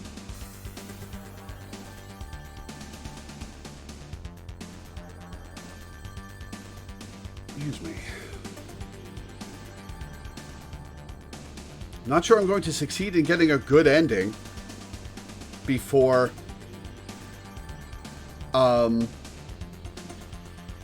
before everybody's wiped out. Well, shit. It is possible to win after the Death March begins, but it's very hard.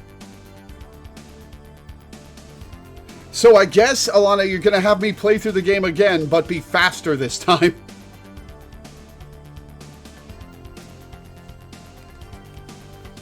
Well, balls.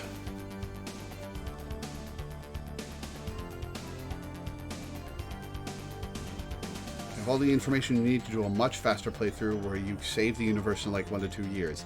Okay. Do you want me to play out the Death March? Yeah, I want to play out the Death March and see what's what. I'm going to gather information.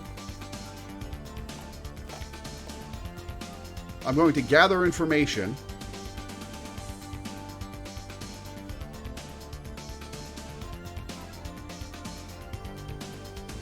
For my next run.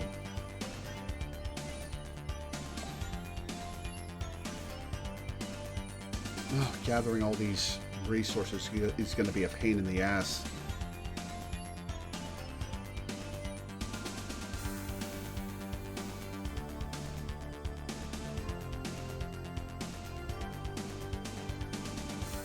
Where did the Pakunk go, I wonder? You don't need so many if you don't need to explore so much. Yeah, that's fair. I do need to get all the upgrades, though.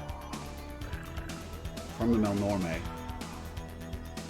I don't have the credits to finish the historical data.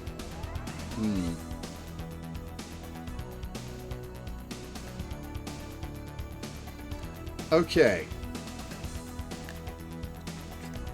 Alright, let's look at my current quest list.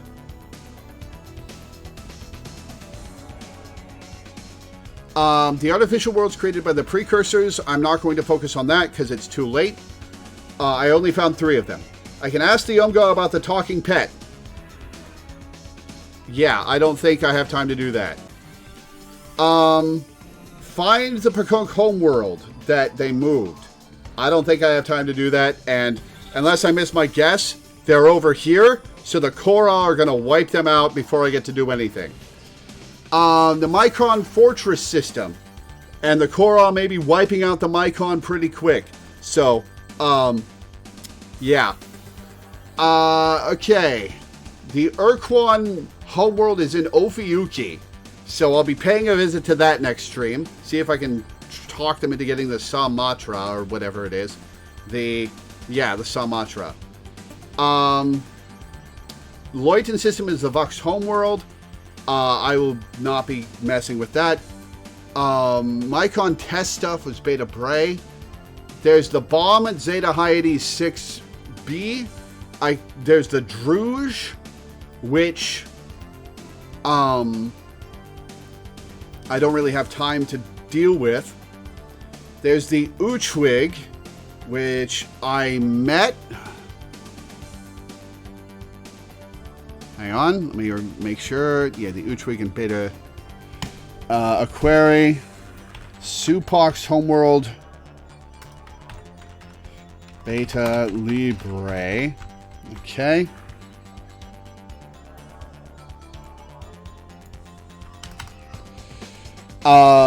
There's the Ultron, which I need to find the Druge Trade World and get the Rosy Sphere, and get the Aqua Helix from Thradash Space and Zeta Draconis. Okay. The Bervik Seas homeworld in Arcturus, which has been wiped out.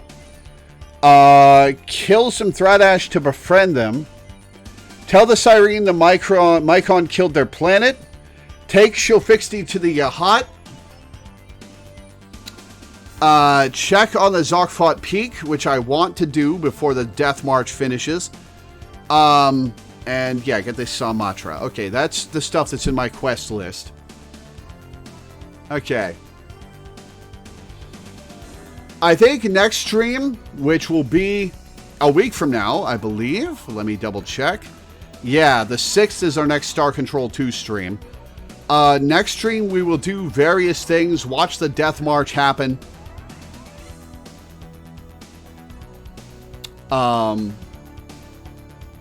Watch the Death March happen. And see what we can do before the end.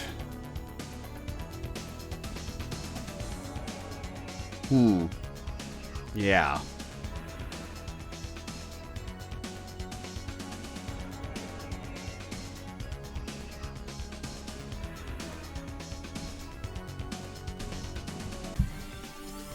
Yeah, next stream we will finish out this playthrough. Wasn't this fun? Yeah, this was a very interesting game. I'm looking forward to doing a run where I actually succeed. I took my time way too much. I guess it makes sense why it doesn't take the Shofixty very long to start sending you soldiers. Because holy shit.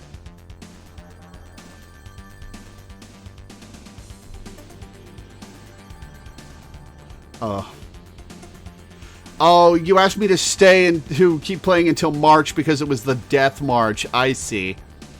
Okay, yeah. That's the plan. Next stream, we'll do what we can before the Death March ends and see what happens. And maybe start the next playthrough if we have the time. We'll see. Okay, but that's going to be it for today. So I'll read my schedule and get off. So I'll make sure I've saved the game.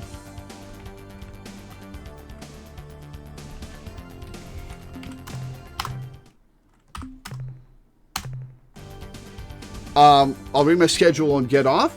Before I do, I would like to plug my Patreon, which you can find at patreon.com/Loreweaver streams.